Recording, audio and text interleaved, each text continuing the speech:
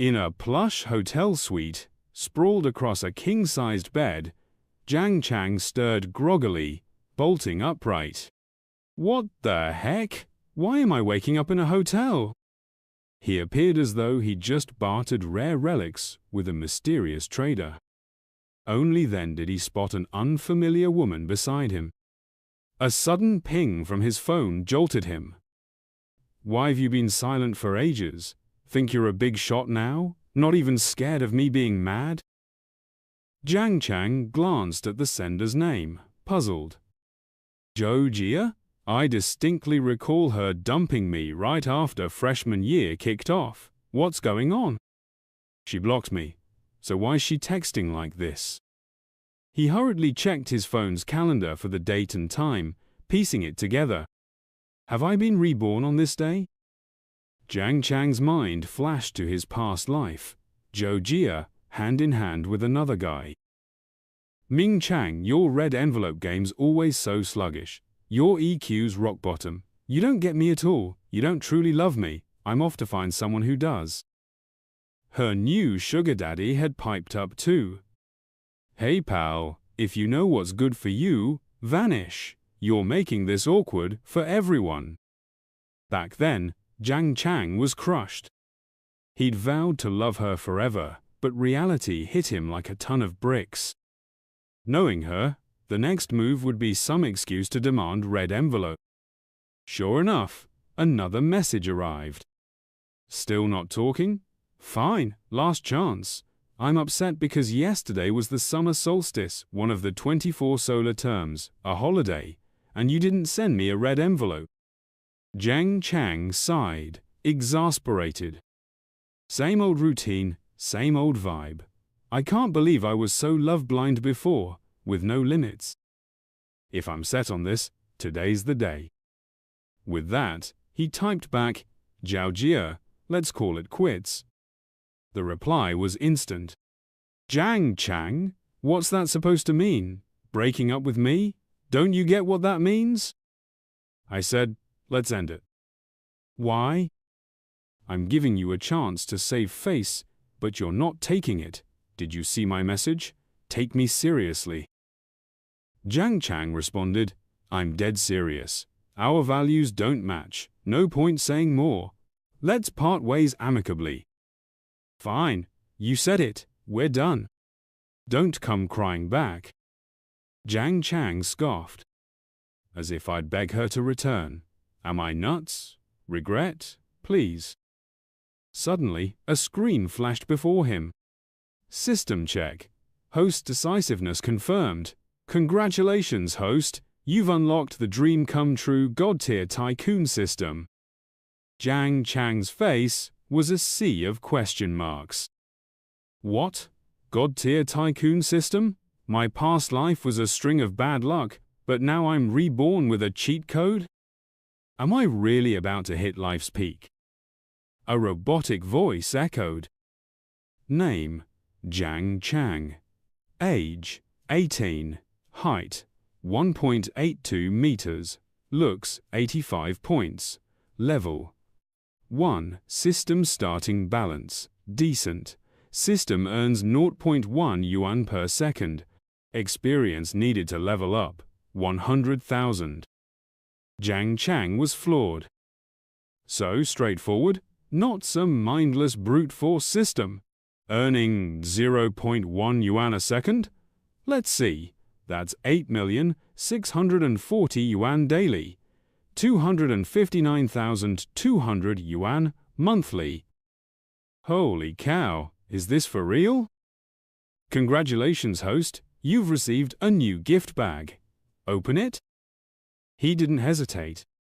Congratulations, host, for receiving 10 million yuan cash, a God-tier green shaft supercar, an elementary shopping spree card, 1 million yuan limit per card, and a goodwill scanner. Right after, a bank alert pinged.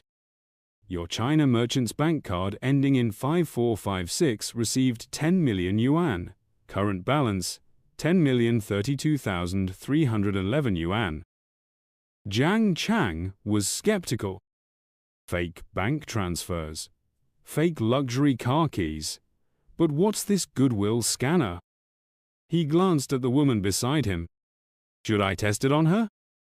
He activated the goodwill scanner on her. A data panel popped up. Name: Yu Xiao Xiao. Age: 25. Height: 1.65 meters. Looks: 93. Body: 94. Virginity: 1. Goodwill value: 60. Current state: normal intimacy. Jiang Cheng smirked. So that's the goodwill scanner. Pretty neat. The other stats make sense, but virginity value? He tapped it, and an explanation appeared. Virginity value: number of most intimate private encounters with the opposite sex. Jiang Cheng's face turned beet red. Wait, so virginity 1 means I'm Yu Xiao Xiao's first? He remembered. Sorry, the number you dialed is switched off. Beep, beep, beep. Yesterday, in this life, he tried calling Zojia, but she didn't pick up or reply on WeChat. Depressed, he hit a bar, met Yu Xiao Xiao drinking her sorrows away, and they ended up here. Even after giving me her first time, her goodwill's only 60. So Yu Xiao Xiao was just drunk and emotional, not head over heels for me. As Jiang Cheng sighed, Yu Xiao Xiao stirred, sighing too, with a bitter smile, shaking her head just like at the bar. A true hopeless romantic. Jiang Cheng slid closer. Sis, I can't recall last night at all. Yu Xiao Xiao asked. Then why you up in the middle of the night sighing? Jiang Cheng replied, just wishing I'd met you sooner. Feel it yourself if you don't believe me. Yu Xiao Xiao's face flushed to her ears. You're such a flirt. Can't handle it? The robotic voice chimed. Due to excessive charm speed, host has earned reward 1, supercar shopping spree card. Yu Xiao Xiao has been instantly charmed. Reward 2, flexible tongue skill, enhancing every cell of the host's tongue for greater flexibility and strength. Jiang Cheng was stunned. Seriously? That's a thing? With the flexible tongue skill, he worked his magic on Yu Xiao Xiao, nearly sending her into orbit. How are you this good at kissing? It's like nothing I've ever felt. Jiang Cheng grinned. Focus. Kiss properly, starting now. He leaned in, diving into a passionate move that left Yu Xiao Xiao trembling and moaning. A wild night ensued. The next morning, Jiang Cheng woke to find Yu Xiao Xiao gone. Beside him, a stack of cash. Is she treating me like a gigolo now? This pile's got to be 10 grand. Generous. Then he saw a note. Thanks for the service. Very satisfied last night. Your reward. Jiang Cheng dressed, chuckling. Paid for my first time? This Yu Xiao Xiao's intriguing. Shame I didn't get her number. Oh well, I'm more curious about this. A crit card spending money can trigger crits for more cash or experience, like loot drops in a game? A panel explained, crit card spending within the set limit may yield double, 10x, or even 20x returns, up to 50x on this basic card. Jiang Cheng knew. A 10 million yuan supercar with a 50x crit could net 500 million. But if I save this card for a pricier car, could I score even more? Reborn with a cheat, I'm not wasting this life. I'll be a legendary god-tier tycoon. There's time before those big companies take off. I need capital to grab their initial share ski to my grand dream. Wrong City doesn't cap house purchases, just loans. Without borrowing, I've got room to maneuver. My 5 million crit card could buy a house. Clicking his car keys, he spotted a girl by his car, striking a sultry pose. Hey, is this yours? Jiang Cheng nodded. Yeah, what's up? She purred. Can you give me a lift? My water pipe's busted, and I'm in a hurry. Can you fix it? He scanned her with the goodwill scanner. Name: Chenliki. Age: 23. Height: 1.68 m. Looks: 85. Body: 88. Privacy: 28. Goodwill: 90. Intimacy status. Jiang Cheng's eyebrow twitched. This is forward thinking. Her privacy score is only 28, which aligns with my expectations, but a goodwill rating of 90 is absurd, isn't it? We just met. He climbed into his car and remarked, "Sorry, but 28 people in a relationship is too much for me." With that, he sped off, leaving Chenliki stunned. How did he know I had 28 boyfriends? Damn, who is this guy? She turned away, full of regret. Did I just encounter a charming guy? Before she could finish her thought, an elderly man called out, "Young lady, I overheard you mention your water pipe is broken. Allow me to introduce myself. I've been an expert in repairing all sorts of water pipes for over 30 years. If that young man can't assist, I can." Chen Li clutched her chest and muttered a curse. Filthy creep. The old man looked puzzled. "Young lady, why are you insulting me? Young folks can fix pipes, why can't I? My skills are superior, professional service. No fix, no charge." Chen Li grimaced. "Ugh, disgusting. Get out of here." The old man was about to respond when the crowd around them erupted in laughter. Confused, he asked, "What's so funny? Why are you all laughing?" Someone nearby leaned in and whispered, "Uncle, the water pipe she's talking about isn't the same as yours. She means that. Got it?" The old man finally caught on. "Oh, youngsters play like that these days." Chenliki, frustrated, kicked a post and grumbled, "Damn it, what bad luck." 30 minutes later, at a real estate agency, 2 staff members hurried out to greet him. "Welcome." The male employee shot a dismissive glance at Jiang Cheng, thinking, "This kid's probably just flaunting his family's car. Waste of time. Let Xiaoxia deal with him."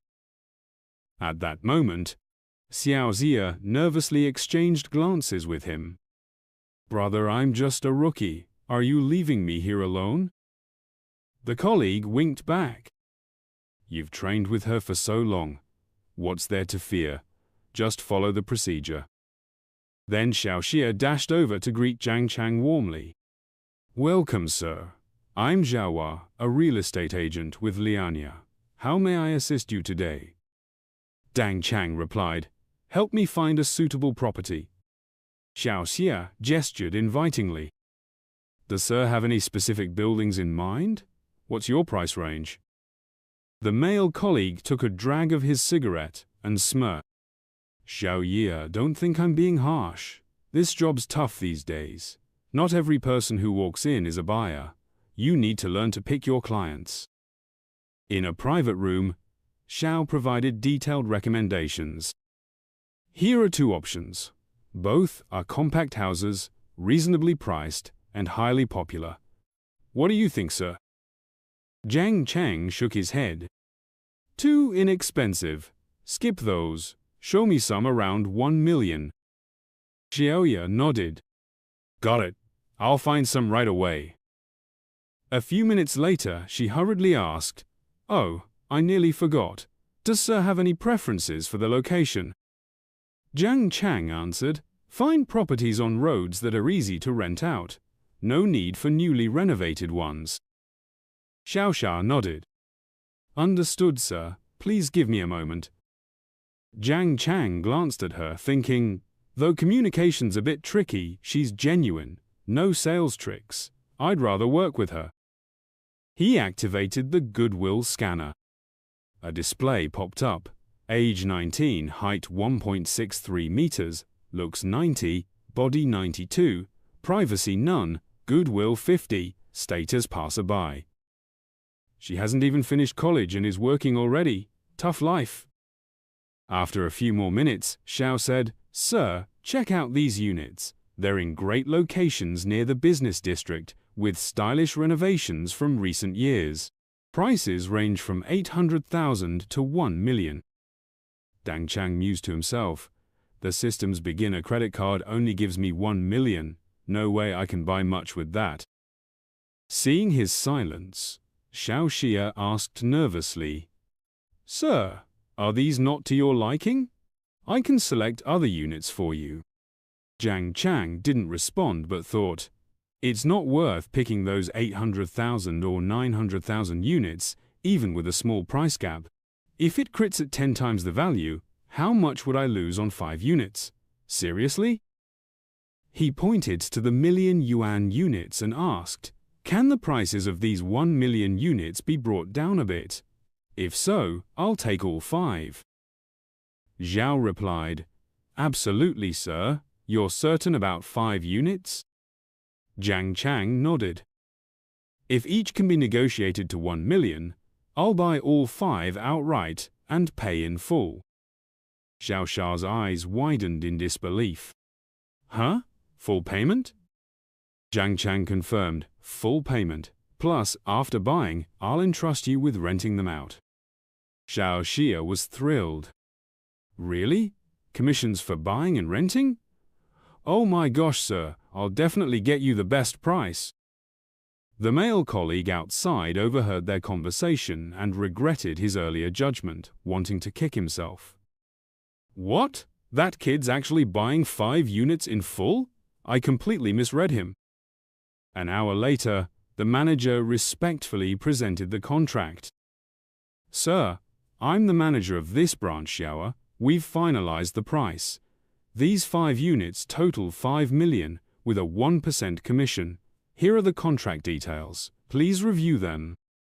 Jiang Cheng didn't bother reading and grabbed the pen to sign. I'm signing now. I trust Xiao Xia. I'll contact her for future purchases. Xiao Xiao was overjoyed, thinking, this deal's a 2-point commission. After the shop's deductions, I'll earn 4,000 or 5,000. And he's buying again later? What kind of big shot is this? A mechanical voice chimed, beep. Successfully used a beginner crit card. Congratulations to the host for obtaining a double crit 35x multiplier. Crit amount, 35 million. Beep. Congratulations to the host for obtaining a double crit 50x multiplier. Crit amount, 50 million.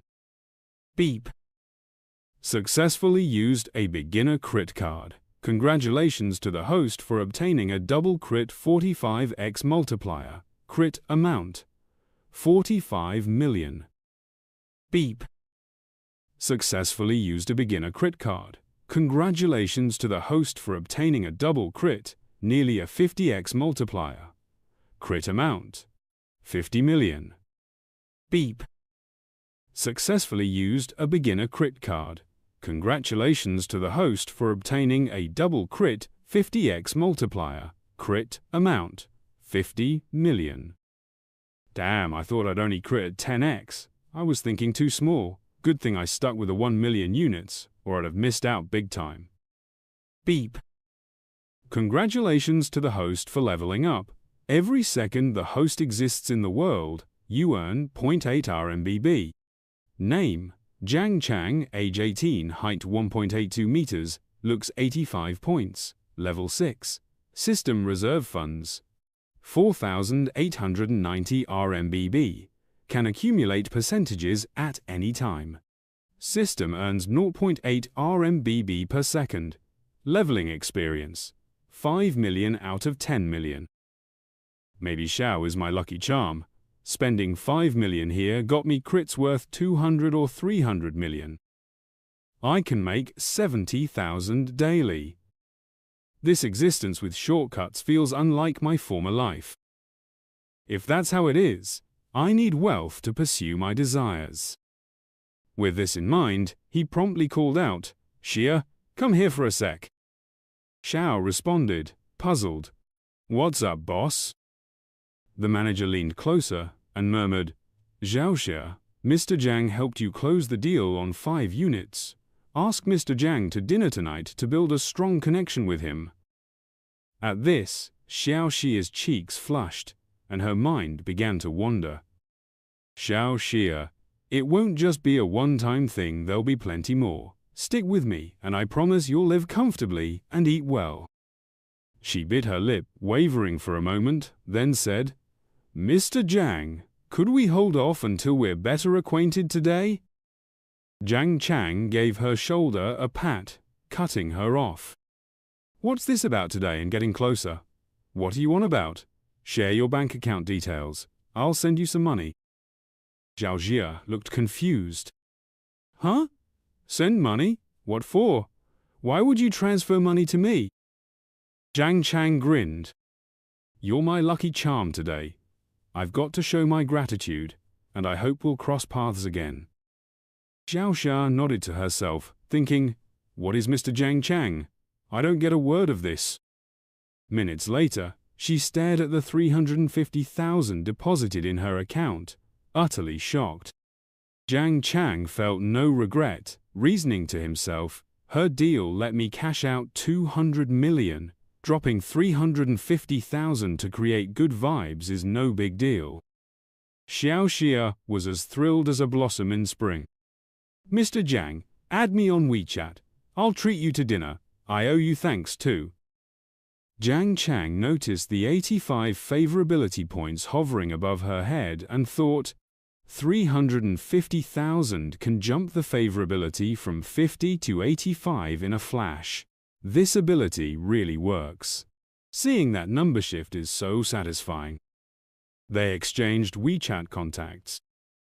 Xiao Jia stole a glance at Jiang Cheng, thinking, only now do I see how good-looking Mr. Jiang is.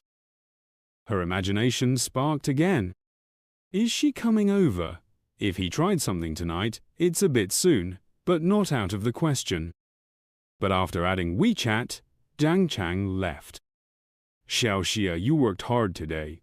I'm heading out. We'll catch up again. Mr. Jiang. Xiao Xia hurried after him, thinking, he's already gone. Will we meet again? Why does my heart feel so hollow?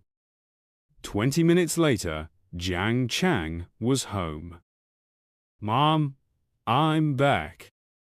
His mother, slicing melon, replied, right on time. Here's your favorite chilled watermelon.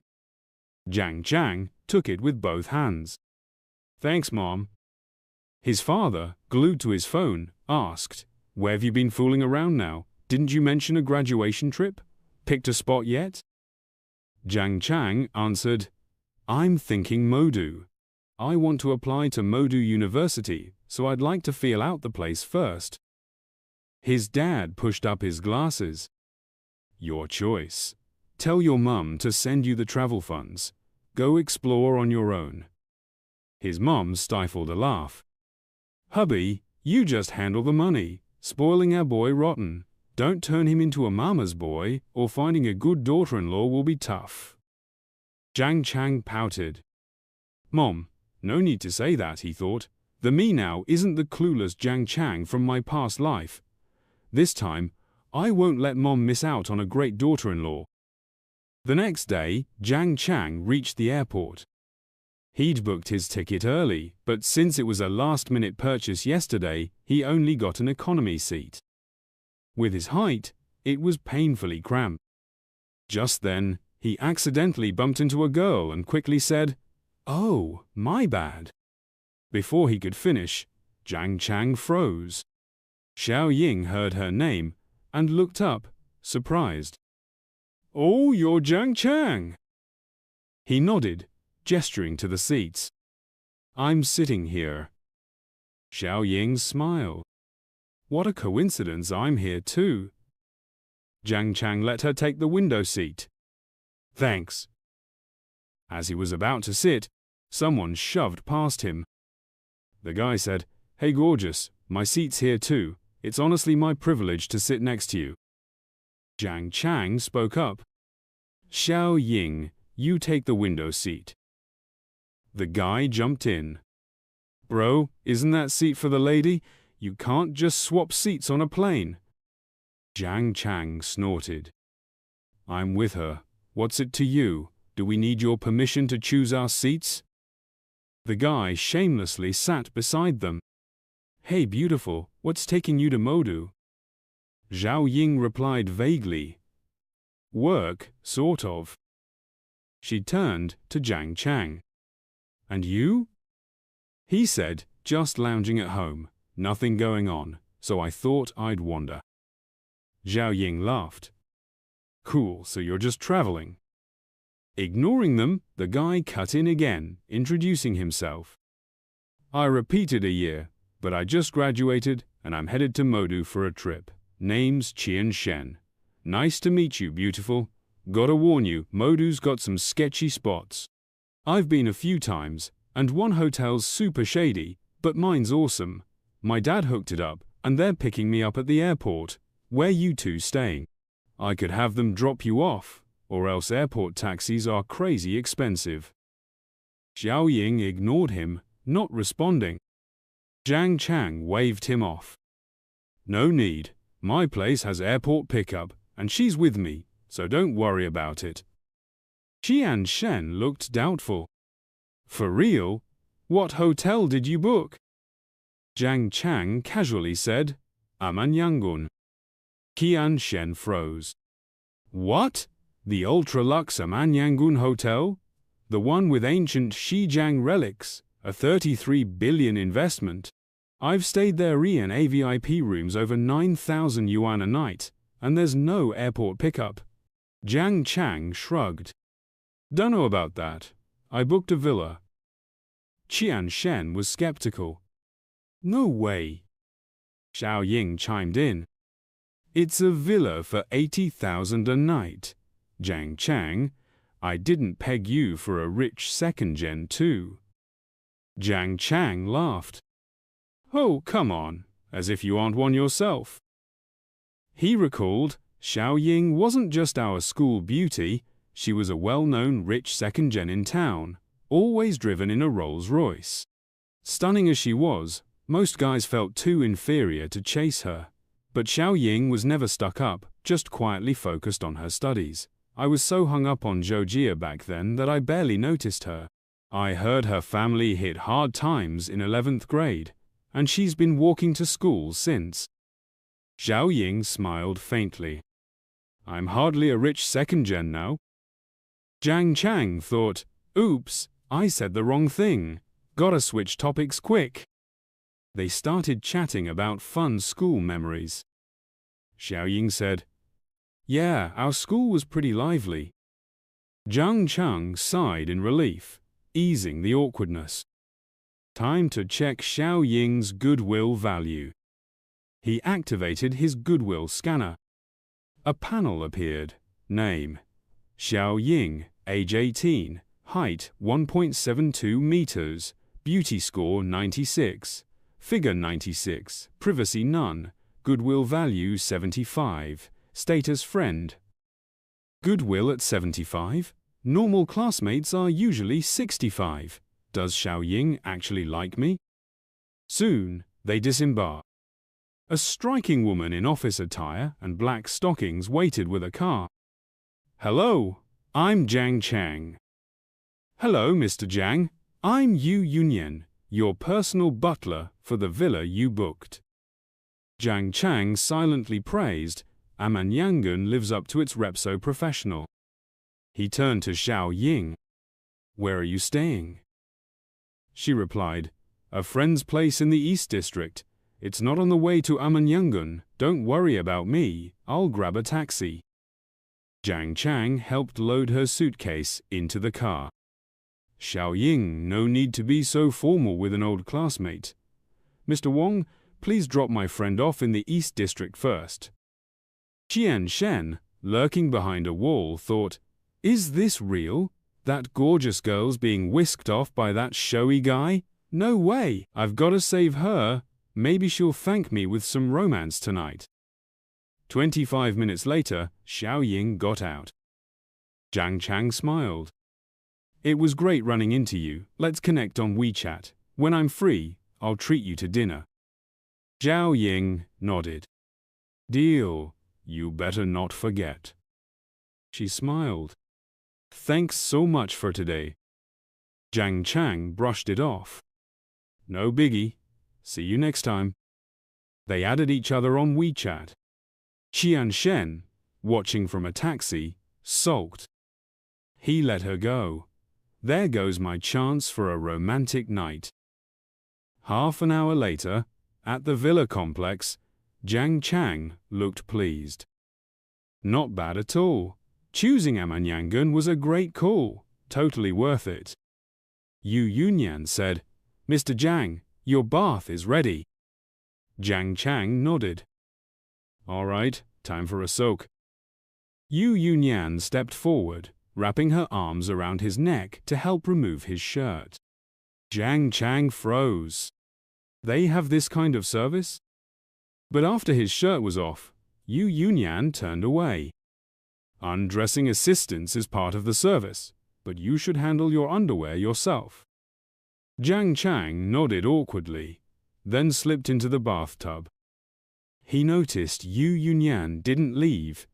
Instead, she sat nearby, putting on gloves.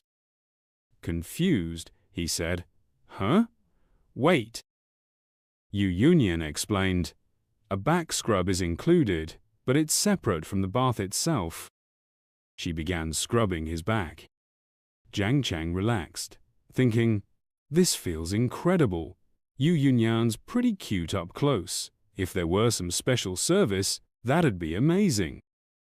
His mind wandered. Yu Yunyan suddenly spoke, snapping him back. Mr. Jiang, your body's quite warm. Is the water temperature off? Jiang Cheng's face turned red as a beet. Crap, what am I even thinking? 5 minutes before the charity gala was set to conclude, Yu Yuxiao approached and said, Mr. Jiang, this evening our Amanyangan is hosting a wine soiree. As a premier VIP of our hotel, you're invited. If you're intrigued, you're welcome to join. Jiang Cheng inquired, what's the theme of this wine event? Yu Yuxiao responded, it's arranged by the hotel's elite platinum patrons, featuring an auction of rare gold and silver treasures. Jiang Cheng followed up, if I attend, is there a dress code? Yu Yuxiao answered, it's a private gathering, a relaxed auction, no dress requirements. Jiang Cheng nodded. Understood. Afterward, Yu Yuxiao assisted Jiang Cheng with his attire and escorted him to the event venue. She summoned a waiter and said, this is our esteemed gold card guest from the villa, Mr. Jiang Cheng. The waiter, with deference, greeted, good evening, Mr. Jiang, please step inside. Yu Yuxiao turned to Jiang Cheng and said, Mr. Jiang, enjoy yourself. With that, she departed. Jiang Cheng wandered the venue, noting the opulent attire of the guests, clearly from affluent circles. The auction was underway. 5 million once, 5 million twice, 5 million thrice. Sold. Congratulations to this lady. Jiang Cheng mused silently. The auction's in full swing. Quite the lively scene. Just then, the auctioneer unveiled a gold watch. Next up, the Richard MLM 56, contributed by renowned watch collector Madame Anne. Though a newer brand, it's risen to rival PC Philippe after decades of growth. This model is one of only 10 worldwide. Starting bid, 15 million, with increments of at least 500,000. Let's begin. Jiang Cheng's eyes sparkled as he thought, it's just 15 million now. In 3 to 5 years, its value on the secondary market could top 25 million. I'd be foolish not to grab this 10 million profit chance. With that, he raised his paddle. Gentleman number 35 bids 15.5 million. Any other bids? Another voice chimed in. Gentleman number 8 bids 16 million. Gentleman number 35, 16.5 million. Gentleman number 8, 17 million. Gentleman number 35, 18 million. Whispers rippled through the crowd. Who's this number 35 bidding so fiercely? Are they mad? 18 million for that? I could buy 2 PC Philips and have more fun. The auctioneer called. 18 million once, 18 million twice, 18 million thrice. Sold. Congratulations to gentleman number 35. As the bidding closed, a few young men approached. Brother, let's connect. I'm Wang Zhen. Hi, I'm Shinfen. These were the top fu eerie of Modu. Jiang Cheng smiled. Hello, I'm Jiang Cheng, thinking. So, the top fu eerie of Modu is here too. Why's that? Shinfen said. Number 8 was bidding for me earlier. Seems you really love that watch, Brother Jiang. Got any insights on the brand? Jiang Cheng replied. Not really research or love. I've never bought one before. Just liked it this time. Shinfen laughed. Impressive. An 18 million purchase on your first go. Logically, I should have crossed paths with someone like you, but you seem new. Jiang Cheng said. I arrived in Modu yesterday for university. Shinfen remarked. Only 18? That's even more remarkable. At 18, I didn't have your boldness. He slung an arm around Jiang's shoulder, adding, Brother Jiang, let's hang out sometime. Jiang nodded. Sure. Shinfen and Wang Zhen waved. Catch you later. A mechanical voice announced. Congratulations, the host's level has upgraded. Every minute in this world earns you 1 yuan. Name? Jiang Cheng. Age? 18. Height? 185 centimeters. Beauty score? 85. Level 7. System reserve? 367,280 yuan. Available anytime. Upgrade experience? 3,156 million. 50 million. Jiang Cheng thought. Post-upgrade, my income's 259 million. Like a 30 million annual salary. Decent for most, but for my goals, it's barely a drop in the bucket. As he headed to his room, he spotted a familiar figure. Yu Xiao, a stunning girl standing nearby. That night, Jiang Cheng grinned. A beauty, and some strong tea, truly a perfect evening. Xiao Yu tugged his collar playfully. You rascal! I thought you were just an 18-year-old broke student, so I looked out for you.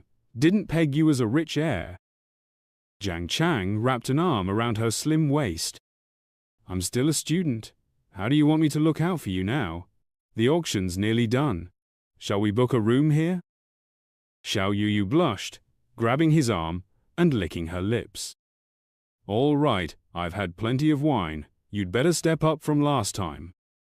As they moved to leave, someone rushed over. Yusakao, hold it. What are you doing? It was Zhang Yu, Yu Xiao's ex-fiancée. Yu Xiao grimaced. Zhang Yu, why are you here again? My business is none of yours. Zhang Yu snapped. Don't forget, we're getting married soon. Yu Xiao scoffed. Have you no shame? You're with my best friend, yet you talk marriage. Something wrong with you? Zhang Yu sneered. That's irrelevant. The engagement's done. You'll marry me obediently. Yu Xiao shook off his hand. Stop being vile. You don't even like me. You're just using me as a shield to parade your mistress as a, should I say, your boyfriend? A robotic voice interrupted. Host, you face 2 choices. 1. Leave alone for a limited edition Teenage Mutant Ninja Turtles cosplay outfit worth 250 yuan. 2. Slap Zhang Yu twice for a triple boost to all body attributes and a misfortune card. Jiang Cheng's eye twitched. System, really? Do I look like I dress as a turtle? One question, does this triple boost include that aspect? The voice clarified. It covers strength, speed, physique, eyesight, hearing, recovery, resilience, all physical attributes. Jiang Cheng lunged, landing 2 slaps on Zhang Yu. Easy choice. I can't stand those who blur the lines of manhood or womanhood, corrupting traditions. Zhang Yu, dazed, shouted, "Security! Where's security? I'm being attacked!" Guards rushed over, helping him up. "Sir, let's not escalate. Talk it out, keep the peace." Zhang Yu fumed. "Talk? He hit me. Are you blind? Arrest him. Call the police. You're all against me. I'll sue, and you'll lose your jobs." The guards, sweating, thought, "Everyone at Amanyangun's private auction is filthy rich. I can't afford to cross any of them. Please don't make this harder." Yu Xiao leaned into Jiang Cheng. "Don't worry. If he calls the cops, I'll say he harassed me and you protected me." Jiang Cheng chuckled inwardly, surprised at Yu Xiao's defense. Zhang Yu's face turned livid. "This hotel's crawling with cameras. I'll check the footage. Whoever crosses me will pay." A scream cut through the air. In the distance, someone brandished a knife, chasing a crowd. "That jerk from my family's fooling around here. You said customer privacy kept me out. Now someone's attacking. Help!" The assailant shouted. "One condition. Bring me that cheating couple, or I/everyone." Zhang Yu paled, muttering, "Hero, mercy." He corrected himself. "My survival's not in begging but helping." He yelled, "What are you all doing? Find them. Get the people he wants." The robotic voice returned. Sudden event triggered. Host, another choice. 1.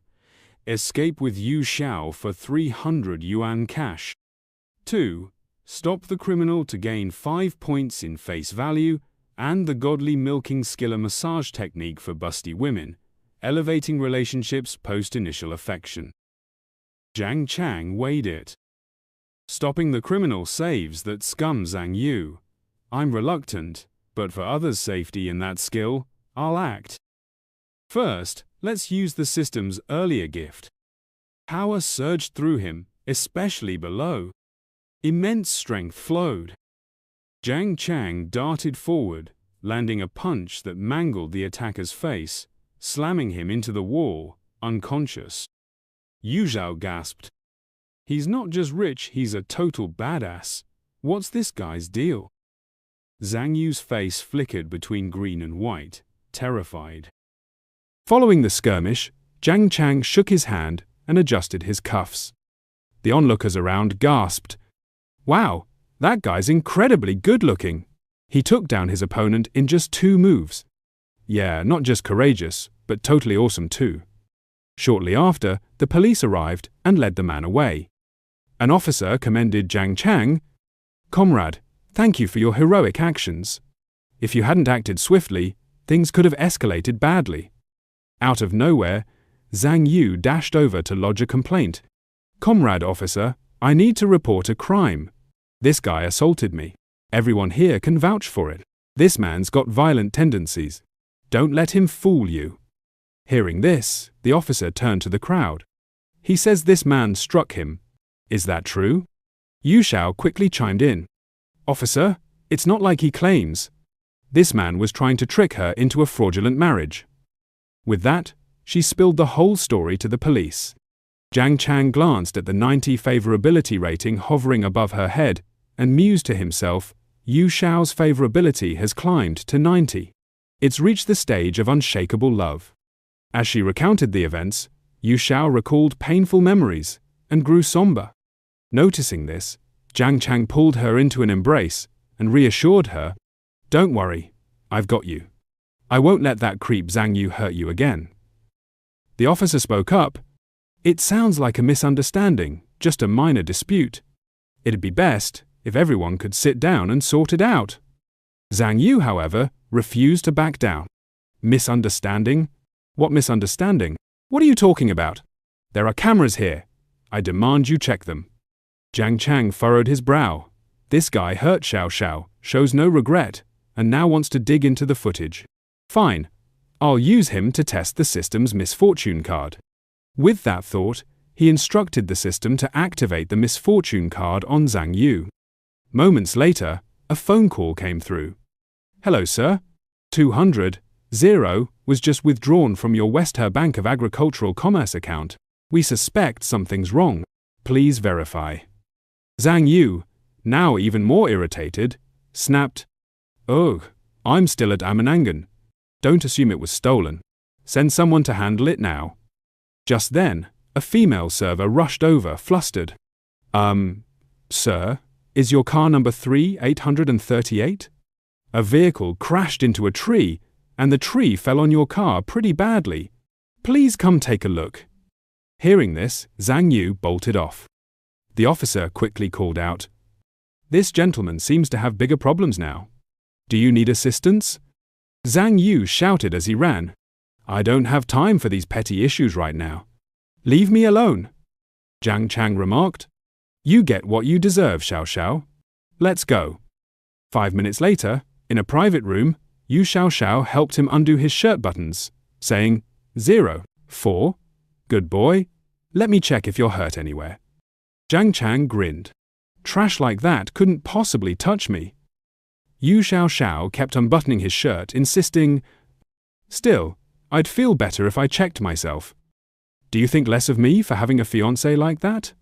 Jiang Cheng asked. She replied, How could I? I'm just a bit shocked. I never imagined your fiancé would be someone like that.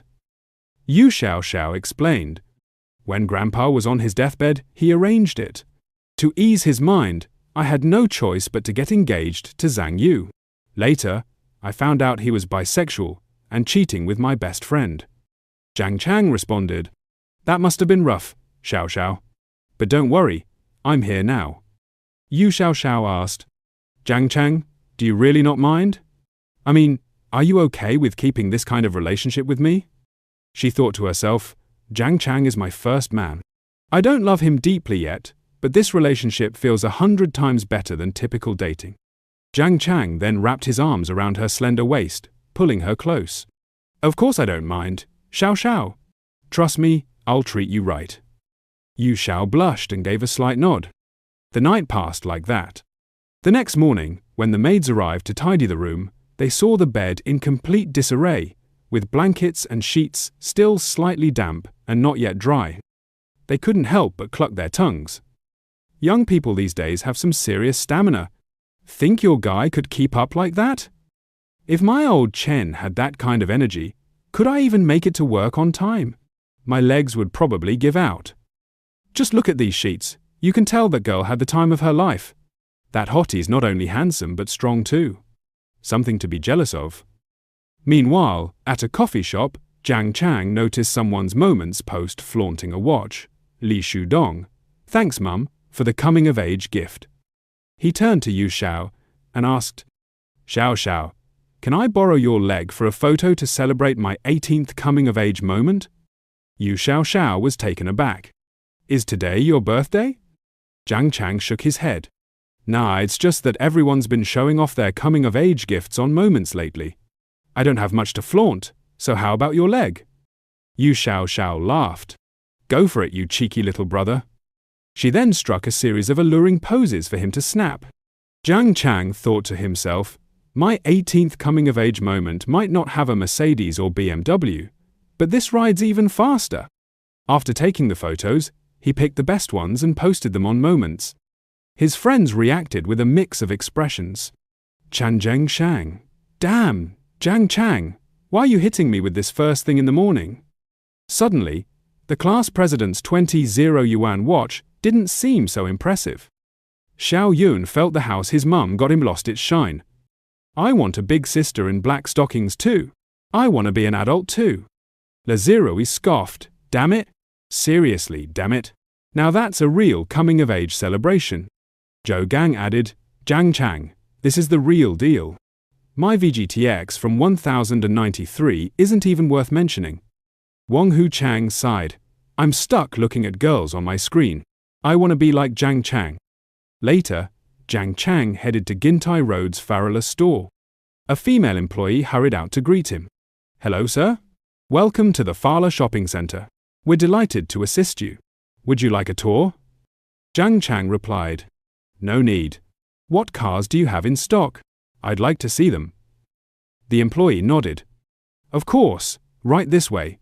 I'd be happy to show you." Nearby, a group was chatting. "Suin, if you think this car's decent, I'll buy it," said General Manager Hong. "You're too kind, General Manager Hong. Buying a car's a big decision you should pick carefully. My opinion doesn't matter much." General Manager Hong reached for her hand. "How could it not matter? Your movie's already in production. I want to pick you up from work daily so you can ride in comfort. If you like it, that's what counts." Suin gracefully dodged his touch and replied, "Really, General Manager Hong, there's no need. We shoot day and night. How could I trouble you to pick me up? If you could just make me the female lead, I promise I'll act with dedication." General Manager Hong grabbed her hand again. "If you agree, the lead role's yours, no question." Jiang Cheng, overhearing, thought, "I came to check out cars, but I'm getting a front row seat to a drama. Wait, she's Suin. In a few years, she'll be one of the 4 rising stars in entertainment, famous for her pool bikini shoot called The Other Side." General Manager Hong pressed further. "Look, if you like this car, I'll buy it for you right now, and then we'll grab a drink." Suin swiftly pulled her hand back. "General Manager Hong, my opinion really doesn't matter. Besides, I have a company meeting to attend." General Manager Hong lost his temper and threatened, "A small-time celebrity who doesn't know a good deal when she sees it. Suin, let me be clear. Either you stay with me, or there's no investment this time." Suin frowned. "General Manager Hong." He cut her off, raising his voice. "What are you still playing coy for? I'm wasting my time being nice to you. Either you clean up and wait for me, or you can kiss all your projects goodbye." Su Wang clenched her jaw and declared, "Manager Huang, whether you choose to invest or not, my response stays unchanged. I won't give in to your demands." As Jiang Cheng overheard, a robotic voice echoed, triggering a unique task: assist Su in escaping her dilemma or convince her to sign the contract.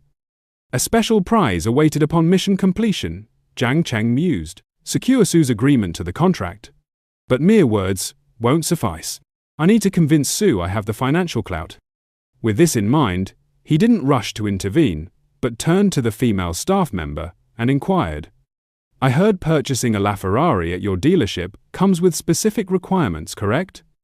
The employee nodded. "Indeed. The LaFerrari is a limited edition vehicle. Buyers must undergo asset verification and own 5 of our brand's models to qualify as a regular customer." Jiang Cheng reflected briefly and said, "It appears I don't meet the criteria to buy it yet."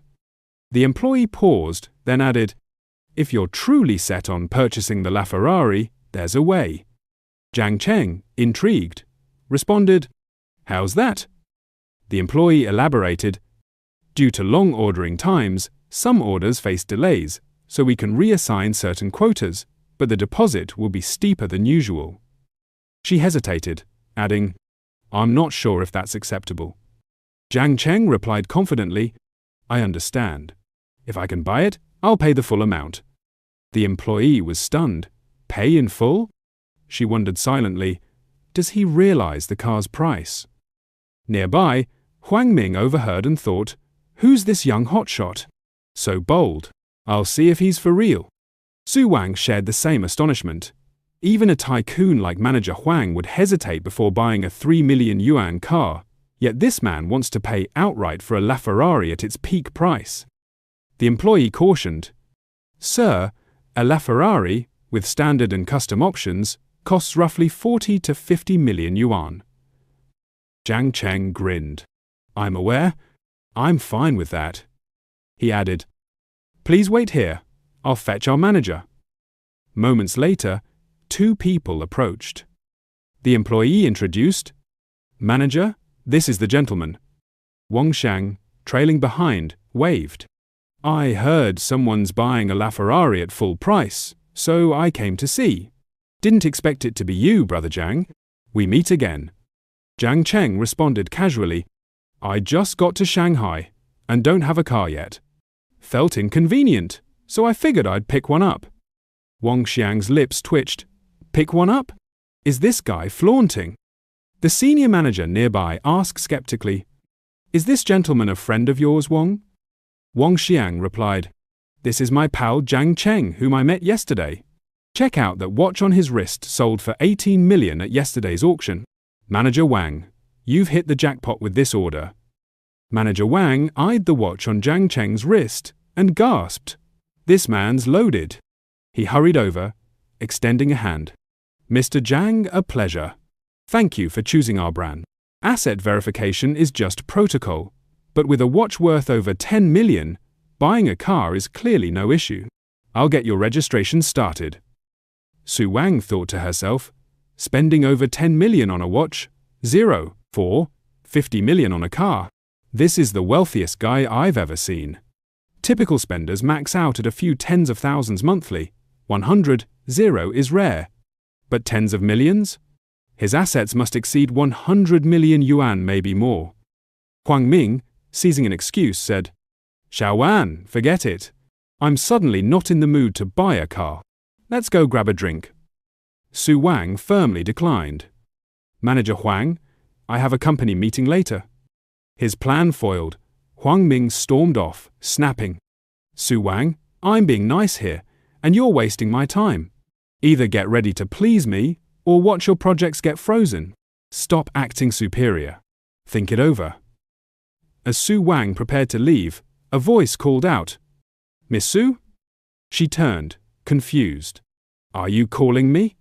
Jiang Cheng introduced himself. Su, I'm Jiang Cheng.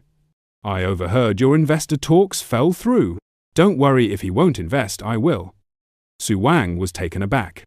She thought, this guy's wealth surpasses Manager Huang's. With Huang backing out, explaining this to the company will be tough. But I can't sleep with Huang. Refusing him might freeze my projects for good. Jiang Cheng added, I'm busy today, but let's discuss the investment tomorrow. Overjoyed, Su nodded eagerly. Yes, Mr. Jiang. I'll wait for your update. Can we exchange WeChat? They added each other. All right, Mr. Jiang, see you tomorrow. Jiang Cheng turned to Manager Wang. By the way, when's the earliest I can get the car? Manager Wang replied, About a year. Jiang Cheng looked disappointed. That's a while. Wang Xiang slung an arm around him. There's a car expo in a few days. You can snag a Lamborghini, Porsche, or any brand on the spot. Want to check it out together? Jiang Cheng nodded. Sure. He then headed to Renhai restaurant, where Yu Xiao Xiao was waiting, waving eagerly. Chung over here. She rushed over, pulling him to a table. The crab roe rice here is one of a kind. You've got to try it. Plus, there's fish fillets, fermented rice wine stew, Peking duck with scallions, and stir-fried chicken gizzards. Jiang Cheng slid an arm around her waist from behind. But I only want to devour you. Yu Xiao blushed. Sweet brother, you wore me out last night. Can't I catch a break for a bit? Jiang Cheng teased. I could, but you need to change how you address me. Yu Xiao Xiao kissed his cheek. My darling husband. Jiang Cheng grinned, pleased. That's more like it. I'll give you a breather. Yu Xiao smiled. You're the best. Suddenly, Jiang Cheng asked, Do you know Su Wang? Yu Xiao frowned. Su Wang? She's an artist at our company. Why? Jiang Cheng recounted meeting Su while car shopping. Yu Xiao's expression shifted slightly. Jiang, do you like her? He clarified. Not like that, just a random encounter. What's her potential like? Yu Xiao replied, The company doesn't prioritize her now, but she's got decent prospects for growth. Jiang Cheng said, If you think she's promising, I can help her out. As for me, you can come to me anytime. I'm open to other arrangements. He patted her head. Silly girl, don't stress. Whether it's you or anyone else, if she's my woman, I'll treat her right. Got it? Yu Xiao nodded. Yeah. She asked, So, You're planning to invest in her? Jiang Cheng confirmed. Exactly. I want to sign her and back her. Yu Xiao noted. Her contract hasn't expired. Signing her might mean covering her termination fee, probably a few million. Plus, you'd need to set up a company to sign her. Jiang Cheng reassured her. Zhao, don't worry about funds. Once the company's set up, I'll hand operations to you. I won't meddle, and I might even give you some shares. He thought, the system will cover the company's startup costs. With the right resources, Su could be a star in 2 years, bringing me solid profits. Yu Xiao protested. Jiang, that's not fair. Even if we start the company, I'll only handle operations and management. I won't take shares, just pay me a higher salary. 0.5, she thought to herself. I know Jiang doesn't lack money. Managing his company would elevate me from department director to company manager. The privilege to express oneself freely isn't on the same plane anymore. Just this fact alone is quite fulfilling. Regarding the compensation, I'm confident he'll offer me at least what I had before. Jiang Cheng remarked. Xiao, you're far too naive. We don't need to keep such a distance, do we? Yu Xiao abruptly clutched his face, leaning in closer. Jiang Cheng, before I knew you, my existence felt empty. Every morning, I woke up to pressure about marriage. You brought me the joy of truly living. Only with you do I feel alive. Honestly, I'm already content. Out of the blue, Swan sent a text message. This might be forward, but I'd like to confirm with Jiang Shen. What time are we meeting tomorrow? Where should we meet? Jiang Cheng laughed softly to himself. Seems like Dao Wan is really eager. The following day, Jiang Cheng drove to pick up Swan. The moment she spotted him, she greeted him cheerfully. Jiang Shan, good afternoon. As Swan opened the car door and slid in, Jiang Cheng asked with a grin, Where are we headed? Suan responded, Lu Family Cuisine at Baiyue Hotel. Soon after, they arrived.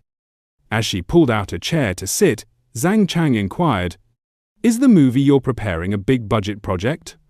Suan answered, 0.4. Mr. Jiang, you're teasing. How could I, as the lead actress, secure a major investment? It's a low-budget web film, budgeted at 5 million by the company. Hearing this, Zhang Chang asked with a hint of disappointment, What kind of quality can 5 million buy? Swan pulled out a pile of papers and said, Small-scale projects with low budgets recover costs quickly and minimize risks. The key is a strong storyline. I think this script has promise. Boss, want to take a look? Jiang Chang replied, No need. I'm only interested in the investment. Surprised, Su Wong asked, Really, you don't want to see the script? Jiang Chang held up his phone and said, No need. If you're concerned, I can transfer the investment funds now. She quickly raised her hand to stop him. That's not what I meant. I'm just a bit shocked. This is only our second meeting. She thought, I've been in this industry for years, and I've never encountered an investor like this. Not only have I not met one, I've never even heard of one. At that moment, Jiang Cheng got to the point, resting his chin on his hand. But I have one condition. You must join my company as an artist. Taken aback, Suan asked, You want to sign me? I'm just a rookie actress with no fame, and my contract hasn't expired yet. Are you aware of that? Signing me means covering the termination fee. Seeing her reaction, Jiang Chang responded calmly, 0.4. That's not an issue, I know. Swan, even more surprised, thought, I'm not some clueless girl. No one helps without a reason, right? She reasoned, though Jiang Shan is very good-looking, agreeing to his terms wouldn't be a loss. It's like being with a handsome guy who could also boost my career. Isn't that a win-win? Shaking off the thought, she scolded herself, No, Swan, don't compromise your values. What would all your hard work over the years mean? Then she asked, Jiang Shan, do you own an entertainment company? Jiang Zhen replied, Not yet, but if you agree, it'll happen soon. He added, Xia Xiao mentioned you're undervalued at Tianchang Entertainment. Don't worry, if I sign you, I'll cover the termination fee. For the next 2 years, the company will focus entirely on you. At this, the goodwill meter above Swan's head jumped by 50 points. Smiling, she asked, "Boss, if you invest, do you have any special conditions?" Jiang Cheng noted the goodwill score and thought, "Only 50 points, just a casual connection. If I suggest something inappropriate, she'd likely reject it. Even if she agreed, it'd be under pressure, not interest." After a pause, he said, "Don't worry. As long as you're with my company, I won't ask you to deal with anyone else." In his mind, he added, "except the boss." Swan's goodwill rose to 60. She thought, does a company like this still exist? 0. 4. No strings attached, and they're willing to invest in my career. Why hesitate? She then asked, "Jiang Shan, when do you plan to sign me? Should I start calling you Boss Jiang?" Jiang Cheng smiled. "Boss is too stiff. How about calling me older brother?" Swan, surprised, said, "Huh? Older brother? Are you that old?" With a suspicious look, she added, 20? Didn't you say you were about to start college? That'd make you around 18, not 20. Jiang Chen's expression stayed calm as he replied, "Well, I thought you meant age." Swan inwardly groaned, thinking, "Ugh, the boss is such a rogue." After a while, the food arrived. Swan picked up some dishes and placed them in Jiang Cheng's bowl, saying, "Boss, this meal's on me. I'm truly grateful for your help." Jiang Cheng accepted, saying, "If you want to thank me, make great films in the future. Fame is the best return on my investment." Swan smiled and promised, "Don't worry, boss. I'll give it my all." At that moment, the system flashed a notification. "Congratulations, host, for securing Swan's agreement to sign. Mission rewards are being distributed. Virtual reward, 20% shares in the investment company. Note 1. This is legally supported. All host capital will come through the investment company, ensuring a legitimate funding source. Note 2. Assuming the host purchased Shongkong shares during the initial setup of the Shongkong Investment Company, all verifiable legal documents have been entered into the system. The host can collect them directly.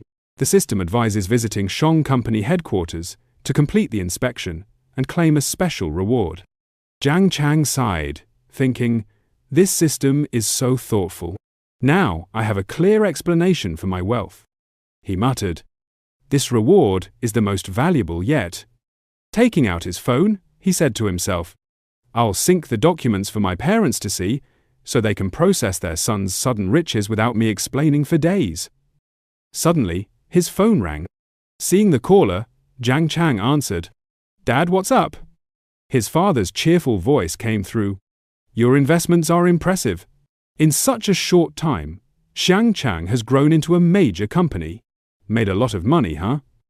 Jiang Cheng replied, "Maybe about 600 a month. I didn't expect it myself."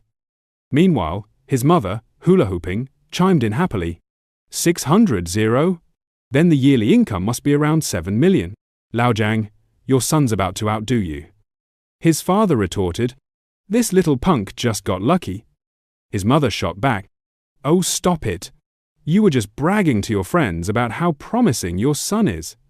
Jiang Cheng then asked, "By the way, Mom, Dad, any gifts you want? I'll bring them when I'm back." His father replied, "No need. Your thoughtfulness is enough. Stay humble. This is just the start. Don't get cocky, got it? 5. Jiang Cheng answered, "Got it, Lao Jiang." After the meal, Jiang Cheng glanced at Swan and said, "It's still early. Would you like to go for a stroll with me?" She asked with a cheerful smile. "Sure thing, sugar daddy. Where are we headed?" Jiang Cheng replied, "To the mall. I didn't bring anything with me when I arrived." Hearing this, Swan nodded eagerly. "Sounds good. I'm stuffed anyway. Let's head out." A short while later, they stepped into the Patch Phillips boutique. The brand's motto rang out as they entered, "No one truly owns a Patch Phillip, you simply care for it until the next generation."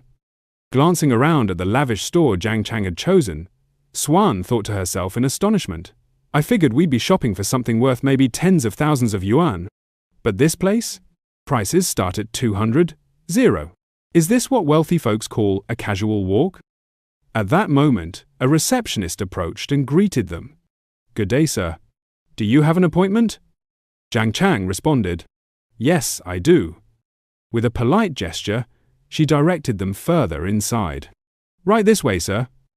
A few steps in, Swan spotted a familiar face and gasped, "Oh, Senior Lin Ru! What a surprise to run into you here." The woman, Lin Ru, turned, saw Swan, and asked, "Are you here to browse watches too?" Swan answered, "I'm with someone. 05. She hesitated, feeling it was too soon to call him her boss, so she corrected herself. I'm here with a friend to check out some watches." Lin Ru's thoughts drifted as she observed, "A good-looking young guy. The industry's full of handsome men. Looks don't matter, money does." Meanwhile, the man beside her was fixated on Swan's appearance, thinking, "Who's this stunning woman? The entertainment world sure knows how to produce talent." Jiang Cheng, meanwhile, had discreetly activated his goodwill scan skill to assess Lin Ru. Age 27, height 165 centimeters, face value 90, figure 88, intimacy 78, goodwill value 20. "Just a passerby," he concluded, his expression dimming. "The famous Lin Ru, huh? Impressive. Looks like the big shot next to her is probably in the same business. Quite the pair." On the other side, the middle-aged man with a sleazy grin spoke up. "Rousier, who's this junior of yours?" Lin Ru replied, "Brother Wang, she played a maid in that recent historical drama. Her name's Huan, or something like that." With that, he handed Swan a business card and introduced himself. "I'm Wang Hai, a film investor. If you ever want to make a movie, give me a call." Lin Ru smirked inwardly. Swan and I aren't even in the same league. When I make a film, investors take me shopping for watches. Swan? She's probably just here to help her friend pick out a watch and then has to entertain him afterward. That's how it works in this industry. If you're not famous, no one bothers to learn your name. But the moment you hit it big, suddenly you've got friends crawling out of nowhere, all eager to latch onto your success. They're only after what you're worth. Swan took the business card politely and said, "Thank you. I won't keep you two any longer." Moments later, they reached a display counter. The salesperson greeted them warmly. "Mr. Jiang, do you have anything specific in mind today?" Jiang Cheng replied, "Not yet. Nothing's caught my eye.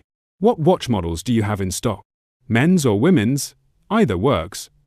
The salesperson gestured to the counter and began explaining. "The 122 series you're looking at is available now. The more popular models, though, require a waitlist and pre-order." Jiang Cheng inquired, "What's the price for the 122 series?"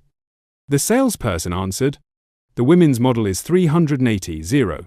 If you purchase today, you'll get it at the standard rate." Jiang Cheng paused, considering that he'd rather gift his mother something pricier. He then asked, "Do you have any women's watches around 500? No need to show me anything less expensive." The salesperson's face lit up. "Absolutely, sir. One moment, I'll fetch them for you."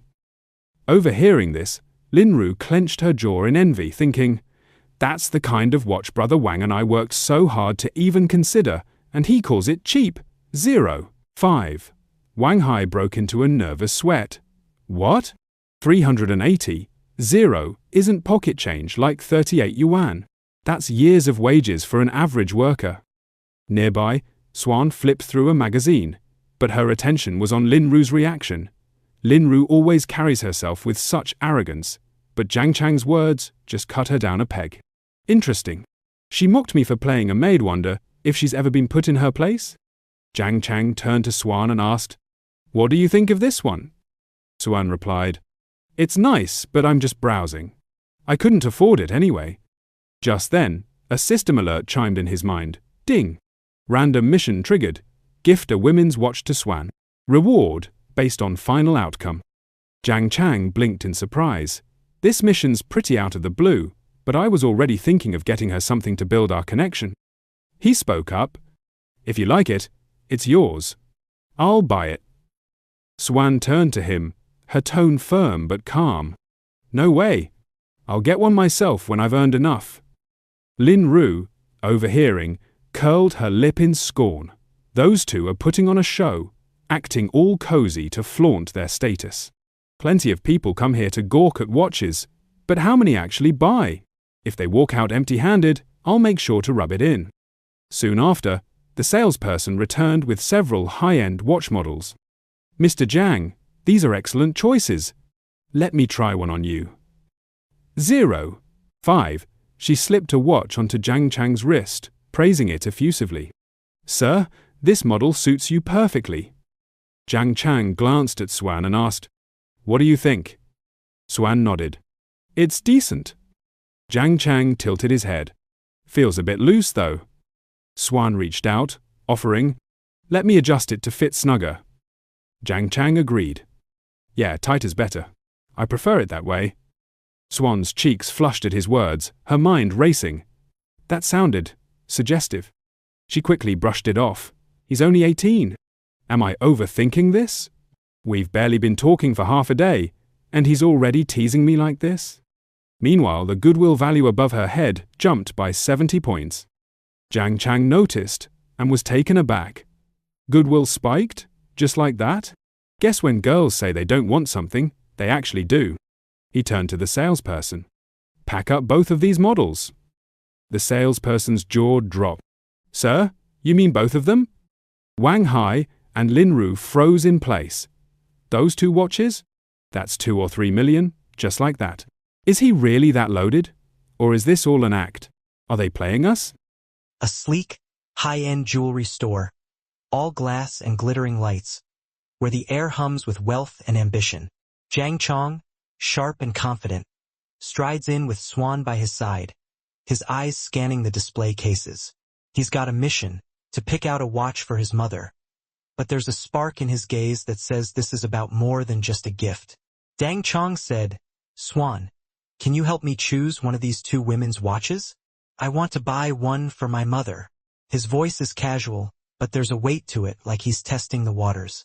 Swan, poised and thoughtful, scans the options and points to one. Then choose this one for her. It's noble and understated. Her choice is precise, elegant, and the male employee behind the counter can't help but chime in. Miss has a great eye. The watch she picked, a masterpiece, 450 diamonds, sparkling like stars, totaling 2.5 carats, priced at a cool 883,000 yuan. The employee, sensing a big sale, gestures to the other option. Sir, the other one is more in line with the aesthetics of today's fairies and is a little cheaper. Only 850,000 yuan. Jiang Cheng's eyes flick to Swan, a sly smile tugging at his lips. Swan, try it on. Let me see. Swan hesitates but slips the watch onto her wrist, the diamonds catching the light. Jiang Cheng nods, satisfied. Very good. Both are better than the 7,122 priced at 380,000. His voice carries, loud enough for Wang Hai and Lin Ru, lingering nearby, to hear. Their faces twist with envy. Jiang Cheng's flaunting his wealth, and it stings. But he doesn't care. He pulls out a card with a flick of his wrist, all nonchalance. Wrap all 4 of these watches for me. The male employee, practically bowing, takes the card. Yes, sir. I'll do it right away. Please wait a moment. Swan starts to slide the watch off her wrist, but Jiang Cheng stops her, his tone firm but warm. No need to take it off. This one's for you. Swan's eyes widen. Ah no, this is too precious. I can't accept it. Her voice is quick, almost panicked. Jiang Cheng brushes it off, leaning in just enough to make it personal. It's just a small gift. Don't think too much about it. It doesn't mean anything. Besides, the bill has probably been paid by now. You can't return it even if you want to. Swan pushes back, her tone softening but insistent. Really? I can't. And if you can't return it, then give both to your aunt. Jiang Cheng chuckles, shaking his head. How old is my mother? Is it appropriate to wear a watch in this fairy style? Wouldn't people laugh at her if she wore it out? Let's just decide on this anyway. We'll be colleagues in the same company sooner or later. Just consider this a welcome gift for joining. He pauses, his voice dropping, playful but pointed. What's wrong? Are you not giving me face? Swan freezes, her thoughts racing. Rejecting him in front of so many people again and again. It seems like I really am not giving him face. Anyway, he will be my boss in the future. It's not good to be too rebellious. She relents, a shy smile breaking through. Well then, thank you, my rich boss. Favorability plus 75. Jiang Cheng waves it off, all charm. Don't be so polite. The employees return, watches wrapped, card in hand. Sir, the total amount is 4,388,500 yuan. Please keep this receipt. One says. The female employee steps forward, holding a sleek box. Thank you very much, sir, for supporting our brand. This is a special gift for you. I hope you like it. Across the store, Lin Ru's blood boils. Just a low-level actress, and she's wearing a watch worth 850,000. My rank is much higher than Swan's, but the watch I wear is not as good as hers.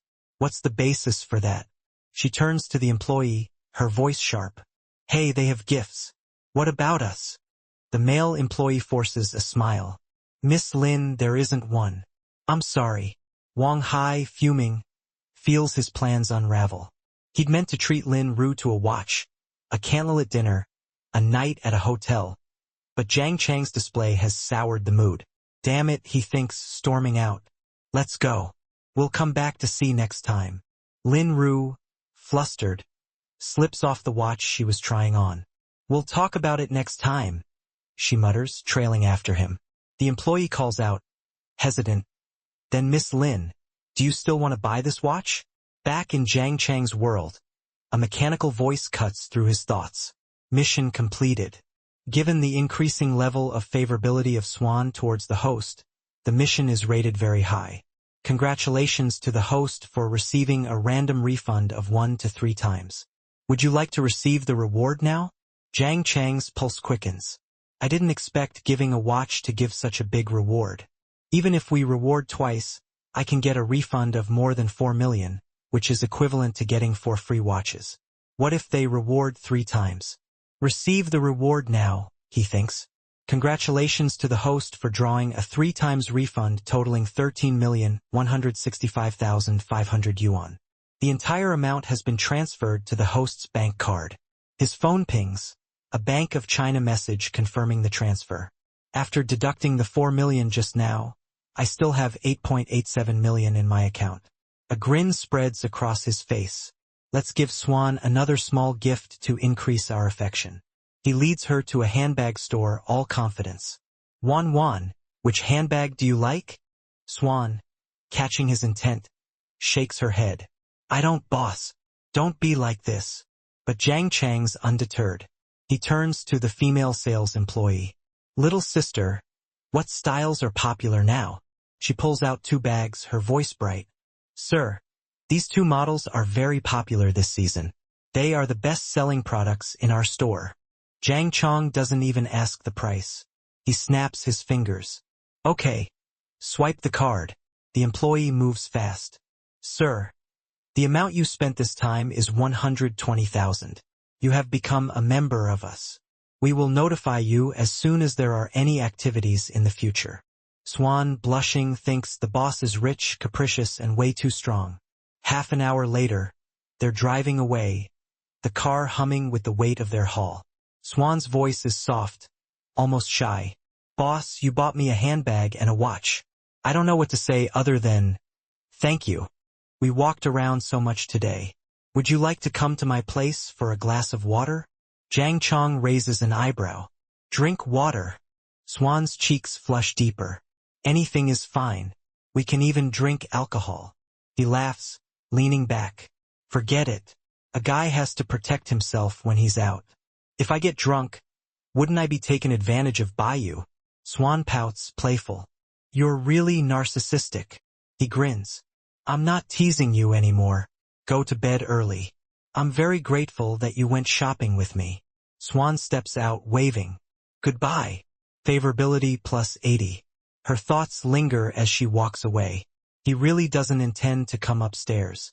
He doesn't have any of those dirty thoughts at all. The boss is really a good person. Jiang Cheng, alone in the car, lets his mind wander. This favorability is increasing really fast. Favorability of 80 means we've reached the stage of secret love. If I work a little harder, wouldn't I be able to? He cuts himself off, smirking. This big bowl is mine sooner or later. Back at the opulent Amanyang Hotel, Wang Yuyan waits, her posture perfect, her eyes sharp. Chang Xian, welcome home. The bath is ready. Would you like to bathe now? Jiang Cheng, still buzzing from the day, waves her off. Wait a moment. Let me take a swim first. Can you open the champagne for me first? He dives into the pool, the water rippling under the soft lights. Wang Yuyan stands by with a towel, her thoughts drifting. I've worked here for 3 years. The price of the villas is high, but the occupancy rate is low. In the past year, we've only served about 20 guests. Those who can stay continuously for a week, like Jiang Xian, are even rarer. We must serve this high-quality customer well. Jiang Cheng's voice breaks her reverie. Manager Wang, are there any special and expensive dishes here? She nods, professional but warm. Yes, we do. Our hotel serves Chinese, French, Italian, Japanese, and many other cuisines. They are all up to standard and of high quality. Speaking of special dishes, there is the golden grouper in the Italian restaurant, and there are also Alba white truffles. These are the special features of our hotel. She pauses, then adds, I heard that a large golden grouper can cost several million. Alba white truffles are priced by the gram, each gram costing several hundred. Jiang Cheng's mind sparks, the food cashback card issued by the system has a place to be used. He shifts gears. Can you give me a massage? Wang Yuyan blushes but keeps her composure. Of course I can, Linshan. If you want a massage, please go back to your room first. In his room, Jiang Cheng lies face down on the bed. Wang Yuyan sheds her jacket, sitting carefully on his hips, pouring essential oil onto her hands. He raises an eyebrow, half joking. A back massage with essential oil. I thought you just randomly pressed a few times. She smiles, her voice steady. Jiang Xian, our hotel spa is also a special service. Please close your eyes and enjoy. Her hands move with practiced skill, spreading the oil evenly across his back. Jiang Cheng's eyes drift to her, lingering. There's this kind of special service, am I overthinking? She turns to Jiang Cheng, who's leaning against a counter, and says, Mr. Jiang, the service is complete. Please excuse me. If you need anything, feel free to call me anytime. I'll pick you up tomorrow to see the car exhibition. Her voice is polite, clipped, and she's gone before he can respond. Jiang Cheng watches her go, a strange pang in his chest. So, no service includes delivering slippers, or am I overthinking things? He wonders, shaking his head. Fast forward to the next day. The car exhibition is a chaotic swirl of people, most of them aren't here for the cars. They're gawking at the models, all dressed to catch eyes. Jiang Cheng weaves through the crowd, alone, his thoughts drifting. Shinfen had a sudden matter and couldn't make it. Strolling around alone isn't much different. His eyes scan the gleaming cars, impressive but not quite right. True to its name, the Modu Auto Show. Renowned global car brands are all present.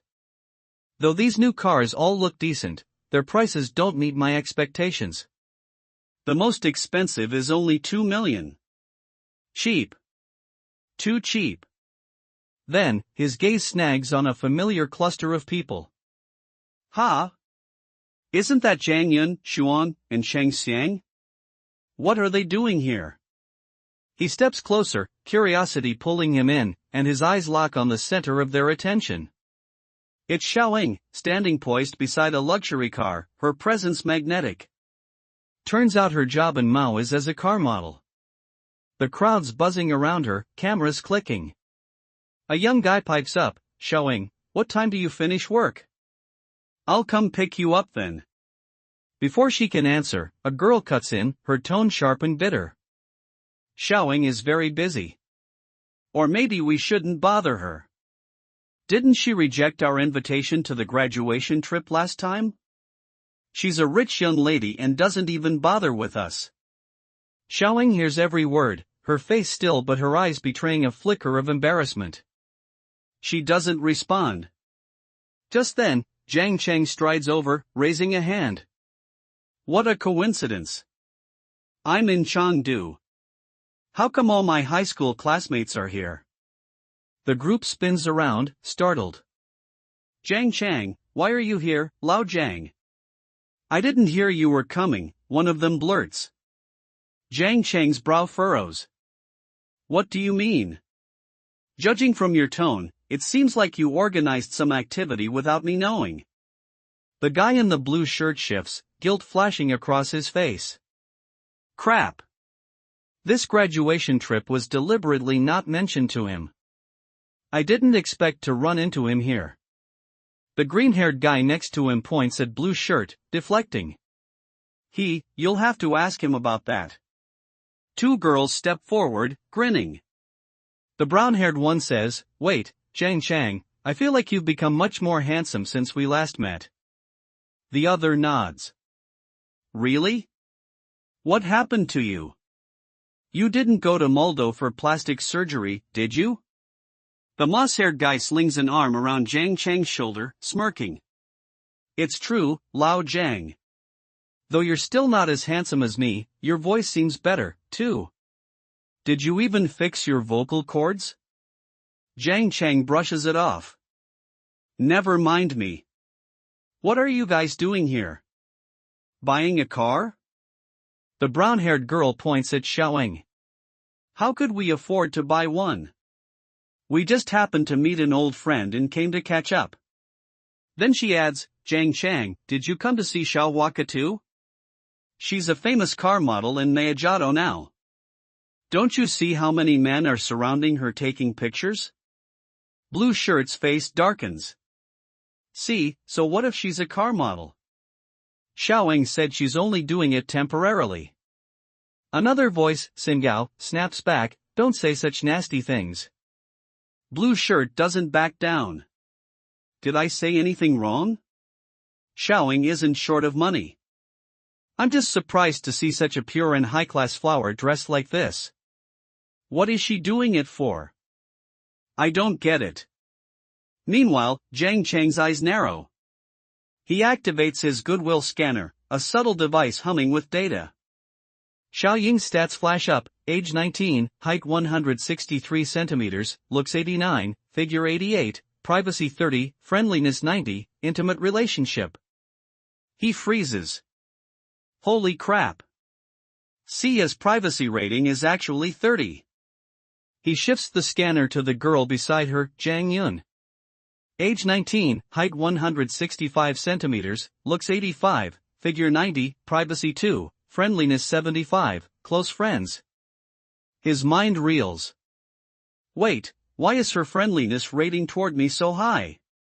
We usually don't interact at all. What kind of situation is this? Poor Lo Xiao is still obsessed with this girl. The moss-haired guy notices him zoning out. Lao Jiang, what are you doing? Jiang Cheng snaps back, patting his shoulder with a tired look. Nothing. I can only say that you, my brother, should take care of yourself. The guy blinks, confused. Did you take the wrong medicine? Are you stupid? Jiang Cheng ignores him, turning to Xiaoying with a wave. Xiaoying, you've become even more beautiful since the last time I saw you. She smiles, a little warmth breaking through her guarded expression. Jiang Cheng, did you come to see the car exhibition, too? He nods casually. Yeah, I was free, so I came to take a look. Then he glances at his classmates, his tone sharp. Tell the truth. Are you guys trying to buy a car for the goddess? Blue shirt scoffs. Don't talk nonsense if you don't understand. A sleek Ferrari dealership, all glass and chrome, sets the stage. A cherry-red sports car gleams under the lights, and tension crackles as Jiang Cheng and his classmates, led by the smug class monitor, stroll in. The monitor's showing off, tossing out facts like he owns the place. This is the newest model and it's also the most expensive, he brags. Do you think this is an electric scooter? You can buy it if you want. Jiang Cheng claps, smirking. As expected of our class monitor, he even knows so much about Ferraris. The monitor, eating it up, grins wider. This is the first mid-engine all-wheel drive Ferrari in history. It's brimming with futuristic technology and its price after tax ranges from 5 to 8 million yuan. It's an incredibly badass car. Jiang Cheng's eyes flash. You researched it this thoroughly and you're still claiming you didn't come to buy a car? The monitor's caught, irritation creeping in. Before he can retort, Xiaoying, a classmate working here, steps in, calm but firm. Jiang Cheng, I'm sorry, classmates. I'm working right now. Could we get in touch later if you're free? It's not very appropriate for you all to be making such a ruckus here. The monitor's jaw tightens, thinking, Chang's trying to make me lose face in front of Xiaoying. No, I absolutely can't let him get his way. He pivots to her. Xiaoying, actually, I came here to see if there's a suitable car. After all, I scored 625 points on the university entrance exam, and my family wants to reward me with a car. Could you help me pick one out? If I find one I like, I'll really buy it. Xiaoying points behind her. I don't know much about this either. If you want to know more, you can ask the sales assistant next to me. Isn't asking you the same thing? The monitor presses. We're old classmates, and besides, I'm closer to you anyway. Jiang Cheng laughs loudly. Ha, class monitor, Xiaoying said she isn't interested. If you like a car, just buy it. What era are we in that you still use such an excuse to strike up a conversation with a goddess? The monitor snaps, Jiang Cheng, what I talk about with Xiaoying has nothing to do with you. Buying a car isn't like buying something at a convenience store outside school where you don't need to do thorough research. If you speak so lightly, why don't you buy one yourself? Jiang Cheng grins. I was just waiting for you to say that. Anything goes for me. He turns to Xiaoying, playful. Hey, Xiaoying, if I buy this car, does it come with a model? She laughs, covering her mouth. Jiang Cheng, you're actually quite humorous. I'm serious, he says, straight-faced but teasing. The monitors had it. Jiang Cheng, can you go show off somewhere else? She's working. A sharp-suited manager steps in, voice like a blade. Xiaoying, what's with all this chatting during working hours? I'm paying you 2,000 yuan a day, not for you to stand here gossiping. Xiaoying bows deeply. Yes, I apologize, manager. I'll pay attention immediately. Jiang Cheng turns to the monitor. Lu Shuang, if you want to learn, go learn over there. You got Xiaoying scolded. Now look at the great thing you've done. Lu Shuang bristles. Jiang Cheng, damn it. Are you deliberately targeting me? Aren't you bothering Xiaoying, too? You've been looking around for so long. Which one are you going to buy? Jiang Cheng ignores him, striding to the manager. Isham, the price of this car is just average. But with Xiaoying standing next to it, the beautiful car and the beautiful person make it look much more luxurious. I just want to ask, does buying this car come with a model? The manager spots Jiang Cheng's pricey watch and shifts gears. Esteemed customer, if you truly purchase this new car, we will certainly provide complimentary car fill. Jiang Cheng pulls out a black card that screams wealth. Alright, you said it, then swipe the card. I'll pay in full. Everyone freezes. Classmates' jaws drop. What? The original price of this car is over 5 million yuan, and with accessories, it must be over 8 million yuan. Is old Jiang really joking? Is he that badass? Xiaoying stunned. No way. Jiang Cheng can really spend 8 million in an instant? Lu Shuang scoffs, unconvinced. Jiang Cheng, stop showing off. Xiaoying is working. I advise you to be a little more sensible. Don't cause her to lose her job. Jiang Cheng's cool as ever. Lu Shuang, is there something wrong with your brain? How can me buying a car harm her? I'm buying this car because of her. To the manager, hey, manager, isn't that right? The manager nods. This distinguished guest is absolutely right. If you purchase the car, the commission will definitely be credited to Xiaoying. Jiang Cheng notes Xiaoying's softening expression, her favorabilities climbing. Favorability points increased by 5. Excellent. He adds, half-joking, manager, but we had a deal. Buying the car must come with a car model. Lu Shuang steaming, thinking that damn Jiang Cheng is still teasing Xiaoying.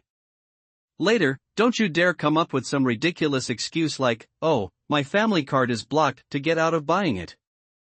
Otherwise, I'll teach him a lesson. The manager produces a stack of documents. Jiang Cheng holds up his card. Just pay the full amount. Keep it simple. Oh, by the way, is this car in stock? Can I drive it away immediately? It's in stock, so you can drive it away immediately, the manager says. Please move to the VIP room and we will process the paperwork for you right away.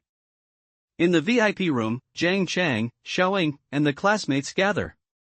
The manager swipes the card. The POS machine flashes, transaction complete. A long receipt spills out. Payment successful, the manager says. I will immediately handle the paperwork for you. To Xiaoying, make sure to treat young Master Jiang very well. Lu Shuang sweating, muttering, holy cow, Jiang Cheng can actually spend 8 million yuan on a car. He's kicking himself. Damn it. I actually stepped up and made a fool of myself. A glitzy car exhibition hall, lights bouncing off chrome and curves, hums with wealth and whispers of status. Jiang Cheng, the guy who played broke in school, just swiped his card for a Ferrari like it's pocket change. Shi Pang, his mushroom haircut bobbing, crosses his arms, half odd, half bitter. I can't believe it, Lao Jiang. You're actually a second-generation super rich. How did you hide it so well back in school? Shuya, all charm and calculation, flashes a smile that doesn't touch her eyes. That's right, Jiang Cheng. I've never even been in a Ferrari before. You have to give me a ride later. Her goodwill points, visible only to Jiang Cheng, climb to 95. She's playing her game hard. Jiang Yin, sharp behind her glasses, slices through the tension. Jiang Cheng bought this car for Xiaoying, right? A Ferrari only has 2 seats. I doubt there's any space for you. Shuya's smile tightens, her voice edged. Why wouldn't there be a seat for me? There's a passenger seat, isn't there? Isn't Xiaoying supposed to be working? Besides, she's a car model. I'm sure plenty of men have let her test out their cars. Jiang Cheng's jaw tightens. Shuya's goodwill points are soaring, and he's got no clue why. What the hell? I didn't even do anything. Why are her points still increasing? I'm at a loss with this kind of person. He brushes it off, turns to Xiaoying with an easy grin. Jiang Yin is right. This car only looks good with Xiaoying in it. Shuya's tone sours. Jiangqing, I heard you broke up with Xiao Jia. Is it because of Xiaoying? In her head, she's plotting, if I can't live well, I'll make sure you don't either, Xiao. Xiaoying's eyes widen, caught off guard. What? Jiang broke up? Wasn't he really good to Xiao Jia before? Jiang Cheng stands, slinging an arm around Xiaoying's waist, his voice teasing. My breakup with Xiao Jia has nothing to do with anyone, and that includes Xiaoying, of course. But Xiaoying is so beautiful. What man wouldn't like her? Shi Peng's gaze lands on Jiang Cheng's wrist, catching the glint of a watch. Damn, Jiang Cheng, your watch must be worth over 10 million yuan, right? Seriously impressive. You're buying a car while wearing a house on your wrist. His voice turns bitter. You used to cry poor when we asked you to treat us back in school. Turns out it was all an act. Jiang Cheng shrugs, unfazed. Isn't school already over? I did well on the college entrance exam, so my family rewarded me. I can't exactly refuse, can I? Luong, silent till now, steps forward, his voice curt. Humph, it's getting late. We should find a place for dinner or we'll get stuck in traffic. In his head, he's seething. I know he's pretending, but there's nothing I can do about it. Shuya, not giving up, sidles closer to Jiang Cheng. Jiang Cheng, come have dinner with us. After dinner, we can go for a walk, okay? He shuts her down, smooth as silk. I can't. I have plans tonight. Let's hang out another time. She relents, but not without a jab. All right, then. Let me know when you're back in Dukhan. The group scatters, and Jiang Cheng turns to Xiaoying, his tone softer. Xiaoying, go ahead and get busy. I'll go look around elsewhere. She smiles, genuine but professional. Okay, thank you. We're all classmates, he says, waving it off. No need to be so polite. See you next time. Jiang Cheng prowls the exhibition, eyes flicking over cars like he's hunting. He pauses at a pink supercar, sleek and bold. A saleswoman, still riding the high of his last purchase, rushes over. Sir, are there any other types of cars you need? This pink car you're looking at is very good. It's specially designed for our store's female customers. Of course, this car also has many other features, such as safe braking, night mode, and driving assistance. Jiang Cheng's mind wanders, picturing Xiaoying in the driver's seat, the two of them sharing a moment. He strokes his chin, muttering, this car is quite suitable for Xiaoying. To the saleswoman, he says, how much does this car cost? She beams, sensing another win. Sir, because this car is very well equipped, the total price is 95 million yuan. A pause, then, if you buy it, we can include 3 years of maintenance fees. He cuts her off. All right, just swipe my card. Her face lights up. Okay, I'll go through the procedures for you right away. As she moves to leave, he adds, oh, right. I need a car handover ceremony. Is that a problem? That's definitely not a problem, she says, practically bouncing. I guarantee a grand car handover ceremony for you. Please come over here and wait for a moment. Jiang Cheng shakes his head. No need. I'm buying it as a gift for someone else. Just complete the procedures quickly, and I'll send you the recipient's address later. Understood, she says, darting off. Then I'll proceed with the paperwork right away. Jiang Cheng heads to the waiting area. Nearby, a female streamer stops by the pink supercar, phone in hand. Hello, everyone in the livestream, she chirps. Look at this pink supercar. Picture this, a sleek showroom, all glass and gleaming metal, where a pink supercar sits like a jewel under the lights. The air's buzzing with excitement, and a streamer's voice cuts through the hum. She's got her phone up, live to the world, gushing about the car's color. This color is not common. It's full of girlish charm. No girl can refuse it. I wonder what the AC in the car is like. Any guys interested in taking her home? Her energy's infectious, but then she spots a comment on her stream and her tone shifts, sharp and playful. What? Pink isn't beautiful. Supercars have to be yellow or red. Let me tell you, handsome, if you gift this car to a girl, you'll instantly win her heart. She swings her camera toward a guy standing nearby, Jiang Cheng, all cool and composed, eyeing the pink supercar with a faint smirk. Don't believe me, she says to her audience. Everyone can see for themselves. Right here, there's a handsome guy looking at this pink supercar with me. Everyone, give it lots of likes. If we reach 3,000 likes, I'll interview this brother live for you so he can share his thoughts. The chat's going wild, but not everyone's thrilled. A saleswoman steps in, her voice polite but firm, cutting through the streamer's hype. Excuse me, are you here to order a car or just looking? The streamer fumbles, caught off guard. I just wanted to see the car, she stammers. The employee's not having it. Then would you be able to provide proof of financial standing?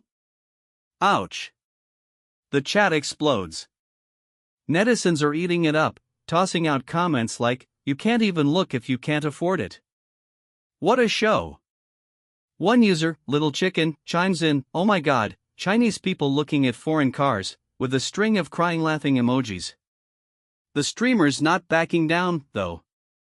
She points at Jiang Cheng, her voice tinged with defiance. Huh, you need proof of financial standing just to look. I clearly saw that handsome guy walk right in. The saleswoman doesn't blink. Sorry, we have a procedure like that. The streamer's face falls, disappointment clear as day. The chat keeps piling on. This little streamer is so pitiful. Lamborghini requires proof of assets of at least 7 figures. It seems our little streamer has been lingering at their door for so long and no one cares. Today is another day for little streamers to be suppressed. Hurry up, streamer, and try to get help from that tycoon over there.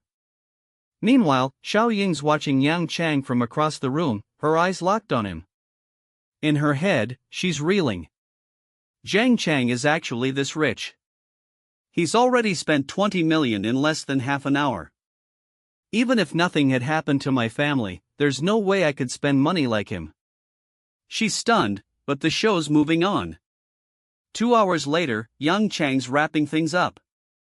He stands, stretches, and mutters, all the procedures are done. The supercar is already on its way to Xiao Xiao. Time to go to the Ferrari and get the car key. He strides over to the manager, who hands him a key with a nervous smile. Here's your key, Mr. Jiang. Also, what are you planning to do about the license plate? Jiang Cheng pauses, thinking. Ferrari provides license plate services, but I'm not from Modu, so I can't have a MO license plate. But if I use some special methods to get a special MO license plate, it's not impossible. Let me think about it. Before he can dwell on it, a notification pings in his head. Ding! A system voice chimes, randomly awarding the owner a license plate AJC111. The license plate has been randomly drawn at the Vehicle Management Office. Relevant personnel will be on site immediately to assist with the procedures. Jiang Cheng smirks to himself. The system is so thoughtful. Right on cue, a staff member hustles over with a stack of documents. Mr. Jiang, your license plate has been processed. We will now assist you with the registration procedures. Jiang Cheng nods, casual as ever. All right. The staff scurries off to install the plate on the Ferrari, and the manager's watching, sweating bullets. It really is a maker license plate, he thinks, his mind racing. Even more terrifying, the letters JAC are the initials of the customer, Jiang Cheng. This is the first time in all these years that I've met someone with so much influence. Jiang Cheng catches the manager's dazed look, strolls over, and claps him on the shoulder. Don't overthink it. I just reserved the license plate number, that's all. The manager's not buying it. You don't want to reveal it. I understand, but it's too much to treat others like fools to deceive them, he thinks. Can you get this kind of license plate by reserving it? And there are people specially assigned to handle the procedures on site? But he plays along, forcing a smile. As expected of Mr. Jiang, your luck is really good. Even the license plate you chose has such significance. Admirable. Admirable. The staff's back, all business. Mr. Jiang, the installation is complete. The manager's still reeling, muttering to himself, I feel that Mr. Jiang here is either the beloved grandson of a wealthy provincial governor or an important relative of a big leader. Otherwise, ordinary people really can't have such influence. A few minutes later, Yang Cheng's heading out, and Xiaoying catches up to him. Her face lights up. "Jiang, thank you so much today," she says, then adds, "My shift is about to end. How about on this occasion, if you're not busy, I'll treat you to a meal." Yang Cheng opens his mouth to reply, but his phone cuts him off. Ring, ring, ring, crackle. He answers, "Hello." On the other end, his friend Chang Yipang's voice is a mess, sobbing. "Jiang Cheng, I've been dumped. Come here quickly. I need you to be with me and have a drink, or I'm going to jump into the Hongpu River right now."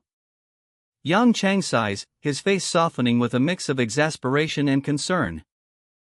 Picture this: a dimly lit city street, neon signs flickering, the air thick with late-night secrets. Jiang Cheng's phone buzzes, cutting through the evening's calm. It's Xiao Sun, voice heavy, begging for a drink. Chang turns to Xiao Yingying, her eyes wide with surprise. "Sorry," he says, "it seems Xiao Sun is heartbroken. He asked me to have a drink with him. I'll treat you to a meal tomorrow." "Okay." Yingying blinks, caught off guard. "He's heartbroken? I thought he liked Shuya." Chang shrugs, already halfway out the door. "I'm not too sure either. I'll have to go and see." She flashes a warm smile, brushing it off. "All right, let's hang out another time." Cut to a smoky bar, where heartbreak drowns in every glass. Xiao Sun's hunched over, slamming back drinks like they're his lifeline. Chang slides in, smirking. "Oh, not jumping into the Hongpu River anymore?" Xiao Sun blares, voice rough. "Don't talk nonsense. Sit down and drink with me." Before Chang can settle, Xiao Sun's voice cracks, loud and raw. "I just realized I'm just a lapdog, a spare tire, Jiang Cheng. I'm in so much pain." Chang grabs a glass, clinks it gently against Xiao Sun's. "Keep talking." Xiao Sun's words spill, bitter and jagged.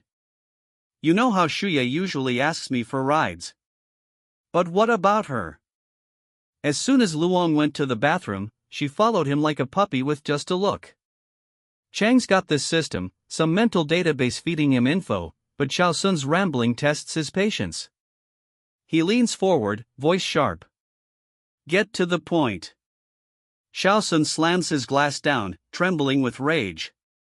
"I secretly followed them, and I saw them hugging and kissing in the street. I'm heartbroken." Chang's lips twitch into a half smile, almost cruel. "You guys never even started. How can you be heartbroken?" Xiao Sun's eyes well up, tears spilling.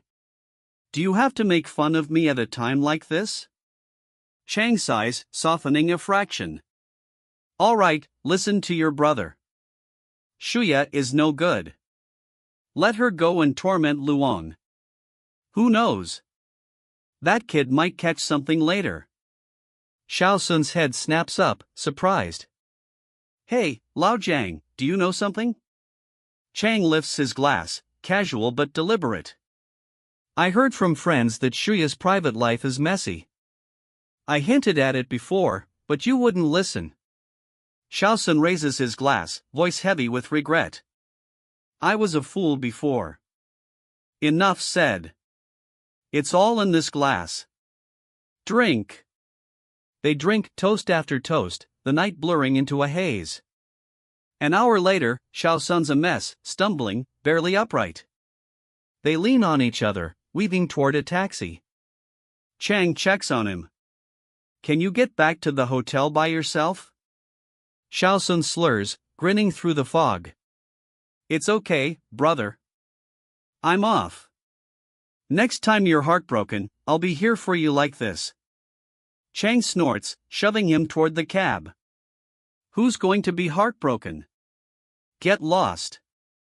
Go to sleep." The taxi pulls away, and Chang's alone, walking to his car under the streetlight's glow. He leans against the sleek frame, pulling out his phone to search for a ride service. That's when a girl saunters up, all attitude and fake confidence. "Excuse me, this is my boyfriend's car," she says, voice dripping with arrogance. "Please stay away a bit. You can't afford to pay for the damages if you break it." Chang doesn't flinch. His system scans her: Chenliki, 25, beauty 85, figure 90, privacy 65, goodwill 30, status passerby. He says nothing, just pulls out his smart key and presses it. The car hums to life, headlights flaring. Her face freezes. She scrambles, flipping her hair, voice syrupy. "Oh, I'm the one who's drunk. But why do you look so much like my boyfriend?" Chang's smile is razor thin. "Really? But you don't look like my girlfriend at all." She leans closer, playing coy, voice all sugar. "Handsome, you're such a joker. Your voice is so nice. You must be able to drive with one hand, right?" Chang's eyes go cold. "If you don't understand, I'll educate you. Those who say they can drive high-performance rear-wheel drive cars with high horsepower with one hand have never driven one." She doesn't back off, pressing closer, lips glistening. "Handsome, you're so knowledgeable. But I'm really good at PUBG. I know more than a dozen ways to win. Do you want to play with me?" Chang doesn't bite. "I only play Honor of Kings." Another girl approaches, hesitant, her vibe different. "Hello, did you call for a ride share?" Chang nods. "Yes, I did." She steps forward, shy. "Hi, I'm Xiaowen again. Is the ride share you ordered?" "Handsome, you look familiar." The internet's buzzing. Comments flood her live stream. "Isn't that the rich second generation next to the supercar? He's still driving a Ferrari. Damn. And a Series 2. Got to follow him. So awesome." Chang notices, turning her camera toward her with a sly grin. "Girl, a handsome guy like me charges for photos." She panics, flustered. "Sorry, handsome. I forgot." He raises an eyebrow. "You're a streamer and a ride-share driver?" Xiaowen nods, more confident. "I work as a ride-share driver when I'm free during the day. My main job is an outdoor streamer." "Oh, if it's convenient, can I take a picture of your car?" she asks. He shrugs, indifferent. "I don't care." She dives back into her stream, voice bubbling with excitement. "Big Brother's in the livestream. I never thought I'd see a Ferrari SF90 today. I'm so excited. This is the flagship model at the auto show. Today, it's Ferrari's fastest mass-produced model. It only takes 2.5 seconds to accelerate from 0 to 100 kilometers per hour. Alright, picture this, a bustling auto show, the air thick with excitement and the gleam of polished cars. The crowd's buzzing, and all eyes are on a sleek Ferrari, its license plate screaming wealth and status. People can't stop talking about it, their voices dripping with envy and speculation. One guy mutters, "That license plate isn't something normal people can get, right?" Another chimes in, laughing, "Huh, I'm laughing. Someone driving a Ferrari and being normal." The chatter grows sharper, whispers of privilege and power swirling around. Someone else says, "License plates represent privilege and wealth." Let's guess. Who knows what unspeakable things this little nobody might experience with a sugar daddy potentially rising to a different class. Nearby, Xiaochen overhears it all, a faint smile tugging at her lips. She's used to the gossip, the assumptions. Riley, her friend, hums softly, oblivious to the chatter, but Chen Li, who's been quietly listening, finally speaks up, her tone playful. "Handsome, I can also drive for you and it's free." Jiang Cheng, cool as ever, raises a hand to stop her. "No need. I'm afraid free stuff will make me feel bloated." He turns to Anand, dangling the Ferrari's keys. "Can you drive a supercar?" Anand snatches the keys with a grin. "Don't worry, handsome. I've driven many sports cars before because I used to be a car review blogger. While they talk, Jiang Cheng's eyes flicker to his phone, pulling up Xiao Chen's info. The screen reads, name Xiao Chen, age 20, height 165 centimeters, beauty score 94, figure 90, privacy without good intentions 50.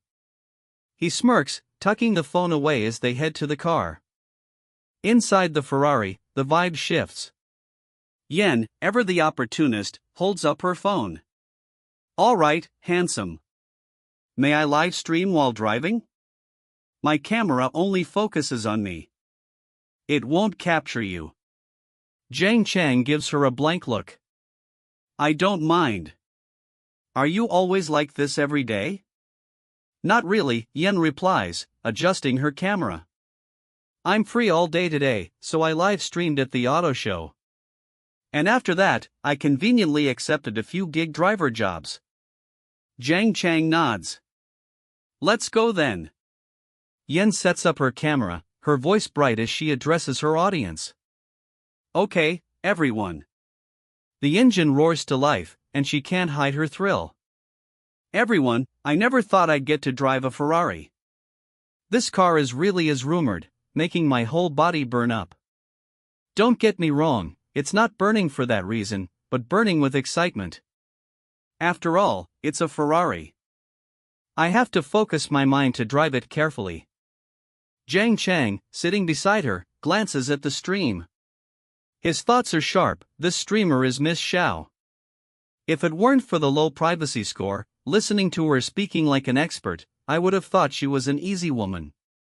He scrolls through her stream stats. Decent viewership, but the donations? Weak. The top donors at 300 yuan, pathetic for someone with her charm. Her channel's growth index is solid, though, pulling in about 800 yuan a week. After the platform's cut, she's scraping by with just over 60 yuan a day. He turns to her, blunt. With over 10,000 viewers but earning so little money, no wonder you have to find a side job. I think you should just focus on being a gig driver. You'll definitely earn more.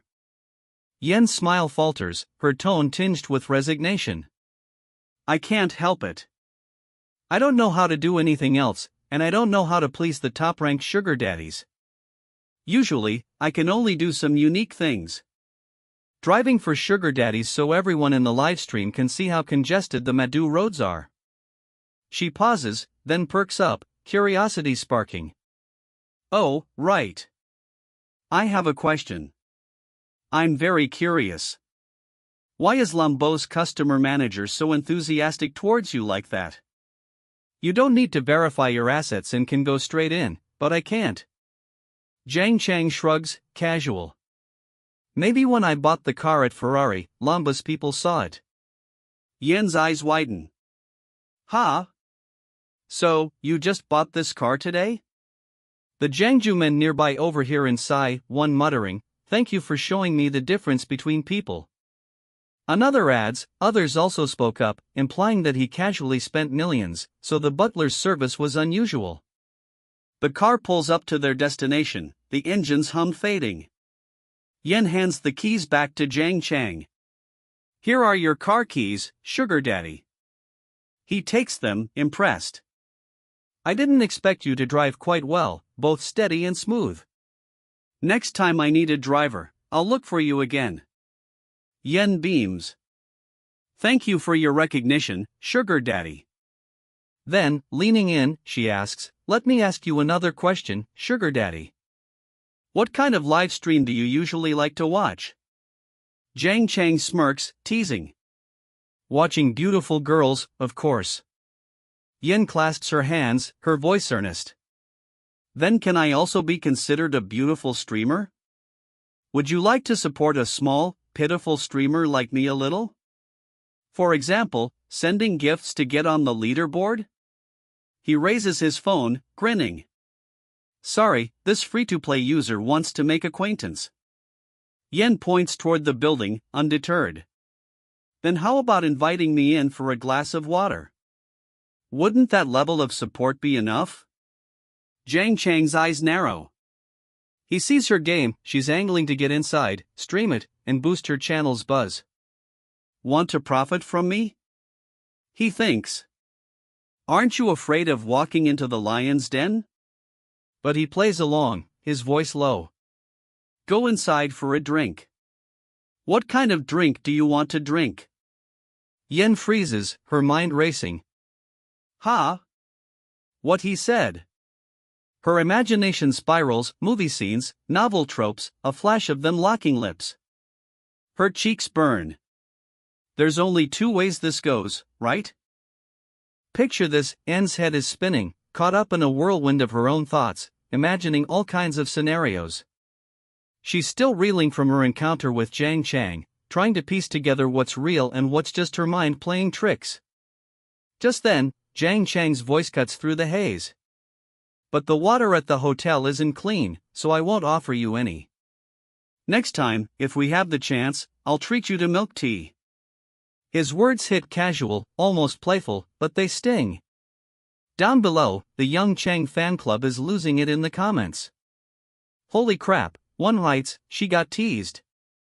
Another chimes in, the big shot is actually a freeloader account. Do I even have the right to give gifts to the streamer? At least I've given gifts worth over 10 yuan, but the big shot is just watching for free. My heart aches. Big shot, don't make the streamer cry. Anne's stomach twists as she reads the comments, her mind racing. What a player, she thinks, a mix of frustration and self-doubt creeping in. Am I really not that attractive? Not even a WeChat ad? She replays the car ride earlier, his closeness, his attention, and now, it's like she's invisible. In the blink of an eye, he's acting like he doesn't know me. She bites her lip, says nothing, and turns to leave, waving a hand dismissively. As she walks away, a faint glow flickers above her head, her goodwill meter ticks up to 60 points. Jiang Cheng catches it, his eyes narrowing. The goodwill points increased again. How interesting. A smirk tugs at his lips. Looking at her eyes, inviting her to Mong next time won't be a problem. He's already scheming, but his phone buzzes, pulling him back. A text from Wang Jiang, Jiang Xiao, tonight I'd like to experience the cuisine at Aman Yang Yang at your place. Can Jiang Xiao arrange it? Jiang Cheng reads it, his mind shifting gears. If I want to go to Mandu to study at university, these social games are non-negotiable. Might as well practice. He fires off a quick reply and strides into the villa. The moment he steps inside, Wang Yuyen greets him with a warm smile. Young Zhang, welcome back. He doesn't waste time. Manager Wang, I want to invite friends for dinner later. Tell the chef to make everything according to the most expensive menu. 5 people. Get me 2 golden threadfin, Alba white truffles, and illusion ice cream. You can decide the rest. Yu Yen hesitates, her brow furrowing. This Zhang Xian, our hotel's golden threadfin breams are medium-sized, costing about 1 million each. May I ask if that's acceptable? Jiang Cheng pauses, calculating. If I weren't worried about looking like some nouveau riche, I'd order 10. But that's too tacky. Just handle it accordingly, Manager Wang, he says smoothly. Half an hour later, the villa's courtyard glows under golden lights, casting long shadows across the scene. Wang Jiang arrives with his crew, and the table is a spectacle. As soon as Wang Jiang spots the spread, his jaw drops. Jiang Xiao, you've blown me away. Golden threadfin bream. And 2 of them at that, so generous. One of his friends practically sprints to the table, eyes locked on the fish. These 2 fish are worth the price of 2 cars. So extravagant. A girl nearby gasps, huh? Fish can be that expensive? Yu Yen steps in, her voice calm but proud. The golden threadfin is one of the 4 most expensive seafoods in the world. The quantity is extremely scarce, and the price depends on the size. The 2 we're eating today are medium-sized. She gestures to another dish. In addition, there are the Italian Alba white truffles, which are no less precious. In short, the meal that Jiang Cheng has prepared for everyone here is worth more than 3 million yuan. The girl's face pales, a cold sweat breaking out. A meal that costs 3 million, she mutters. This amount of money is enough to buy a large house of several hundred square meters in my hometown. Jiang Cheng just smiles, waving everyone to the table. Everyone, don't be so polite. Let's eat. Wang Jiang and his group grin, saying in unison, "Thank you, Jiang Xiao, for the treat." The dinner is a hit, laughter, clinking glasses, the works. Afterward, Wang Jiang leans over, still buzzing from the meal. "Chang Xiao, thank you for tonight's dinner. It's still early. How about we go to the bund for another drink?" Jiang Cheng shakes his head. "I won't lie to you. I already had a drink with my classmate earlier. As for the drinking, let's reschedule for another time." Wang Jiang doesn't push, just waves it off. "Alright, then I'll book a big table at Taxi tomorrow night. We'll have a wild time then." He rounds up his friends and heads out. Yu Yan approaches with the bill. "Jiang Xianshine, the hotel has given you a special discount, so the actual expenditure is 2.98 million. Jiang Cheng hands over his black card with a smile. "Thank you." The payment goes through, and a notification pops up on his phone. "Congratulations, host, for successfully using the food cashback card. The total consumption for this transaction is 2.98 million yuan. Congratulations, host, for receiving 10x cashback. The cashback amount will be multiplied by the number of diners to determine the final cashback amount. The total cashback is 149 million yuan. It has been credited to the host's bank card." Jiang Cheng's smile widens. Didn't expect to get over 100 million back from treating a few people to dinner. This meal is such a steal. Yu Yan returns his card, her tone professional. Payment successful. I won't disturb Jiang Xian's rest any further. He nods, still grinning. As the night settles around him, the scene kicks off with Yu Yan slipping out, leaving Jiang Cheng sprawled on a sofa, phone in hand. He's watching a live stream, and a girl's voice spills out, "Everyone, I'm home." It's end stream, and she's got his full attention. "Everyone, listen to some music first," she says, her voice light but carrying an edge of exhaustion. Jiang Cheng's eyes are glued to her Xia, as he calls her. He's sizing her up, thinking, looking closely, Xia really has a beauty score of 94 points. Before, she was so nervous and worried that I didn't notice. He's captivated, lost in thought, when ding, his phone chimes. A system notification pops up, discovered that the host's live stream account is too poor. The system grants the host 3 million whale coins. Jiang Cheng bolts upright, heart racing. This god-tier system is really amazing. Finding every way to give me money. He's grinning now, mind buzzing. With these 3 million whale coins, my clone account has directly leveled up to 65. HM. A VIP account. He pauses, rubbing his chin. Now, what name should I change it to? Ah, I've got it. Just call it Ocean Stabilizing Divine Needle. With a quick tap, he updates his profile and dives into in-stream to show off. He types, "Isn't the streamer going out to hunt for rare items tonight?" On the other end, Xia spots his message. Her eyes widen. A level 65 account. Never seen one. She hesitates, then replies, "Great God ding. Hi, Shenzhen. Welcome. Welcome. I have a guild PK mission later, so I won't be going out anymore." Time skips forward, and the PK battle kicks off. The chat explodes with Jiang Cheng's crew throwing shade. The other side looks like a mantis. Send free hearts to Xia. Aren't you guys working as drivers tonight? Jiang Cheng's not fazed. He's already scanning the opponent's info. Bella Xiao.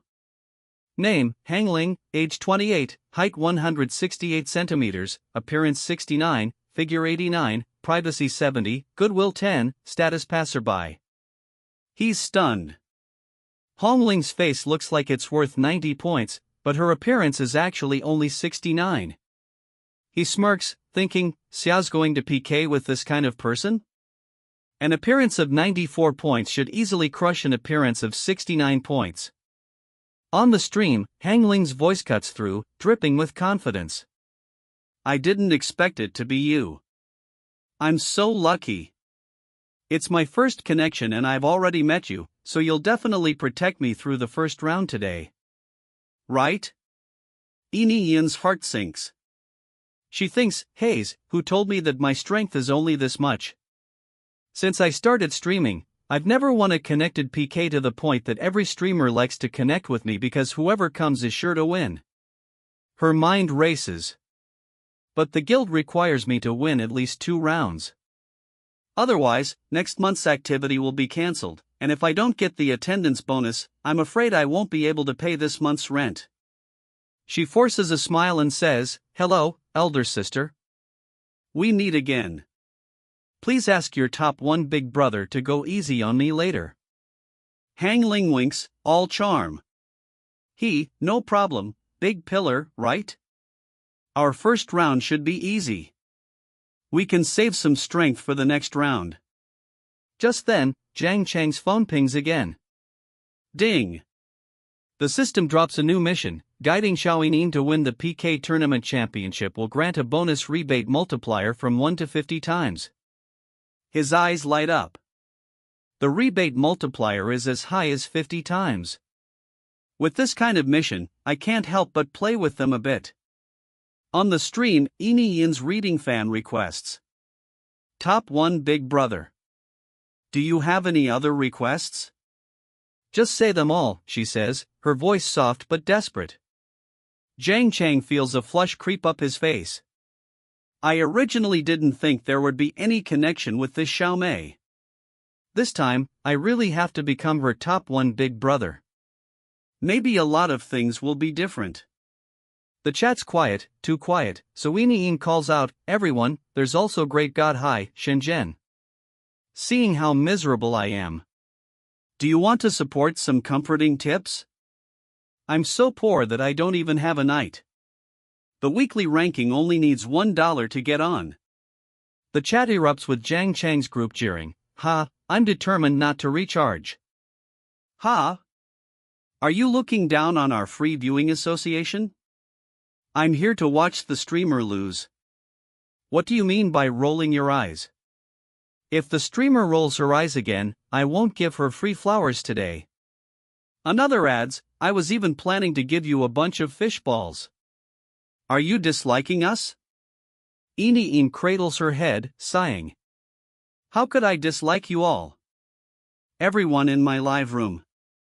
I've discovered that everyone is becoming more and more interesting now. Everyone is talented. Jiang Cheng's watching, a sly smile spreading. Let's play. Let's give her some fried chicken first. A notification flashes on Yin's stream, Ding Hai Shenzhen gifted fried chicken x5. She bows deeply. Thank you Great God Ding Hai Shenzhen for the tips. But inside, she's crumbling. 5 servings of fried chicken, exactly $1. A level 65 big brother enters my live room and is so stingy. Am I not destined to be a popular streamer? A fan sends 3 free hearts, commenting, Streamer, you have to cheer up. Her PK points are at a measly 20. Hanglings? Already at 300. Jiang Cheng types, Streamer, I heard that your skill is driving. If I lead you to win the guild war, can you drive for me? Yin latches onto the lifeline. Okay, Great God Hai Shenzhen. If you can protect me to win the championship, I will drive for you for free. I drive very carefully. He replies, then it's decided, let me see how carefully you drive tomorrow night. Without hesitation, he sends 3 rockets. The screen lights up as Yin's score skyrockets to 6,200 points. She covers her mouth, gasping. Wow, thank you for the 3 super rockets, great god ding. Hi, Shenzhen. I really thank you very much. What performance do you want to see?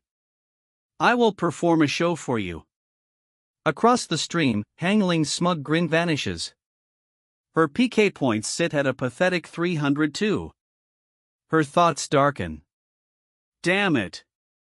The first round PK time is about to end. I didn't expect a big shot to appear on Xiaomi's side and steal the tower. Back to NN's PK match. Seeing that her side has a sugar daddy, Hang Ling starts poaching, saying, "Wow, Xiaomi, your live room has a whale." Big bro ding hi Shenzhen. Hello. You hit people so hard. Wang Ling consoles. You have to come see me when you have time. N quickly chimes in. Big bro ding. Hi, Shenzhen. I'll make you the manager of my room. Okay, you're family now. Definitely don't run to other people's houses. The crowd below starts commenting. Holy crap, is this obscure streamer getting lucky? Finally, a sugar daddy has noticed our little streamer. The sugar daddy is confused. Isn't watching for free better? And then suggests, "Big bro, are you still there? I'm not a good dancer. How about I sing you a song?" After 5 seconds of no response, she starts humming. You are my brother. Good brother? How can I have such a good brother? The crowd below comments again. Streamer, you're off key in 4 out of 5 notes. Please stop singing. The sugar daddy was scared away by you. Just dance. The streamer's movements are like physical therapy exercises. Such a treat to watch. On this side, Jiang Cheng is still watching attentively, thinking to himself.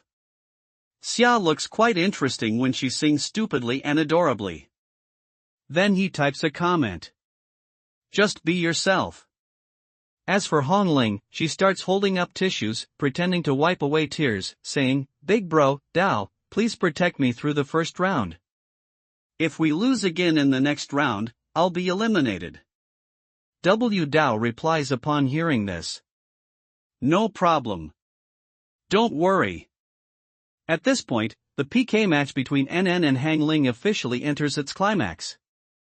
In Hong Ling's room, a series of rockets are launched, filling the screen, and she exclaims excitedly, "Thank you, big bro, Dao, for the 2 rounds of triple launches." Jiang Cheng sees this and smirks, thinking, interesting. Then I'll launch 3 more as soon as they're sent.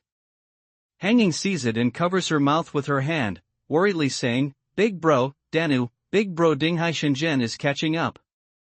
Dhu asks after hearing this, "Are you sure he's catching up?"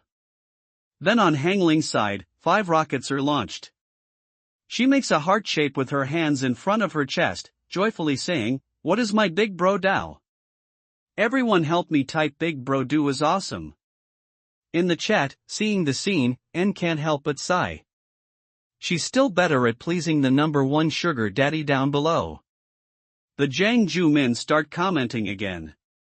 Is the first PK round already this big? I didn't expect to see so many super rockets launched in a live room of an obscure streamer. The sugar daddy has fallen for the host. The host is about to be taken away. Seeing N's worried expression, Jiang Cheng smirks, thinking, 5 rockets and she's already this scared. Chow N. I really like your naivety. Ha ha. So, how will she deal with this next? Suddenly, on N's live stream screen, a rocket is just hanging there, not moving at all. She asks suspiciously upon seeing this, is my live room lagging? Immediately after, a notification appears on the screen.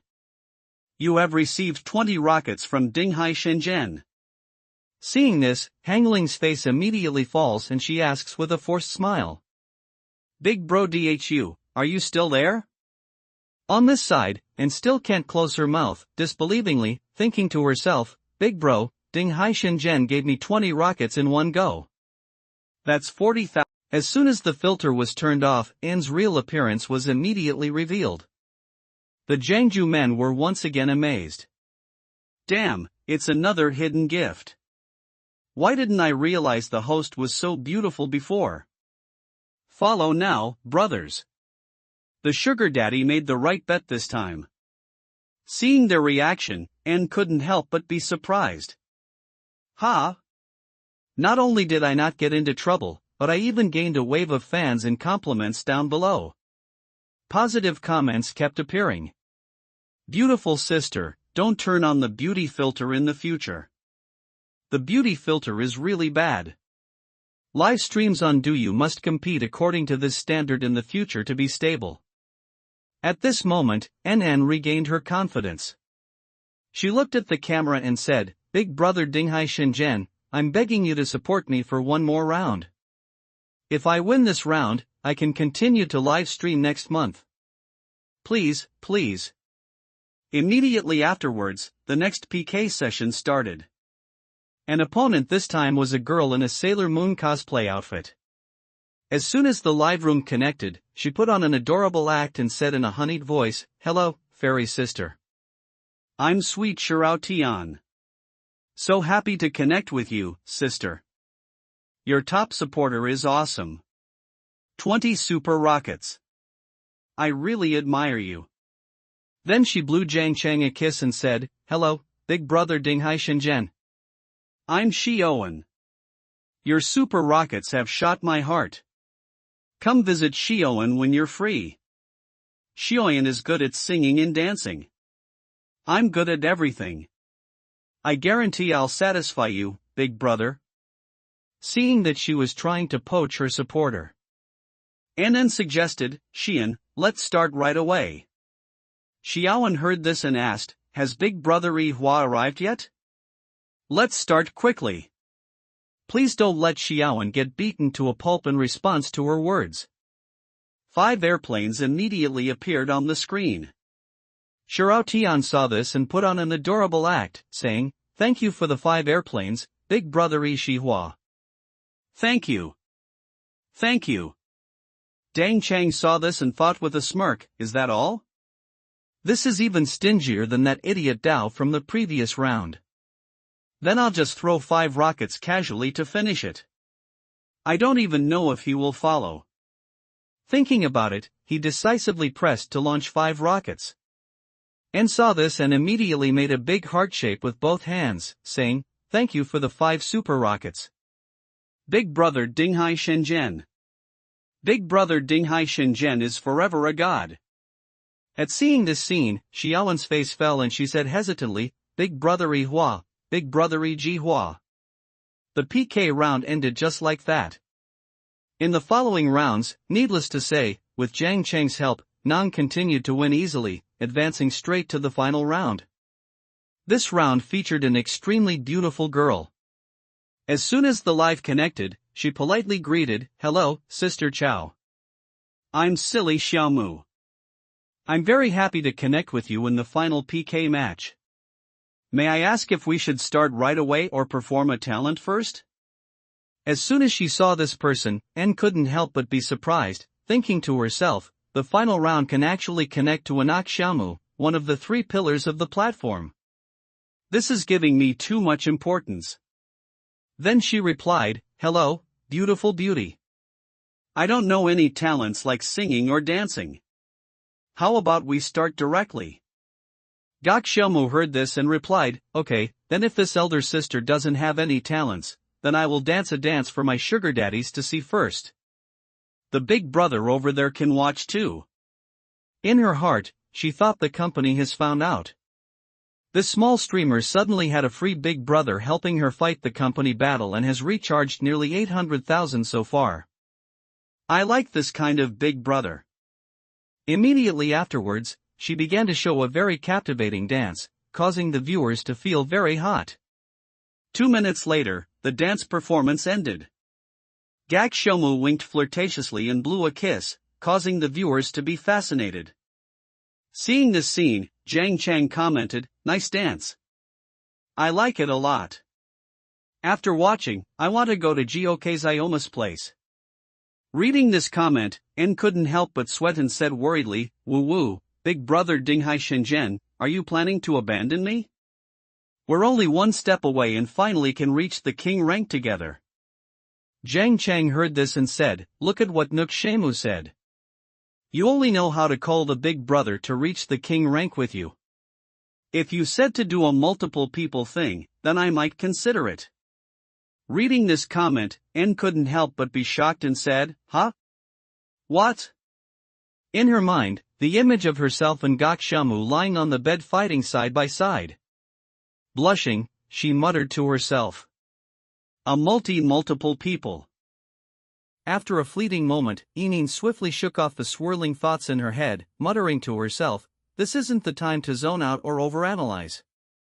If I want to win this, I've got to lean on Big Brother's help, there's no other way." Meanwhile, the online crowd was buzzing with comments, "This little kittie's drama is next level. She's putting on a whole performance. She's already burned through over 800,000. Playing a real-life multiplayer Honor of Kings? That's no joke," another chimed in. "Ha, bet the streamer's sweating buckets now," Shai teased. Big Brother C, the stabilizing divine needle, is a legend, but Xiaomi's got some serious heavy hitters. 3 patrons on her leaderboard are dropping 100,000 each. Even with Big Brother C's epic vibes, can he take on 3 big shots? It's a showdown of titans now. After mulling over her options, Enin clasped her hands, cheeks glowing, and pleaded, "Golden Master Papa, please carry me through this final round." She added with a wink, "Once I'm off stream, I'll sign up for dance lessons pronto. Name the dance, and I'll master it for you." As soon as she said this, Xiaomi's side lit up, her 3 big bosses unleashed a rocket barrage. Badian fired off rockets X3. Remaining life matched with rockets X3.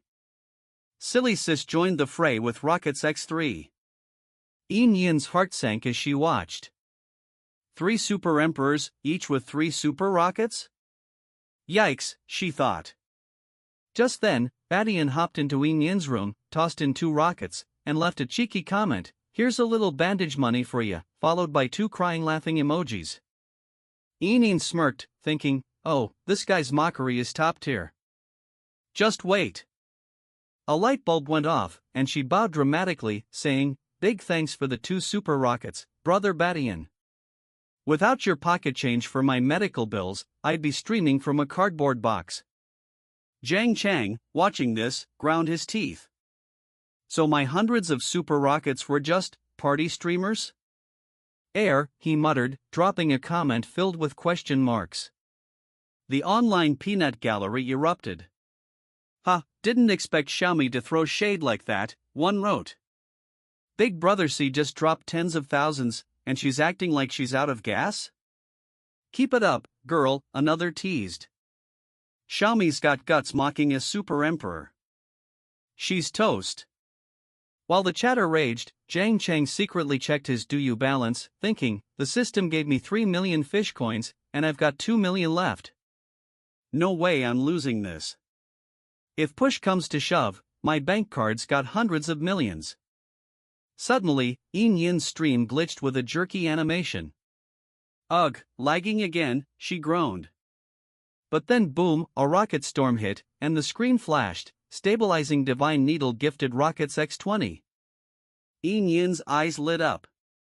No lag. Big Brother C's dropping another 20 super rockets, she thought, thrilled. Jiang Cheng, not missing a beat, swung by Xiaomi's room, gifted 5 rockets, and commented, 2 for medicine money? Nah, 5's more like it, right? Xiaomi, watching the chaos, thought, this is a god-level showdown, and us mortals are just catching the crumbs. She flashed a cute heart with her hands and chirped, thanks for the medicine money, Divine Needle Papa. So generous. On the PK screen, the rocket frenzy showed no signs of stopping. Netizens went wild, holy smokes, this is unreal. Super rockets flying non-stop. Is this legit or some CGI blockbuster? No CGI here. Xiaomi's 3 emperors have already dropped 900,000. Feeling the tide turn, Yu Xiaomi sighed in relief, thinking, this win's in the bag, right? But then a jaw-dropping comment popped up, if I'm not wrong, the big shot spent over 15 million. Yin's jaw dropped as she read it. The rockets on my side stopped, but Xiaomi's are still going? 15 million, she thought, stunned. My streams hit the jackpot, this is a once-in-a-lifetime moment. Not giving up, Yu Xiaomi stuck out her tongue playfully and cooed, big brothers, why'd you stop? Keep the love coming, pretty please. But her patrons seemed to wave the white flag. Badian commented, alright, Xiaomi, let's call it quits for today. Maybe next round. She froze, speechless. Meanwhile, Jiang Cheng's finger hovered over the rocket button as Yin's viewership skyrocketed 8,915, then 20,000, then 50,000. He paused and said, that's a win, right? Let's toss in 2 more rockets to seal the deal. Yin, still reeling, thought, I beat you Xiaomi, won the guild PK, my stream's blowing up, and I've gained 50,000 real fans. Even better, the stream pulled in 2.5 million in donations, netting her 700,000 per her contract. The crowd noticed her shock and commented, is this streamer short-circuiting? She's just staring. Too happy to function. I'd be worse, another laughed. Rich people logic is wild, blowing house-level money like it's confetti. Such a cute girl, and now the top patrons got her on lock. Snapping out of it, Yin stood, still buzzing with excitement, and bowed deeply. Big brother C, stabilizing divine needle, I'm at a loss for words. Can I add you on WeChat? Whatever you want, I'll learn it and nail it for you. Jiang Cheng replied coolly, no need, just passing through. Yin grinned and said, then I'll be your driver. He responded, wanna drive? Come to Manyang Gun. I'm there for 2 more days. It clicked for Yin, and Jiang Cheng's face flashed in her mind. That's him, she realized. The crowd caught on too, with one commenting, y'all didn't notice? That's the Ferrari guy from earlier. No wonder rich dudes aren't just everywhere. As Tang Ning pulled out her phone to add his WeChat, she thought, why's he doing this? But at least I've got his contact. Her goodwill score ticked up to 85. Meanwhile, Jiang Cheng's phone pinged with a message from Chow Chow does not eat coriander. Hi, I'm Chowin. Seeing the score, he grinned, thinking, just 5 points shy? Guess I'll take it. Suddenly, a system notification popped up, congratulations, host, for leading streamer Chia made a Guild War victory. Streamer Satisfaction, SSS. Reward, 1000x crit cashback, totaling 2.03 billion. Withdraw now? Without hesitation, Jiang Cheng hit accept, rubbed his chin, and smirked, flaunting cash online, snagging 2 billion? Easiest money ever. The next morning, Jiang Cheng was still snoring when his phone buzzed. A message from Yin read, Big Brother C, need a driver today? On call 24/7. He grabbed the phone, chuckling, this girl's up at dawn? Talk about dedication. Tang Ning, clutching her pillow, thought, knowing divine needles him kept me up all night. When's he gonna reply? Jiang Cheng, now awake, brushed his teeth while texting back. He'd promised to meet Wang Jiang Duck and needed a driver. Tang Ning, getting the reply, flopped onto her bed, squealing, he answered. She tried to nap, thinking, gotta rest to be at my best for Big Brother tonight. But the more she tried, the more her excitement kept her awake. Serving Big Brothers got me too hyped to sleep, she groaned. By 8 p.m., Tang Ning was already at the pickup spot. Jiang Cheng, surprised, said, you're here early. Didn't I say wait till I'm done drinking? She grinned, after all you did last night, no way I'm letting you drive. I'm your full-time chauffeur now. As she slid into the driver's seat, she added, Tax is Moa City's hottest bar. Celebs and influencers flock there. Jiang Cheng nodded, you know your stuff. Let's check it out. They pulled up, and Jiang Cheng instantly drew eyes. A girl whispered, "Who's this hottie? Never seen him here before." Another eyed his outfit, saying, "That watch screams money." The girls swarmed. A green-haired one strutted up, flaunting her assets, and cooed, "Hey, handsome, I'm Hai Li. Can I get your WeChat?"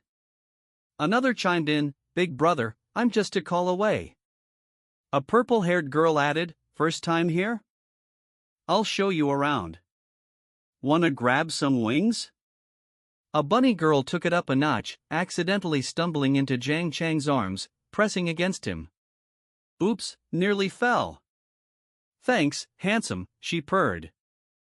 Jiang Cheng, sweating, thought, "We're not even inside, and it's already a circus." Two girls stepped in, one saying, "Ladies, let the guy breathe. He's gotta hit the VIP area first." The other nodded, "Yeah, save the party for the private seats." As Jiang Cheng waded through the crowd, Tang Ning watched, a shiver running down her spine. My target's getting mobbed by these vixens, she thought, half amused, half annoyed. The protagonist shouted, demanding that the crowd get out of the way. Before suggesting to his brother, "Let's go to the booth inside. It's more convenient to play." He mused internally, wondering why I have this stuffy, sour feeling in my heart. It's been really blocked since a while ago. Suddenly, he erupted in frustration, declaring, "I can't take it anymore. Make way! Make way! Everyone, make way!" One of the women realized the situation and exclaimed, "He already has a lover." "Ha! Why didn't you say so earlier?" They sighed in resignation, telling their companions, "Let's go, sisters, and continue waiting for the next target." Boring. The protagonist looked genuinely surprised, asking, "Really? I have a lover?" The woman, caught off guard, stammered, I just saw that you couldn't refuse them, so I helped you. Don't think too much." He thanked her, though with a slight scoff, saying, "Thank you, and no need to do that next time. I think it's fine for them to do that." Snort. Zhang Xiao's friend greeted him, mentioning he and others were wondering which great guy was surrounded and blocked from the door, and then joked, "Not scared, right?" "No, it's pretty good. Everyone is very enthusiastic." His friend laughed heartily, comparing the situation to his own past experience. I wasn't as exaggerated as you when I first came here. Look, now these girls ignore me. By the way, who is this beautiful young lady?" The protagonist smoothly explained, "I found a designated driver. It's okay for us to have fun together. She will drive later." His friend enthusiastically agreed, "As expected of you, a martial arts master. Let's go, everything has been arranged inside, the three of us will have fun tonight." The protagonist told the others to call me Jiang Shao. The young lady offered a polite greeting, "Hello, Mr. Jiang." The protagonist expressed his gratitude, finding the arrangement arranged perfectly. Jiang Shao instructed the bartender, "Manager Li, please arrange 2 sets of big dragons to liven up the place." Manager Li quickly responded, "Okay, guys, I'll be right there. I'm also preparing some snacks, fruit, and ice beer, so wait a moment." The woman was awestruck by the luxury, exclaiming, "Wow, what a huge dragon. I've never seen one before, only in videos." One of the men praised Zhang Xiao's generosity. "Wang Ji is so generous, thank you," before turning to the protagonist, "Brother, you are going too far. 2 sets of big dragons are only 200,000 yuan. How can they be compared with the yellow croaker you caught last night?" He continued to brag about Zhang Xiao's wealth. "Did you know that yesterday, young Master Zhang treated me to yellow croaker, and I spent 3 million on that meal?" The women gasped in disbelief. 3 million? The attendant announced, "3 brothers, the wine is coming." A woman named Xiao Qing introduced herself to the protagonist, "Mr. Jiang, my name is Xiao Qing. I'd like to toast to you, and it's my pleasure to play with you tonight." The protagonist mentally assessed her, noting, her appearance after makeup starts at 90 points, and her privacy, for someone who hangs out in nightclubs, is not much. The most important thing is that her figure is 98 points, which is a rare and excellent one. The strange feeling returned, as the designated driver thought, that sour, blocked feeling from before is back again. She lamented her confusion over the protagonist's mixed signals. He is my top brother, and although he has never made any demands on me, he spent so much money on me yesterday, hugged me like that just now, and now he is with another woman. What does he mean by this? Another girl chimed in, Big brother, I also toast to you. The protagonist questioned her choice of drink, offering an alternative. What kind of wine do you drink? Try this to replenish your energy. The designated driver politely refused. I have to drive soon, okay. But I'm still okay, no need to make up. The protagonist then replied, OH? I didn't realize it. Are you okay? He challenged her claim of being fine, asking, You can't even see that? Why don't you take a closer look? He decided on his primary target, concluding, although Xiao Cheng is in good condition, the main attack task tonight is still Xiao Yining, so Xiao Cheng can only be let go for now. Xiao Cheng excused herself with a promise to return. Marcha Jiang, I'm going to go dance first and will come back to toast you later. The protagonist escalated his flirtation, suggesting, It's really hard to see like this, why don't you go back tonight and let me take a good look? The designated driver inwardly recalled the popular online advice, in the live broadcast room, they always say that girls should be reserved. Okay, be reserved. She feigned offense, asking, What are you talking about? Am I such a casual woman? The protagonist scoffed at her act, reminding her, after spending over 2 million, you're still saying this. If you didn't want to, why did you come here tonight? And now you're pretending to be nice? Are you trying to refuse but still being shy? Are you treating me like one of those backup guys, a bootlicker? Another woman approached, seeking his approval. John, how was my dance just now? A third woman eagerly asked, What about me? The designated driver inquired, Really? I haven't met your brother yet. The protagonist confirmed, Of course.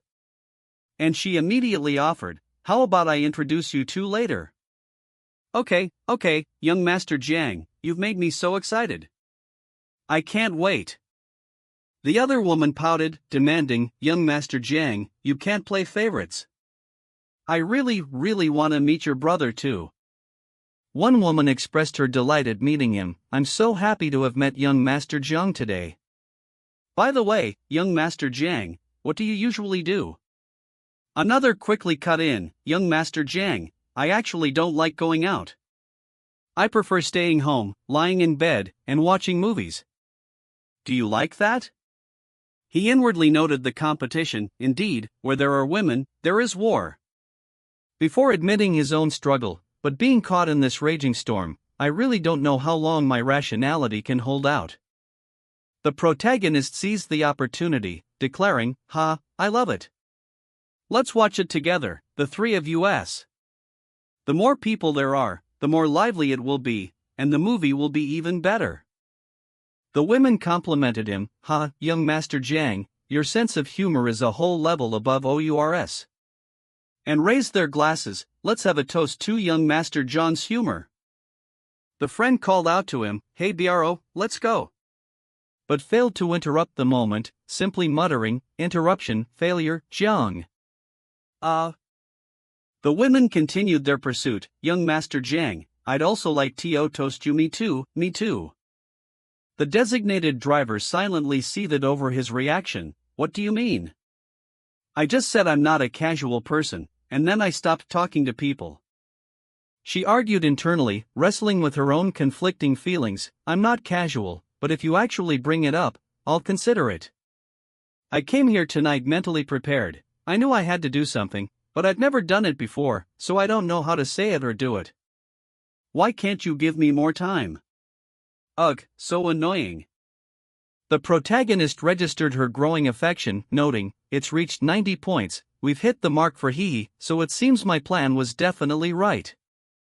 He continued his strategy, for the next 2 hours, he drank and joked with the two women, ignoring Xiao Yinyin completely.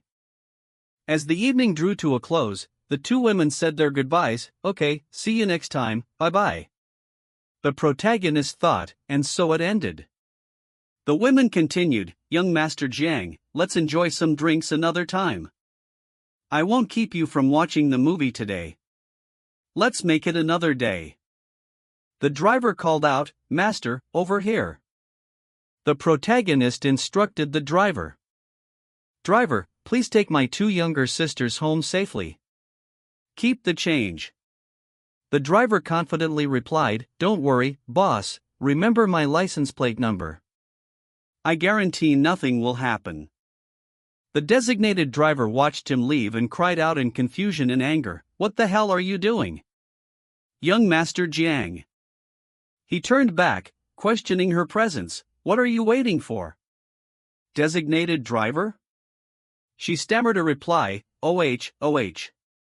Later, in his room, he found her again and demanded, HUI, what are you doing in my room, you designated driver? The scene then shifted, half an hour later.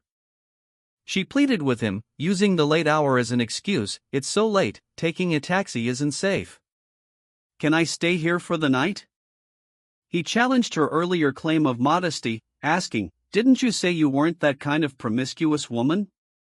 Before transferring the taxi fare to her. She defensively said, I was just saying that. You should take a taxi home yourself. She insisted on staying, saying, I'm not going back. And then offered a compromise, it's okay if you don't go back, there are plenty of rooms here, just pick one. She tried to persuade him to let her stay in his room, your bed is 50 big, can't we sleep together? He refused, but I'm not used to sleeping with strangers. He internally questioned her motive, just like planned, it was only one step away. Was the little girl genuinely clueless or pretending? Why didn't she just sit down herself? Why? The protagonist, bewildered, asked, why are you crying? She sobbed her feelings, do you really hate me? Why do you hate me?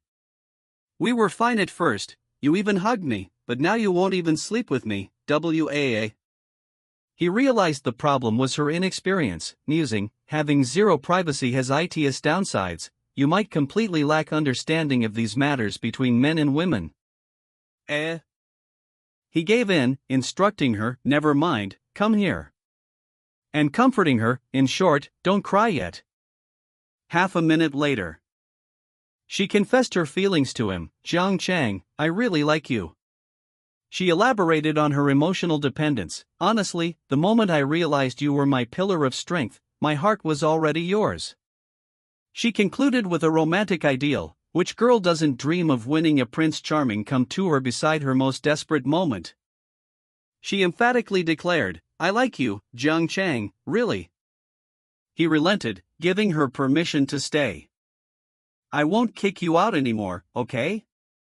You can sleep here tonight. The next day at 9:30 a.m., a voice politely announced, Manager Yu, excuse me. Manager, you recognized her, SU1? Don't stand, sit down. What do you need me for? Suwon asked for confirmation, Manager Yu, do you know Jiang Cheng? Manager Yu affirmed, yes, we met during a business trip. Suwon pressed on, did he tell you that he was planning to sign me? Manager Yu confirmed the details, yes, that's right. I'm making preparations on my end. Once the company handover is complete, I'll immediately get on to this matter for you. It will take a few more days, so please be patient. Suwon looked surprised and asked, are you resigning? Manager Yu confirmed her departure, yes, I will also go to Jiang Cheng's company. She added, I will terminate your contract then. You are the first artist in his company. Suwon expressed her concern, Manager Yu, it wasn't easy for you to get this position. Jiang Cheng's company is new, right? You really trust him that much? Manager Yu responded with firm faith, Wanwan, I know what you mean, but I have 100% faith in Jiang Cheng. He's a trustworthy and reliable person, you'll understand later. She then offered a warm gesture. At the new company, we'll all be sisters, just call her Sister Yu. Suwon wondered privately, why would manager Yu trust Jiang Cheng so much? An assistant interrupted them. Manager Yu, the front desk downstairs called To say that someone has brought you a surprise. They are downstairs now, please come down and sign for it. Manager Yu, assuming it was a gift from a suitor, firmly refused. Who sent these? Tell them I'm refusing everything. Flowers, necklaces, I don't want any of it. The assistant corrected her, explaining the unusual delivery. No, Manager Yu, it seems to be a CR. We can't refuse to accept it, the other party has already paid in full. Suwon was stunned, exclaiming, Sister Yu, someone actually delivered a CR. That's amazing. Let's go down and take a look. Manager Yu reacted with disbelief. What? A car? The delivery person greeted Manager Yu. Hello, Miss Yu, please unveil it. Suwon gushed over the car. Sister Yu, you're so lucky. I'm so jealous, really. Oh my god. A pink lawnball bowl? It's so beautiful.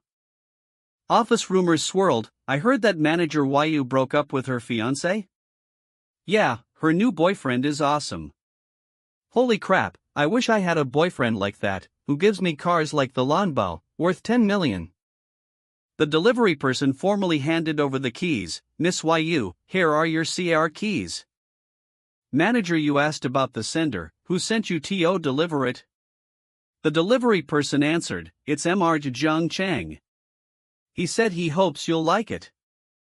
Manager Yu was deeply moved, whispering, Jiang Cheng. No man has ever treated me like this before. Her internal meter reflected the change. Friendliness +1 plus friendliness 99. The system announced the achievement, because Yu Xiaoxiao's friendliness towards the host is 99 points, the inseparable in life and death account has been successfully unlocked. The host has received a special reward gift pack. Would the host like to open it? The protagonist was impressed. Xiaoxiao's friendliness value has already reached 99 points so quickly. Inseparable through life and death? This affection is so profound. But I like it. Okay, system, open the reward gift pack. The system detailed the first reward. Congratulations, host, you have obtained 1 consumption cashback card, maximum consumption amount is 5 million. Cashback multiplier, 1-100x. The system then presented a bizarre second reward. Congratulations, host, you have obtained the Offspring Devouring Card, Reward Card. Note, when your offspring are devoured by a lady with an appearance score higher than 90, you will receive 1/10 of your offspring's number, multiplied by the lady's satisfaction level, to calculate the final cashback. The protagonist was amused and shocked, Seriously, who even thought of a reward like this? He considered the card's potential, wondering, although there's only one reward card, there's no limit to the number of opposed-sex players allowed when using it. This means you can solo queue, or even queue in a group, duo queue or a 5-player pre-made team. Does that mean the reward will double? He reconsidered the complexity. That's a bit too simplistic. The final result depends on the other party's satisfaction. If we don't take good care of them, it could lead to a decrease in satisfaction. We still need to use it with caution. The system announced a third reward. Congratulations, host, on acquiring a stable, high-quality investment company. You must personally invest at least 10 million. After the investment, the system will assign you 1 top-tier investor and 1 elite general manager to ensure the investment company's stable profits. Note, the investment company must achieve an annual return of at least 10%. He reflected on the value. There's a reward too? This investment company has boosted my net worth even more. After all, having money isn't enough, you also need to know how to invest. Otherwise, no matter how much money you have, you'll just be wasting it. He analyzed the investment requirement. The minimum requirement is 10 million, and the annual return on investment must be at least 10%. Under this premise, naturally, the more you invest, the greater the return. He decided on an amount. Let's invest 500 million and start an investment company. The system prepared the account. We are currently opening an investment account for a land use company. Could you please provide details regarding the investment location, amount, and company name? He finalized the details. An investment of 500 million was made in Shanghai, with the company being called Star Investment Company. The system then showed his updated profile. He addressed the girl who woke up. You're up already? Did I wake you? She quickly reassured him, no. He considered trying the new card on her, Song Hyekoyos, a girl with a beauty score above 90. How about trying the devouring card that was just rewarded? He decided against it for now. Forget it, and no need to rush. We can figure out the rules next time. He focused on the present. For now, let's clear our minds and do some morning exercise first. She raised a sensitive subject. By the way, Jiang Cheng, please don't give me any more tips during my live streams from now on. He was surprised by her concern. What?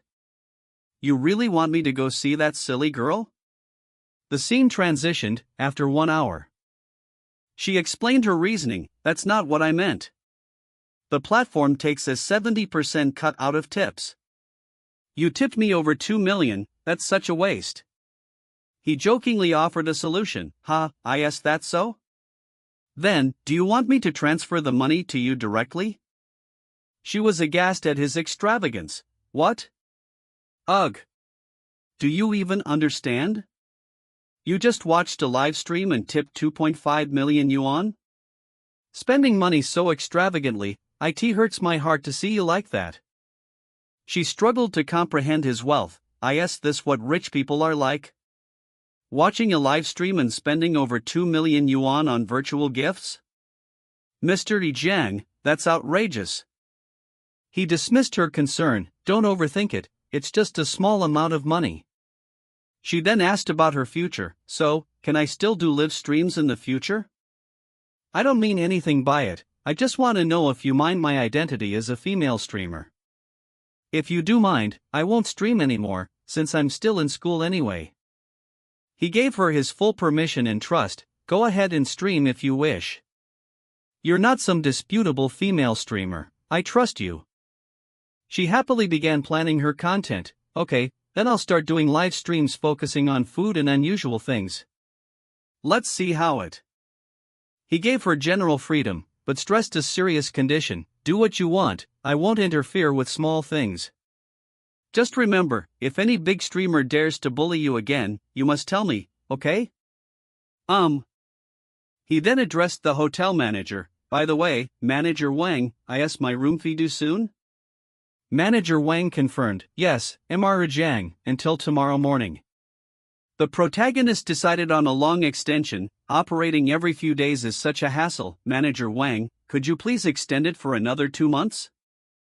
Manager Wang questioned his decision. 2 more months? Mr. Jiang, didn't you say you were coming here to visit the school and were about to return to Chengdu? If you won't be staying here for a long time, is it really necessary to extend this stay? She continued to advise him. Yes, Jiang Cheng, I'll book the room for you when you need it. The room rate here is 80,000 won per day, not 81 per day. He countered her concern. Manager Wang, you can't do that. If I were your boss, I would definitely be unhappy. Manager Wang persisted with her genuine advice. Mr. Jiang, although I have no right to question your spending habits, I still feel that if you don't have to stay here every day, spending 4.8 million yuan on room fees for 2 months is a bit of a waste. The girl next to him wondered, why is this manager being so considerate of Jiang Cheng? The protagonist was also surprised. Manager Wang seems to care about me a lot. Let me see her profile screen. He checked her stats. He reacted to her surprisingly high stats. Holy crap! A beautiful woman with a 90 in looks and 0 in privacy. But why is her friendliness towards me already a whopping 80? He sensed an unusual intensity in Mr. Jiang's gaze and wondered if he had been too forward, accidentally revealing his true intentions.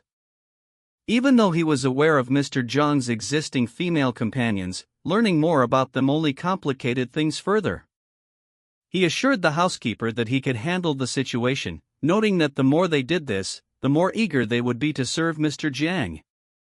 He politely considered the request but stated he was unable to provide assistance with the matter. He found it amusing that manager Wang, whom he saw only as a simple attendant, harbored deeper feelings. However, with Xiao Yining present, he needed to be discreet. He told manager Wang to proceed, citing his unpredictable schedule and preference for simplicity. Mr. Jiang was asked to wait while the attendant promptly went to finalize the arrangements. Someone noted Yu Yan's worried expression and asked if the guest was difficult to handle, but Yu Yan quickly reassured them that their guests were generally very easygoing. The colleague envied Yu Yan's successful business, comparing it to their own lack of customers since their last guest checked out, anticipating a low ranking for the month. They encouraged Yu Yan to keep up the good work. Yu Yan expressed doubt about finding new business, questioning how they could secure week-long, high-value client orders that earned the envy of the entire department. The colleague offered encouragement, suggesting a new big order could come through any day. Yu Yan thanked them for the kind words, noting the guest's bill was due today, signifying the end of a busy week, and suggested they go back to the dorm for a restful night.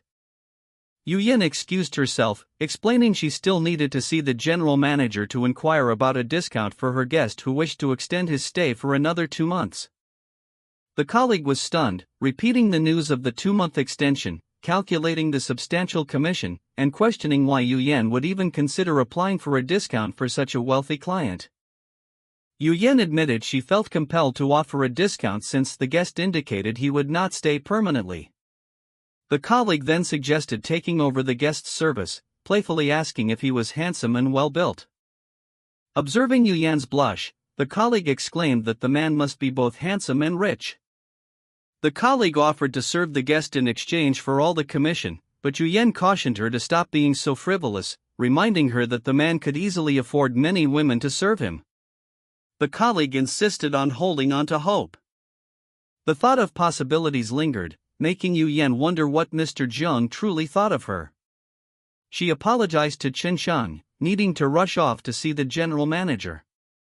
The manager was informed of the 2-month renewal and immediately instructed his assistant to process the card payment while he went to fetch the CEO, believing such a client deserved a personal thank you. The guest questioned the deduction, noting the daily rate and the total cost for 2 months, wondering why the charged amount was $1 million less than expected. Someone approached and inquired if Mr. Jiang was present. The CEO of Aman Resorts, Mr. Wang, introduced himself, thanking Mr. Jiang for renewing his lease at Ting Villa for 2 more months and offering his business card for any future needs. He mentioned that Mr. Jiang would receive a special stay discount that Butler Wang had applied for, granting him super VIP status and a 20% discount on all future stays. Mr. Jiang was surprised by the discount but noted that Butler Wang's good intentions had unexpectedly cost him a great deal. He acknowledged that the manager willingly took a lower commission to ensure he received the discount, recognizing her as a woman of quality. He then thanked Mr. Wang for the $1,000,000 discount and proposed a friendship. Mr. Wang happily agreed. The CEO instructed Butler Wang to serve his friend, Mr. Jiang, attentively and seriously attend to all his needs. Butler Wang acknowledged the order, and the CEO courteously took his leave, wishing Mr. Jiang a pleasant stay. Mr. Jiang thanked the CEO for the visit. Xiao Yining expressed her reluctance to leave, but Jiang Cheng confirmed his need to attend to business and offered her the option to stay by herself. She quickly rejected the idea of staying alone, noting that while she had planned to see her girlfriends, she would have cancelled if he were staying, as it was no fun without him. Jiang Cheng promised to contact her once his work was finished. She agreed, and an hour later, he was gone. Yu Xiaoxiao was trying to express her gratitude. A man loudly demanded that Yu Xiaoxiao marry him, threatening to jump into the river if she refused. someone questioned Xiao Xiao, recalling her earlier claim that the situation was resolved. Xiao Xiao explained that the man had continued to harass her, showing up at her company, and she had kept it a secret to avoid involving Jiang Cheng with the scoundrel. The man retorted that if he was a scoundrel, then the two of them were adulterers for cheating on him. Jiang Cheng advised Xiao Xiao to ignore the man's nonsense and leave. The man blocked their exit, threatening to expose all their actions and warning that if they left, he would jump into the river, knowing he couldn't swim, ensuring they would both be held responsible for his death. Jiang Cheng halted their movement.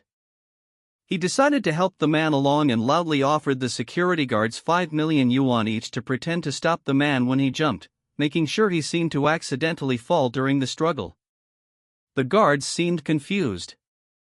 He continued, instructing them to let the man drown on his own during the mock rescue attempt, assuring them that they would just be pretending to save him, but doing it slowly.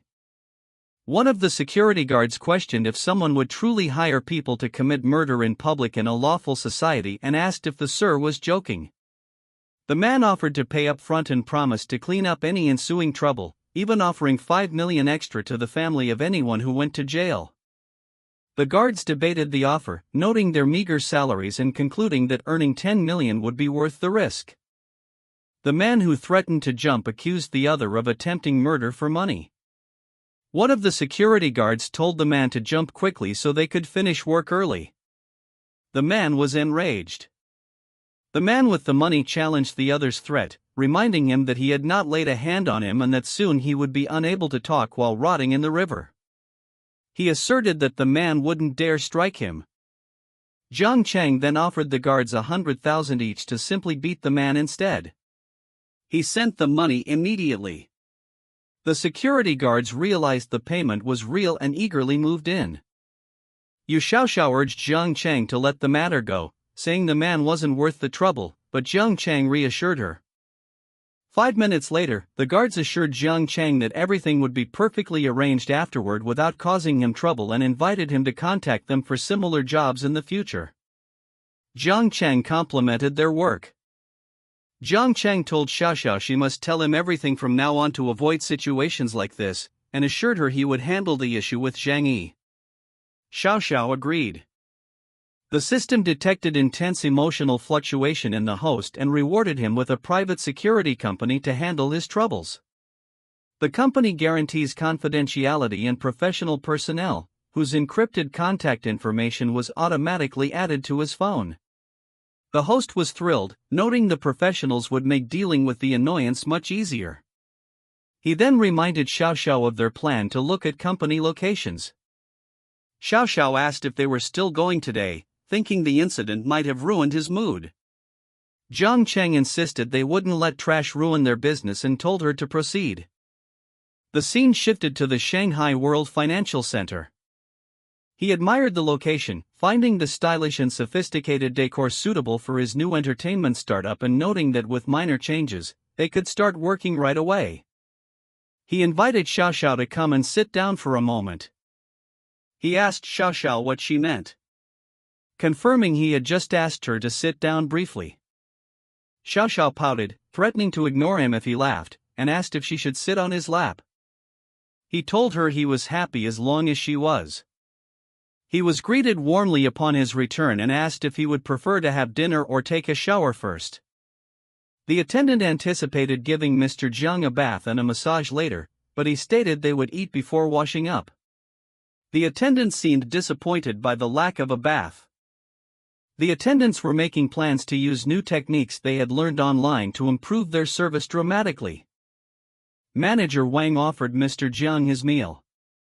Mr. Jiang thought to himself that Manager Wang had come at an inopportune time and suggested maybe another time. A young master expressed surprise at Jiang Cheng's arrival, thinking he was too busy. Jiang Cheng replied that he couldn't refuse Brother Wang's kind invitation. He then asked which part of the auto show he wanted to visit first. Young Master Wang and Young Master Chen greeted Mr. Jiang, asking if they were all there to look at cars. Someone expressed awe at Ferrari's success in hiring such high-caliber, star-level models with incredible height, figure, and looks. Someone recognized one of the models as Joang but noticed her looking unhappy. The model requested that they refrain from taking pictures in that manner. A spectator criticized the model for acting superior, stating that if she didn't want pictures taken, she shouldn't dress provocatively. They insisted on their right to take pictures however they wished. He was furious, exclaiming that his photo was the culmination of days of hard work and demanding to know how the other person could be so careless. The culprit explained their foot had slipped, resulting in their phone breaking, but immediately offered to pay for the damages. Observing the initial strike, he noted that according to the country's laws, they were now legally entitled to legitimate self-defense. He urged manager Huang to call the police and secure all surveillance footage, then apologized profusely for the disturbance caused to Mr. Jiang, assuring him it was an unprecedented oversight. Someone urgently shouted for security to be called first, followed by the police. He complimented young Master John's fighting skill, calling the punch awesome, but noted the incident had worsened his impression of Shanghai due to the presence of such a pervert. Jiang Cheng dismissed the comparison, stating that they were all decent people without such inappropriate fetishes. She quickly checked on Jiang Cheng, expressing surprise but offering sincere thanks, to which he replied that her safety was the only thing that mattered. Someone speculated if the young lady was an old acquaintance, reasoning that only a lover could provoke such fury from Jiang Shao. Jiang Cheng introduced the woman as Joang, his high school classmate. Joang was introduced to the others, his brothers and friends, Wang Zhang and Chen Hao, and she offered a polite greeting. He asked if she was back to look at cars, and she confirmed she was just browsing on the last day, perhaps to select a car for her father. They asked when she would return to Chengdu, expressing regret that they hadn't been able to treat her to a meal yet. Joang said her return wasn't set but would be soon, and she accepted the invitation to join them for dinner that night, agreeing to connect after she finished work. The salesperson inquired if young Master Jiang was interested in the four-door supercar model. The attendant began detailing the car's features, but Jiang Cheng interrupted, only asking about the price. The salesperson stated the highest configuration was priced at 2.2 million, including complimentary items, but Jiang Cheng emphasized that delivery to Chengdu was his only concern. The salesperson assured the boss that they offered nationwide delivery and assistance with local vehicle registration. Jiang Cheng simply gave the instruction to swipe his card. He asked the dealer to arrange a proper handover ceremony in Chengdu to surprise his father, a request the dealer confidently accepted. The friends were shocked that Jiang Cheng was buying the car for his father, questioning how such a powerful four-door supercar could be considered low-key or understated. One of his friends pointed out that Jiang Cheng could do whatever he wished since he had the money. Someone admitted to being extremely jealous, recalling how he had to beg his own father for ages to buy his first supercar, acknowledging Jiang Shao's generosity. Wang Zhang called out to Joang as they prepared to leave, noting she truly deserved recognition for her reputation. He mentioned that since summer vacation was ending, she must be returning to school soon. She confirmed this and explained her current work, asking if the news of her family's bankruptcy made her job surprising. She stated she was aware of the gossip but didn't care, feeling that earning money with her own hands was a far more genuine experience than before. He insisted that a beautiful woman with her looks and charm would never struggle to make money, but she countered that everyone said that without providing concrete details. He laughed, admitting he expected her to be aloof and cool, but was surprised she was so down-to-earth. She thanked him for his help and apologized for relying on him for another meal. He casually replied that all that mattered was sharing a meal together. Farmhouse. Young Master Jiang and his beautiful classmate were warmly welcomed and invited to take a seat.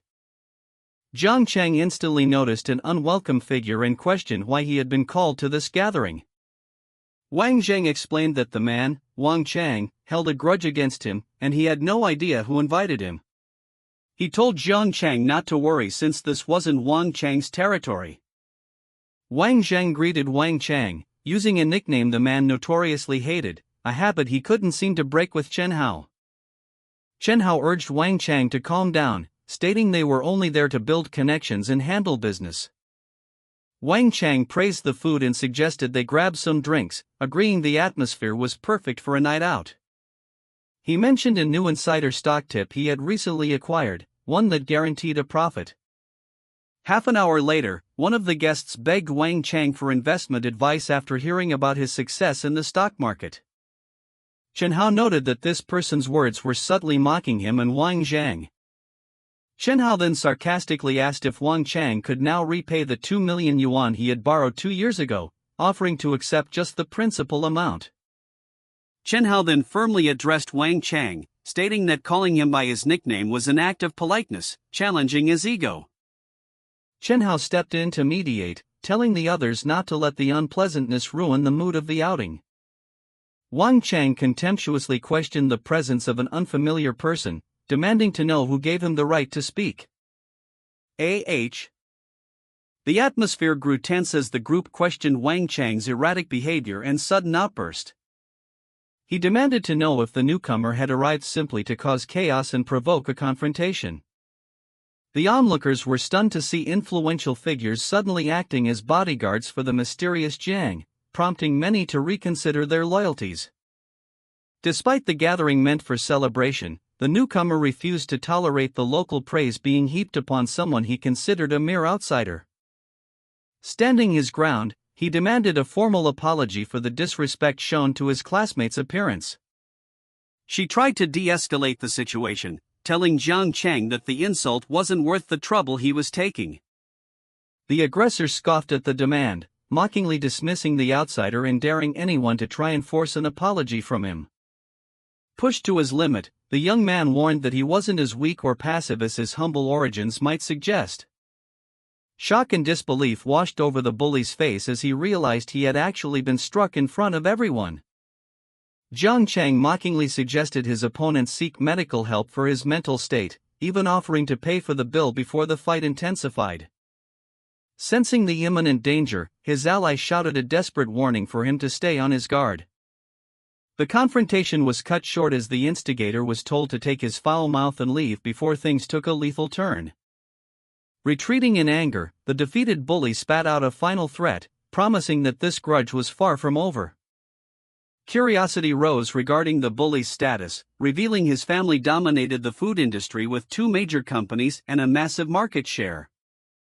Unfazed by the wealth of his opponent, Jiang Cheng smiled coldly, eager to test just how strong that corporate empire really was. Concerned for her safety after the ordeal, Jiang Cheng decided it was best to escort the shaken Zhouing back home immediately. With the mood ruined, the group decided to wrap up their drinks and depart from the gathering. Despite the host's profuse apologies for the incident, Jiang Cheng brushed it off, valuing their brotherhood over the evening's drama. He handed over the keys, confident in her ability to handle a high-performance vehicle given her sophisticated background. They shared a light-hearted moment about her past as a prominent socialite while she promised to get them to their destination safely.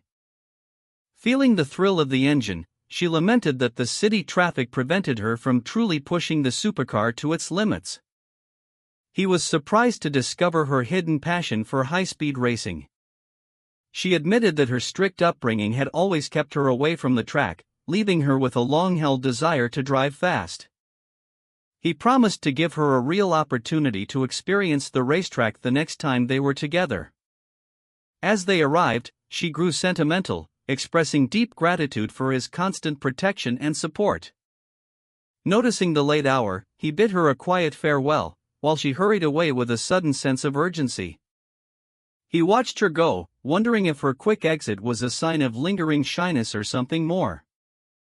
Turning his focus back to business, he prepared to test his new security team, intending to use the conflict with Wang Chang to make his mark in the city. Disastrous news began to trend online as a massive food safety scandal involving disgusting production practices was linked to Wang Chang's family business. Word spread quickly that the family's reputation was being dismantled piece by piece as their unsanitary secrets went viral. The reports grew worse, exposing the use of expired and rotten materials in their most popular products. As retailers pulled their stock and investigators moved in, the once mighty food empire faced total financial collapse. His allies suddenly recalled the cryptic warning Jiang Cheng had issued the previous night. They realized that his earlier calm challenge was actually a prelude to the total destruction of his enemy's livelihood. The sheer scale of his influence became clear as everyone realized the Wang family wasn't just losing money, they were being erased. It became undeniable that Jiang Cheng operated on a level far beyond any ordinary person they had ever encountered. Inside the Wang household, panic set in as the patriarch struggled to handle the flood of legal troubles and falling stocks. The father's rage boiled over as he demanded to know who was responsible for the sudden assault on their business. Seeing his son's battered face, the father realized that a personal vendetta had likely triggered their corporate downfall. The son admitted he had been humbled by a newcomer he thought was a nobody, unaware of the power the man truly held. The father shouted in frustration, berating his son for his constant thuggery and for finally picking a fight with the wrong person. Sensing a targeted strike, the father demanded every detail of the previous night's encounter to identify the mastermind behind their ruin. After decades of building his empire, the elder Wang watched in horror as his life's work vanished in a single night of retribution. He recounted the brutal beating, shocked by how swiftly his family's legacy was being dismantled by a single man while his father demanded he beg for mercy or face being disowned. Defiant and prideful, he refused to grovel before the man he had threatened only a night ago, choosing the risk of a family split over a shameful apology. His father shouted in disbelief at his son's stubbornness and lack of foresight. His mother pleaded with the father, naively suggesting that a small sum of money could easily wash away their mounting troubles.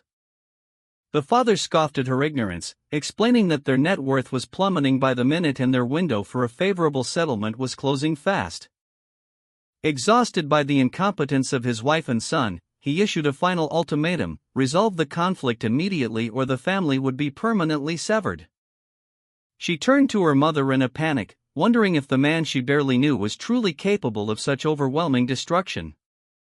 Her mother urged her to find him and beg for forgiveness, terrified that a divorce would leave them both destitute and without a future. Meanwhile, his assistant reported that the sabotage of the Wang family's materials was a success, projecting a massive loss of 400 million as the plan moved forward. A maid approached Mr. Jiang with a gentle offer of pork porridge, eager to cater to his every preference. Content with the simple meal, he questioned whether she was the one who had changed him out of his clothes the night before. Observing him from the sidelines, Wang Yuyan felt a pang of jealousy seeing him with another beautiful woman, realizing she needed to step up her efforts to stay relevant. She offered him some hangover soup, hoping to soothe the lingering effects of his long night.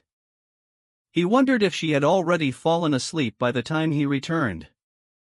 She explained that she couldn't let him suffer on the uncomfortable sofa, so she took it upon herself to move him back to his bed. Noticing the heavy scent of alcohol on his suit, she decided it was best to help him change into something more comfortable. She quietly admitted to herself that she used the moment to practice some of the more provocative things she had seen in films. A soft, involuntary sound escaped as the tension in the room began to shift. She quickly reassured Mr. Jiang that she had only helped him change and hadn't crossed any further lines while he was unconscious. He mused about a vivid dream he had involving manager Wang, feeling a slight sense of regret that the intimate encounter hadn't been real.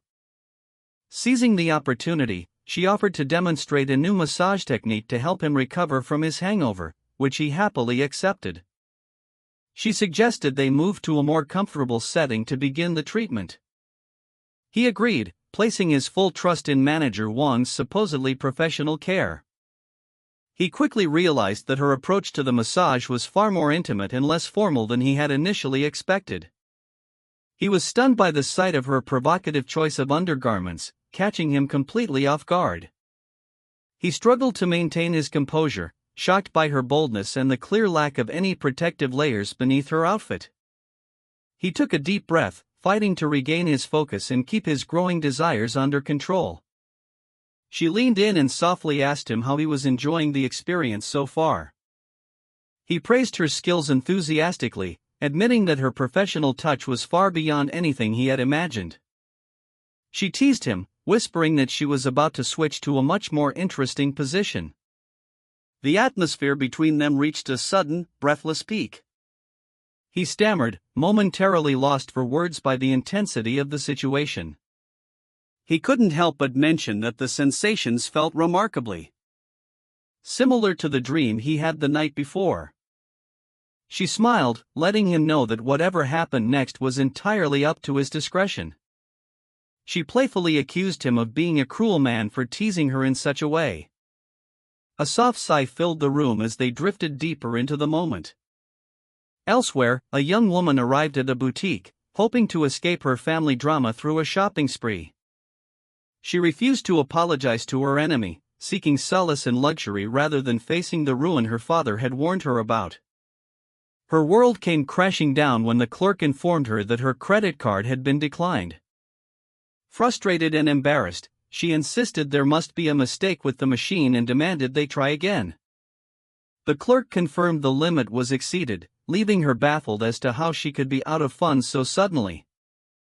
She realized her father must have cut her off, leaving her with a useless sports car and no access to the family's dwindling fortune. Desperate, she turned to her companion and begged him to cover the bill, promising to pay him back later.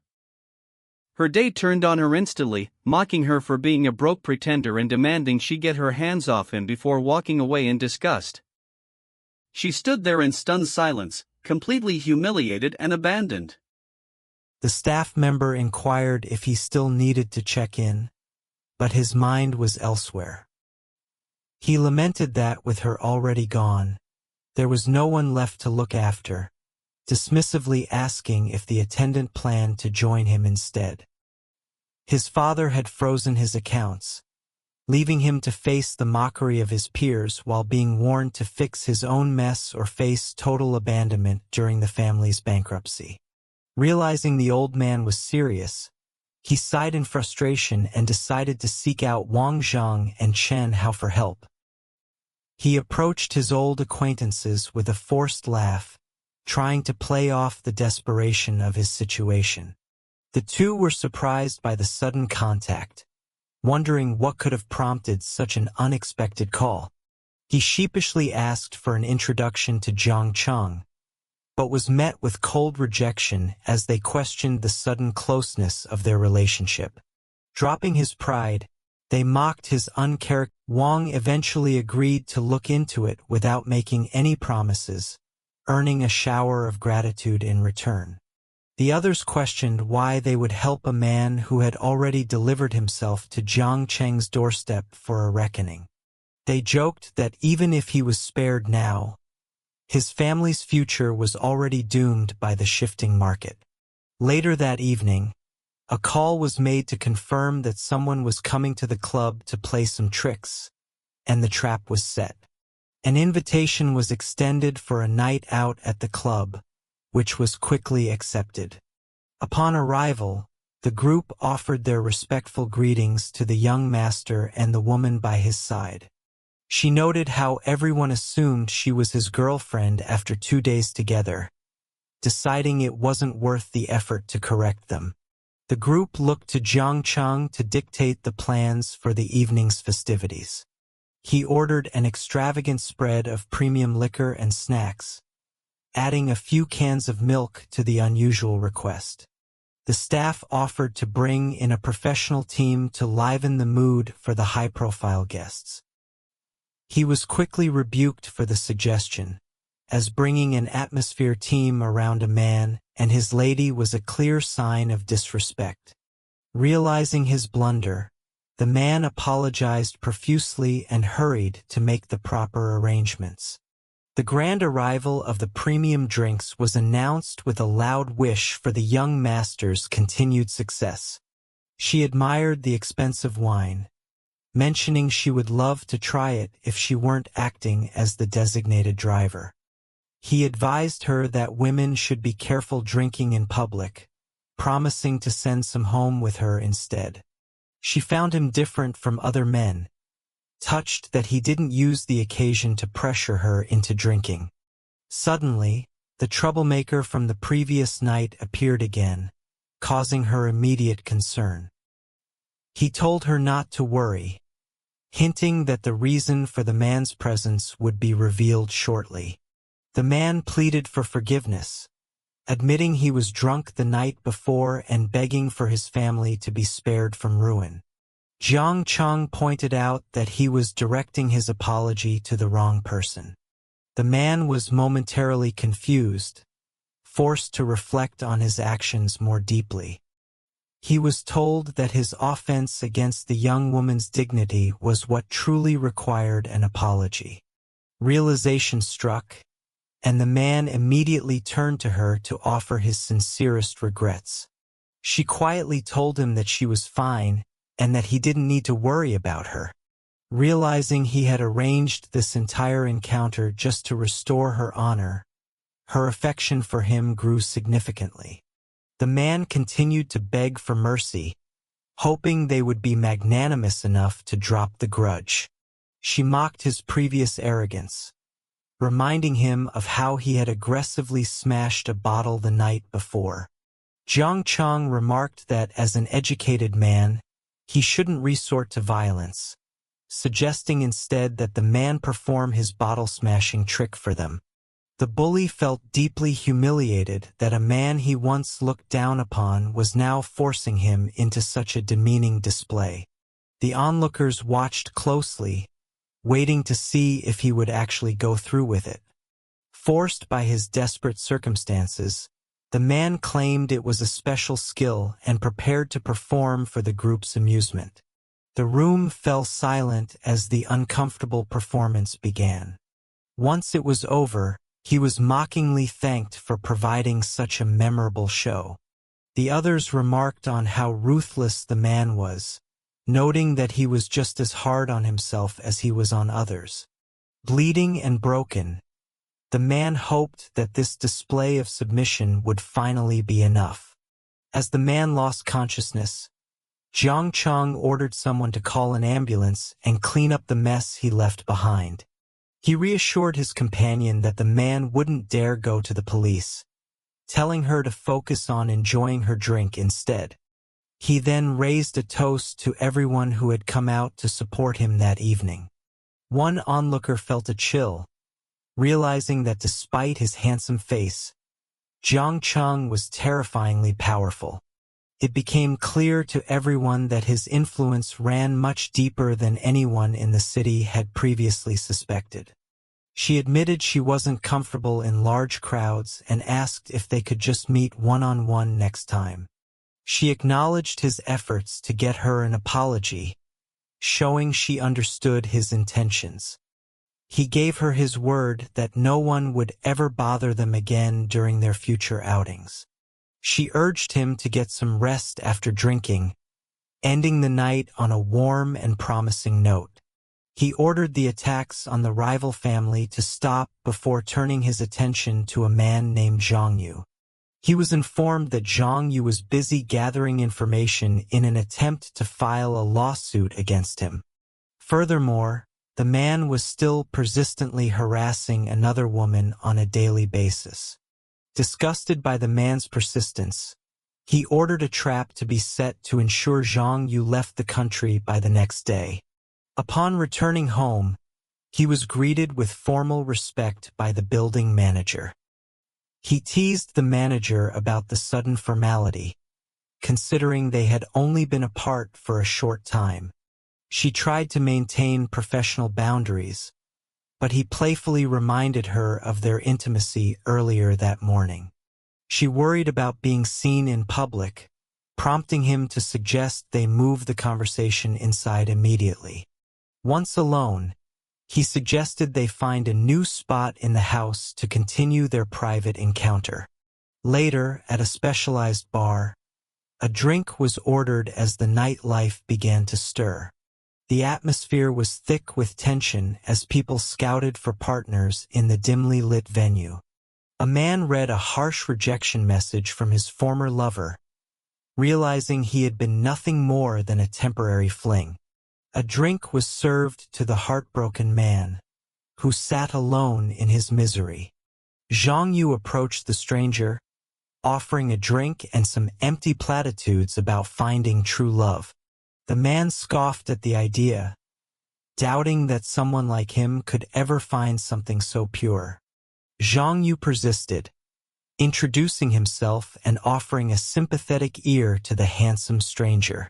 Introducing himself as Li Minhang, the stranger accepted the offer of a drink and a place to vent his frustrations. He was surprised that someone was actually willing to listen to his long and complicated story.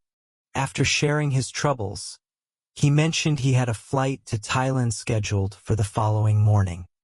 He explained the trip was meant to be a farewell to his past relationship, now that he was traveling alone. As they parted ways, the stranger left Zhang Yu captivated by the brief encounter. Zhang Yu cursed himself for forgetting to get the man's contact information after being so focused on acting considerate. Determined not to let the opportunity slip away, he checked for flights to Thailand and quickly booked the last available ticket. He smiled to himself, imagining the perfect chance encounter they would have once they were on the plane. The following afternoon, the scene shifted to the airport in Thailand where a dark plan was unfolding. A subordinate greeted his boss, reporting that everything was proceeding according to plan. He immediately asked for the location of Zhang Yu and was told the man was being held at a hotel. Upon entering the room, the men were ready to execute the next phase of their operation. He gave the command to wake the sleeping captive. Dazed and confused, Zhang Yu woke up thinking he was in the middle of a romantic fantasy with his new acquaintance. He was abruptly snapped back to reality and questioned about his obsessive harassment of Yu Xiaoxiao. Terrified to see his rival in Thailand, he stammered in fear, wondering how he had been found. He was reminded of a previous warning that the next time they met, it would be the end of his meddling. Panicking, he tried to warn them about the law, begging them to stay calm and not do anything reckless. Jiang Cheng coldly noted that accidental deaths were common in Thailand, implying his disappearance would be easy to mask. The man desperately swore to disappear forever and never disturb them again if they would only spare his life. He decided to let the man live but ordered that all his money, identification, and belongings be confiscated immediately. He told the man that if he could find his way back with nothing but the clothes on his back, it would be considered fate. Turning his attention back to business, he decided to visit a local company to finalize some system rewards. He was greeted warmly by a business associate who had been looking forward to their meeting. He returned the greeting with equal respect, ready to discuss their upcoming partnership.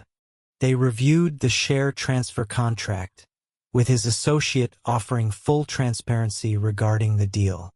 Trusting the system's arrangements and his new ally, he prepared to sign for a 20% stake in the company. His new partner offered to show him the local culture, but he politely declined, claiming to be too innocent for such things.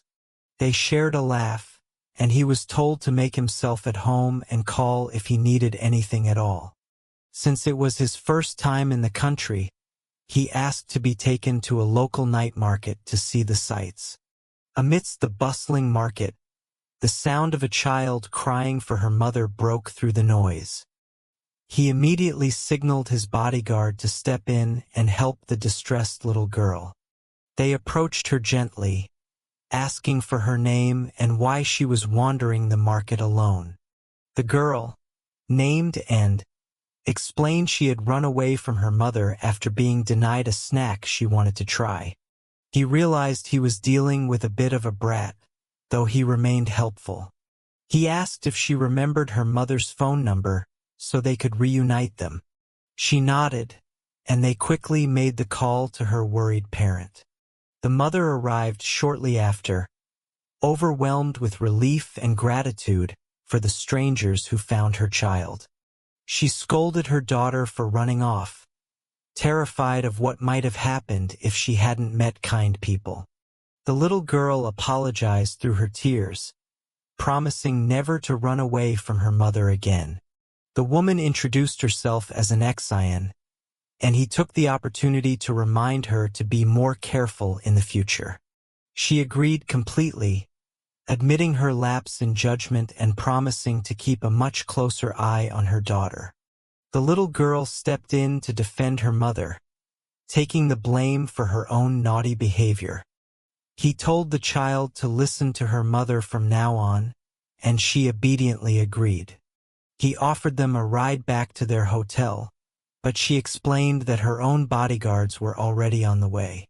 She offered to buy him a meal, but he mentioned he was heading back to his home city the very next day. Discovering they were from the same city, she asked to exchange contact information so they could meet again later. They said their goodbyes, agreeing to cross paths again once they were both back home. Her staff offered to investigate the young man, but she quickly dismissed the idea. She sensed he was no ordinary person and believed it was better not to pry into his affairs. Back at home, he was greeted by his parents, who were surprised by his sudden return and the gifts he brought. He presented them with gifts he had chosen specifically for them, though his mother teased him for showing off. He handed a beautiful new bag to his mother, watching for her reaction. She praised his taste, noting that the bag was much nicer than anything his father would have picked out. His father joked that the boy's style came from him, before asking about the price of the new watch he received. He downplayed the cost to avoid shocking them, though the watch was actually worth over $1 million. His mother urged him to save his money for a future wife and offered to set him up on a date, but he quickly declined. His father felt a sense of pride, wondering if this was the true reward of raising a successful son. His mother playfully shut down the sentimentality, glad their son hadn't inherited his father's awkwardness. Elsewhere, a crowd gathered to admire a beautiful girl, wondering if she was a rising celebrity or model. A man suddenly stepped forward to propose, catching the attention of everyone in the area. The girl was stunned to see her old classmate making such a public and extravagant scene. Onlookers whispered about the expensive jewelry he offered, envious of the romantic gesture. She tried to reject him gently, feeling uncomfortable with the growing crowd and the pressure to say yes. When he persisted and offered even more gifts, she threatened to leave if he didn't stop. He told her not to be in such a rush, revealing that he had a backup plan to win her over. On his signal, a group of people appeared to join the spectacle. They began to sing and chant, pressuring her to accept the proposal and his offer of a monthly allowance. Watching from the sidelines, a special choice appeared: stay as a spectator or step in to help the girl out of trouble.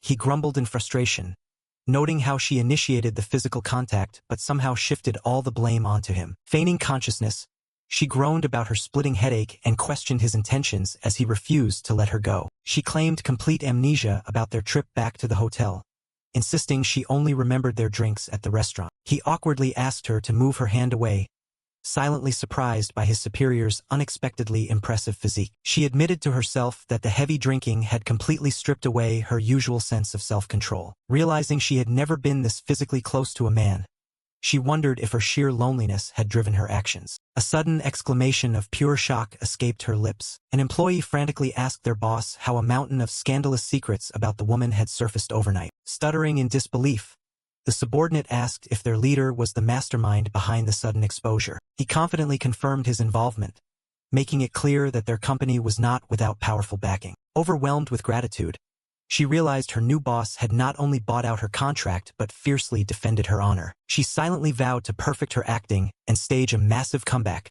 determined to repay his incredible generosity. He declared that this initial wave of scandals was merely the start, demanding even more severe attacks to ensure her ruin. She marveled at his immense wealth, deeply touched that he would spend such a fortune just to destroy a major star for her. The sheer scale of his financial power left everyone utterly intimidated. He teased her nervous reaction, while she anxiously begged him not to joke about making her his next target. Amused by her panic, he pointed out that she had never even experienced his ruthlessness firsthand. She questioned his ability to make shameless jokes with a straight face, to which he silently credited his thick skin. Furious at losing millions of followers in hours, the manager berated the team for their absolute silence during the crisis. The terrified star and her manager desperately blamed a rival for buying negative trending searches to destroy her reputation. The president harshly interrogated her about assaulting a supporting actress the day before, suspecting it sparked the backlash. She scoffed at the idea, dismissing the victim as a talentless extra incapable of orchestrating such a massive takedown. They tried to justify the assault as a promotional stunt, arguing that even negative infamy brought valuable attention. The president revealed he had purchased alternative trending topics to bury the scandal, warning her to be far more careful. Shock rippled through the room as news broke that a rival boss had placed a 20 million bounty for dirt to destroy her. He angrily accused her of crossing the rival boss, but she stammered in genuine confusion, having no idea who the man was. Mentally reviewing her long list of scandalous affairs, she realized she had absolutely no memory of ever meeting him. Given one last chance to confess, they finally deduced that the massive retaliation was tied to the abused supporting actress. The president angrily pointed out that the supposedly minor actress had just been bought out and handed several lead roles. Panicking, she confessed to bullying the girl out of petty revenge, completely unaware it would trigger such a downfall. Desperation set in as they realized her ruin would trigger hundreds of millions in endorsement penalty fees. The president ordered a defensive statement, vowing to outbid their enemy with 25 million to protect their star. He accepted her frantic gratitude,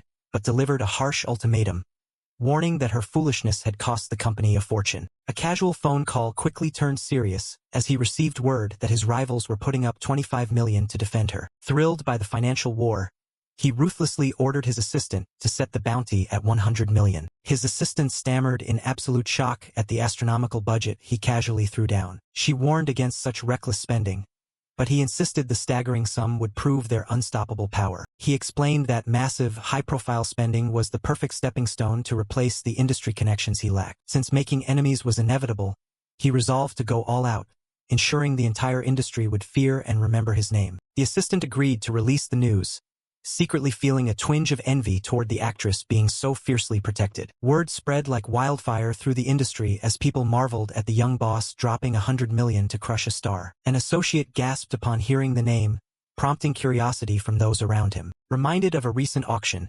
an elite businessman recalled the teenager casually spending tens of millions. The elites realized the boy was no naive rich kid, but a ruthless titan actively destroying heavyweights left and right. Impressed that he spent so much on a mere employee, they joked that the targeted star should just claim the bounty herself. Intrigued by the young tycoon's bold moves, the influential men decided they needed to bring him into their inner circle. The executives argued over the massive 100 million debt, insisting Kai use his own funds as they prioritized cutting company losses over saving a replaceable star during their late-night meeting. Kai suggested making Lin Ru cover the breach fees herself, forcing her to work off any company advances through relentless commercials or even degrading overseas film roles if necessary. He scoffed at her tears, harshly reminding her that she showed no such remorse when she was the one lashing out at others. Terrified of the overseas film proposition, she pleaded with him, offering to grovel and beg Su Wan and her boss for forgiveness if he would just help her. He agreed that kneeling was the least she could do after causing such a disaster,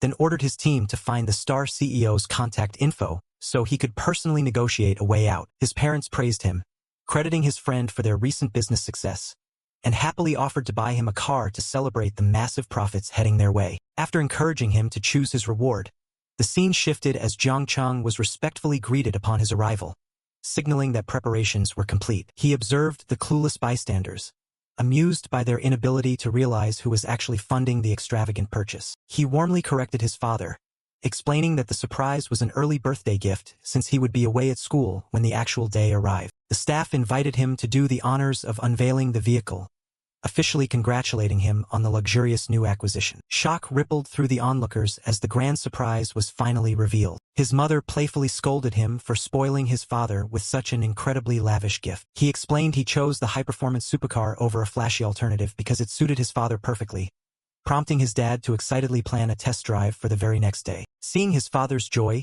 he decided to keep his own hypercar a secret for now, mentally planning to have it shipped to his luxury hotel before the school term began. A staff member suggested capturing the joyful moment, offering to take a commemorative family photograph to remember the special day. She regretfully informed him that a sudden work change required her early return, forcing them to postpone their dinner plans, leading him to abruptly announce his own departure the next day. His father was taken aback by the sudden rush, disappointed that their highly anticipated driving plans were ruined. His mother gently reminded her husband that their son was an adult with his own schedule, playfully suggesting she accompany him on the drive instead, to which he quickly agreed. He smiled to himself, amused by how effortlessly his mother could manage his father and diffuse the situation. She gasped in surprise, completely caught off guard to see him unexpectedly boarding the same flight. He smoothly replied that he simply could not stand being apart from her and decided to tag along. She brushed off his flattery, playfully asking if he was heading out on another trip. Claiming he had work to handle,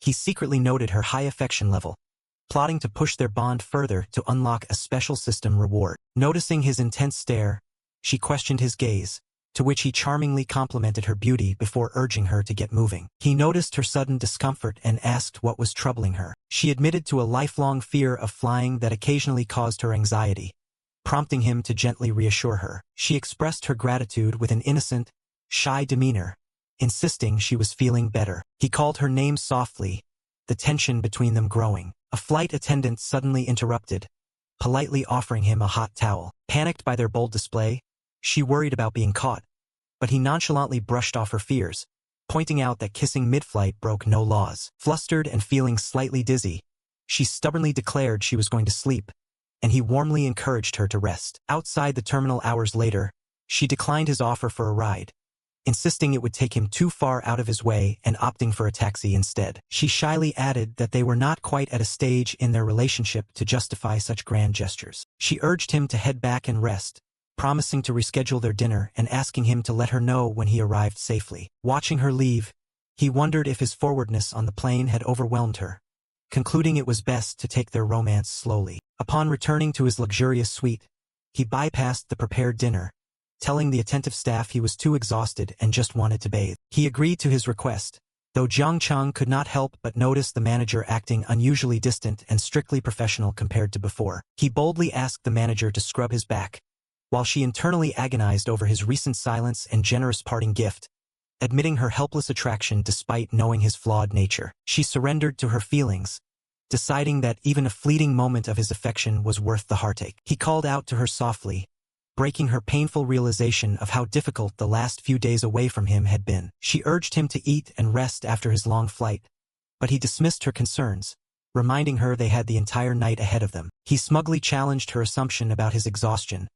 pointing out that his recent actions proved otherwise, leaving her stunned. Flustered, she desperately tried to clarify her words, stammering out an apology as the atmosphere heated up. He let out a low, confident chuckle. Waking up past noon the next day, she panicked over her lengthy absence, wondering how she would explain it to the rest of the hotel staff. She thought back to the exhausting night they shared, marveling at his endless stamina. He calmed her panic by reminding her she was currently serving her client, though she insisted she needed to get up and organize his lunch. Refusing to let her leave, he playfully ordered her to continue fulfilling her duties by staying in bed with him a while longer. She fretted about the scandal of being caught, but he boldly declared her his woman, stating that their sleeping together was completely normal. Touched by his possessive words, she gathered the courage to ask where they stood and if she could officially be called his girlfriend. He gave a non-committal answer, putting the title entirely in her hands, which only left her more confused about his true intentions. He explained his twisted philosophy that she was his as long as she stayed,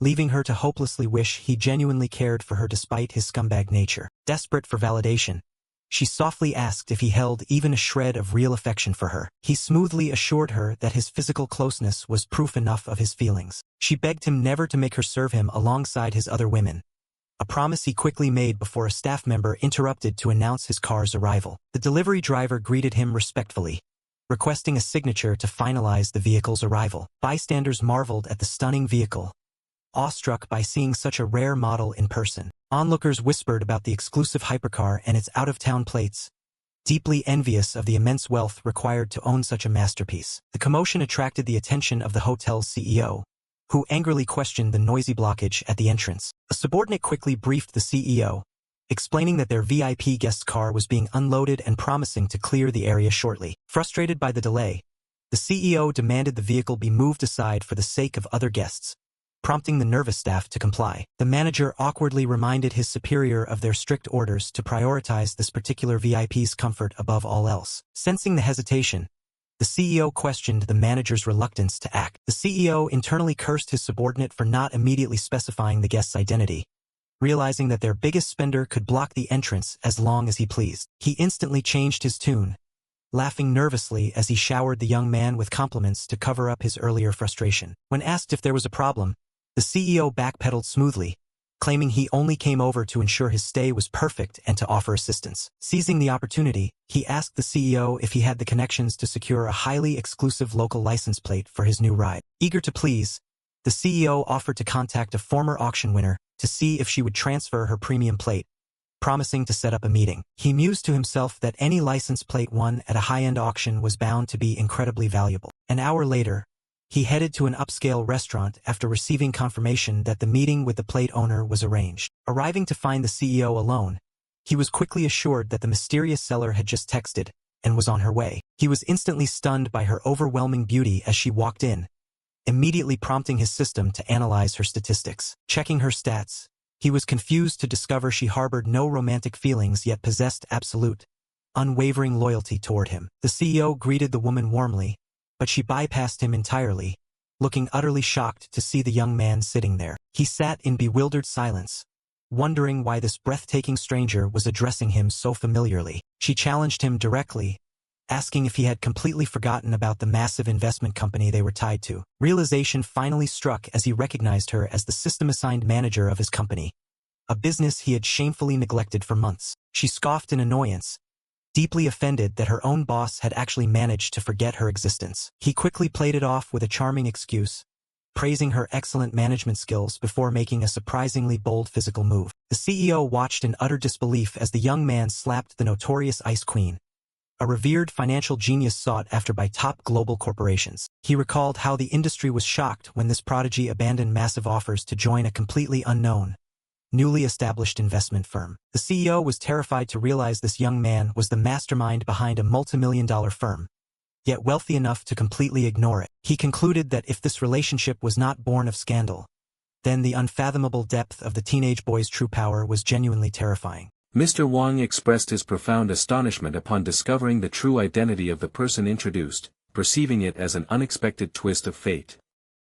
Chairman Jiang voiced his long-held admiration for Mr. Wang, acknowledging his impressive youth, the remarkable strength of his company, and the invaluable assistance of Chen Shuer, speculating on the extraordinary figure Jiang Cheng would undoubtedly become.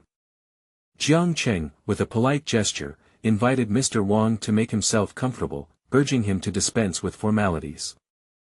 Mr. Wang then inquired if Chairman Jiang had reviewed the financial materials he sent the previous day, detailing recent promising company investments and real estate developments. Jiang Cheng confessed to being preoccupied playing a game the previous night, but noted Chen Shuer's impressive 20 million profit in a single week, promising a more careful study of the reports later that evening. Chen Shuer, observing from the sidelines, silently realized Jiang Cheng's preference for a hands-off management style, understanding his lack of proactive engagement. A new voice, CEO Wang, interjected, confirming Jiang Cheng's interest in the exclusive A8888 license plate, valued at 5 million.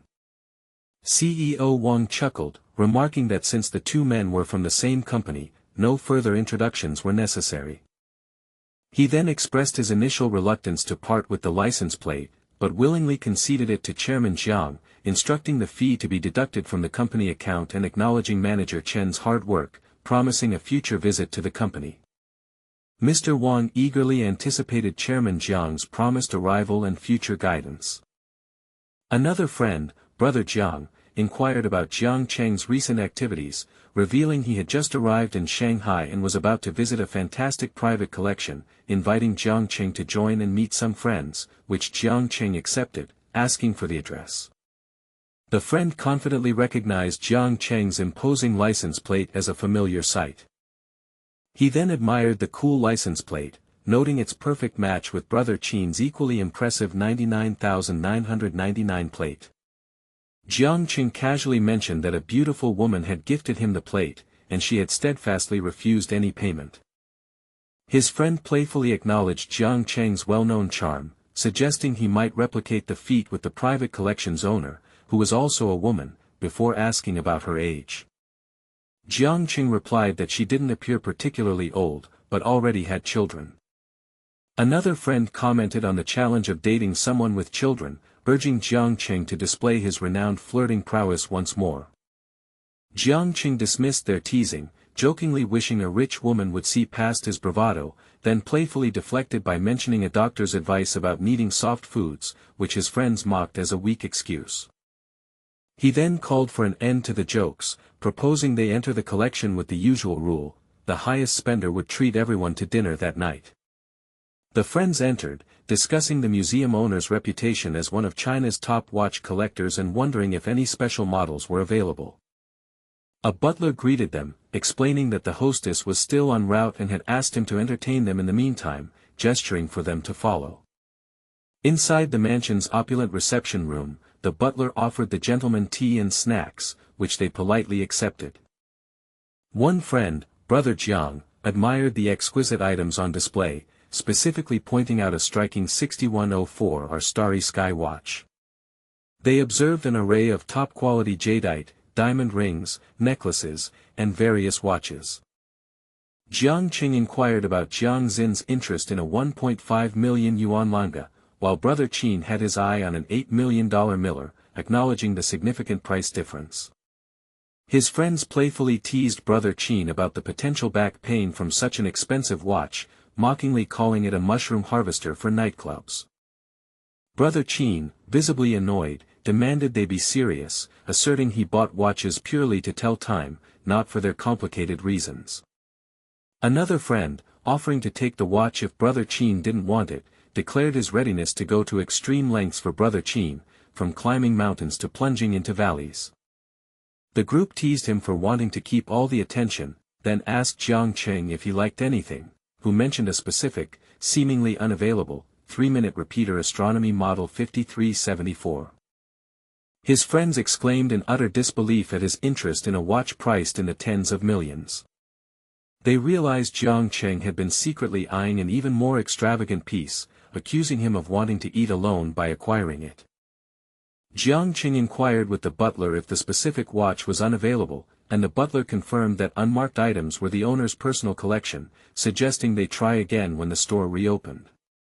He expressed his growing admiration for the watch's grand, mysterious, and luxurious appearance. Brother Jiang tried to console him, suggesting they return another time in hopes of acquiring it.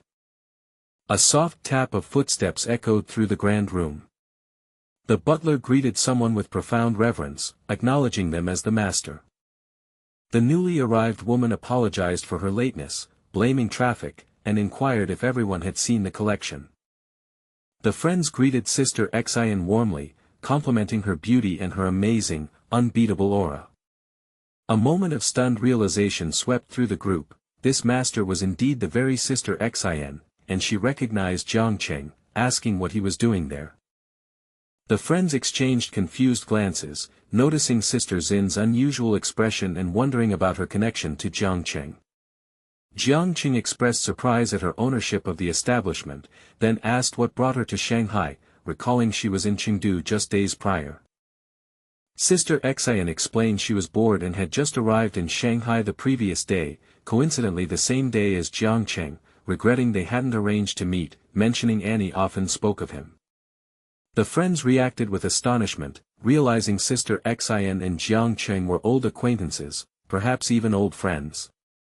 Sister Xian mentioned overhearing their earlier conversation, asking if Jiang Cheng had his eye on a particular watch, to which he confirmed finding several he liked, but they were all unavailable.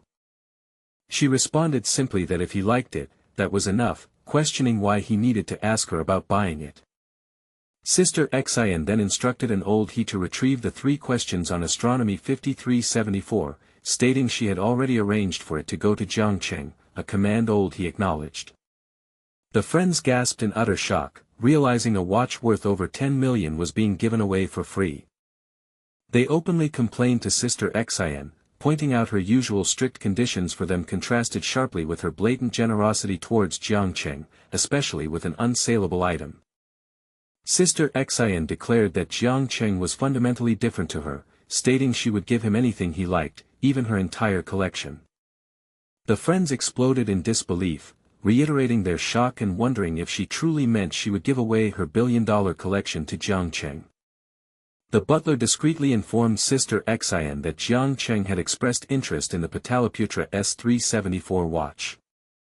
Sister Xian immediately offered to retrieve the watch for him, but Jiang Cheng politely declined the free gift, insisting he would only purchase it at market price.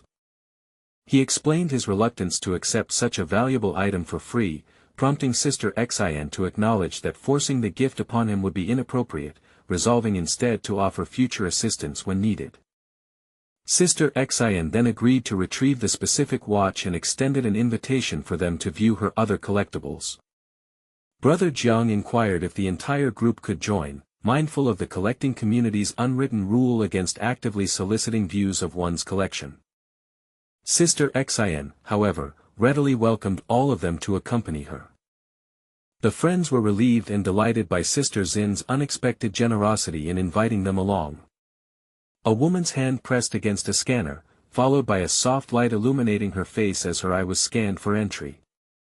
She then gracefully moved through a massive metal door, her dark dress flowing behind her, with a man following closely. One of the friends remarked on the unprecedented security of the location, noting its resemblance to a bank vault. Another friend observed the large number of bodyguards who had entered alongside them. Sister Xian declared that the items within were all part of her private collection, encouraging them to explore freely. One of the friends expressed surprise, pointing out an enamel watch. Another friend excitedly recognized a Rolex, believing it to be the iconic timepiece worn by James Bond in the 007 films, marveling at its coolness. Sister Xian then specifically asked Jiang Cheng if, beyond the initial watch, he had found any other pieces he liked. Silently, Sister Xian decided that giving him another watch in front of everyone would be awkward, so she resolved to present it to him on his birthday or another special occasion. About half an hour later, the group's conversation shifted. One of the friends vehemently denied an implication, disclaiming any interest in such matters. A friend recalled that Bosun, reportedly their age and a mother, leading them to question Jiang Cheng's relationship with her. Another friend expressed disbelief upon hearing it was only their third meeting, wondering if Bosun harbored feelings for Jiang Cheng. Jiang Cheng dismissed their speculation, clarifying that the primary connection was Annie, Boss An's child, who was fond of him. His friends playfully accused him of being a beast for charming even a young girl, teasing him mercilessly. Sister Xian informed Jiang Cheng that she had acquired the 5,374 watch in 2016 for 18 million, and while its current market value was 30 million, she proposed a compromise price of 23 million for him. Jiang Cheng agreed to the price and asked Sister Xian to help him put the watch on, promising to transfer the funds shortly. Sister Xian readily agreed, inviting him closer to help adjust the watch. He thanked Sister An, commenting on how much more comfortable the watch felt when she adjusted it, noting it was neither too tight nor too loose. The friends observed Sister Xian, noticing her apparent enjoyment of the moment and wondering if this was the same reserved woman they knew, while also complimenting Brother Jiang's sophisticated driving. Jiang Cheng informed Sister Xian that he had transferred the payment, then bid her farewell as he and his friends prepared to depart. A friend reminded the group of their agreement. The highest spender would treat everyone to dinner, noting that while Brother Qin usually paid, it was now Jiang Cheng's turn, so they should ensure he received a good meal. Jiang Cheng, holding several critical hit cashback cards ranging from 10x to 50x, mentioned he had received 4 such cards from the system and intended to use them, then asked his friends to decide on a place to eat as he was unfamiliar with Shanghai. One friend suggested a newly opened bathhouse owned by an acquaintance, praising its top-notch environment and excellent service, then jokingly questioned its legitimacy. Another friend scoffed at the idea of completely legitimate channels, suddenly feigning a tired lower back and a desperate need for a massage. A third friend chimed in, humorously complaining about equally sore and tired neck and shoulders. The first friend, seeing through their exaggerated complaints, told them to stop pretending and announced he would lead the way. Upon arrival, a host warmly welcomed the gentlemen, presenting a selection of featured massage models who were described as skilled, attractive, and capable of satisfying all their needs. One of Jiang Cheng's friends directed the host to take him first, explaining it was his brother's initial experience with such entertainment. The host then presented Jiang Cheng with a list of available women, detailing their names, ages, heights, appearance and body scores, privacy levels, and friendliness. Among the choices, he noted that only Xia Meng had a privacy score of 0, while the others hovered around 5. He swiftly made his decision, choosing Xia Meng. The manager barked orders at the waiting staff to properly attend to the young master, who promptly acknowledged the instruction. Another friend called out, suggesting they gather for a meal once everyone had made their selections. One friend offered a dish to another, praising its deliciousness. Later, a woman asked Jiang Cheng if he had returned. He replied that he had a business dinner that night, implying he would be back tomorrow. A woman, referring to him as Honey, inquired about his recent phone conversation, noting her own line had been busy. She then pressed him about when he would come to visit her. An observation was made that the woman calling was yet another new person, not the one from before.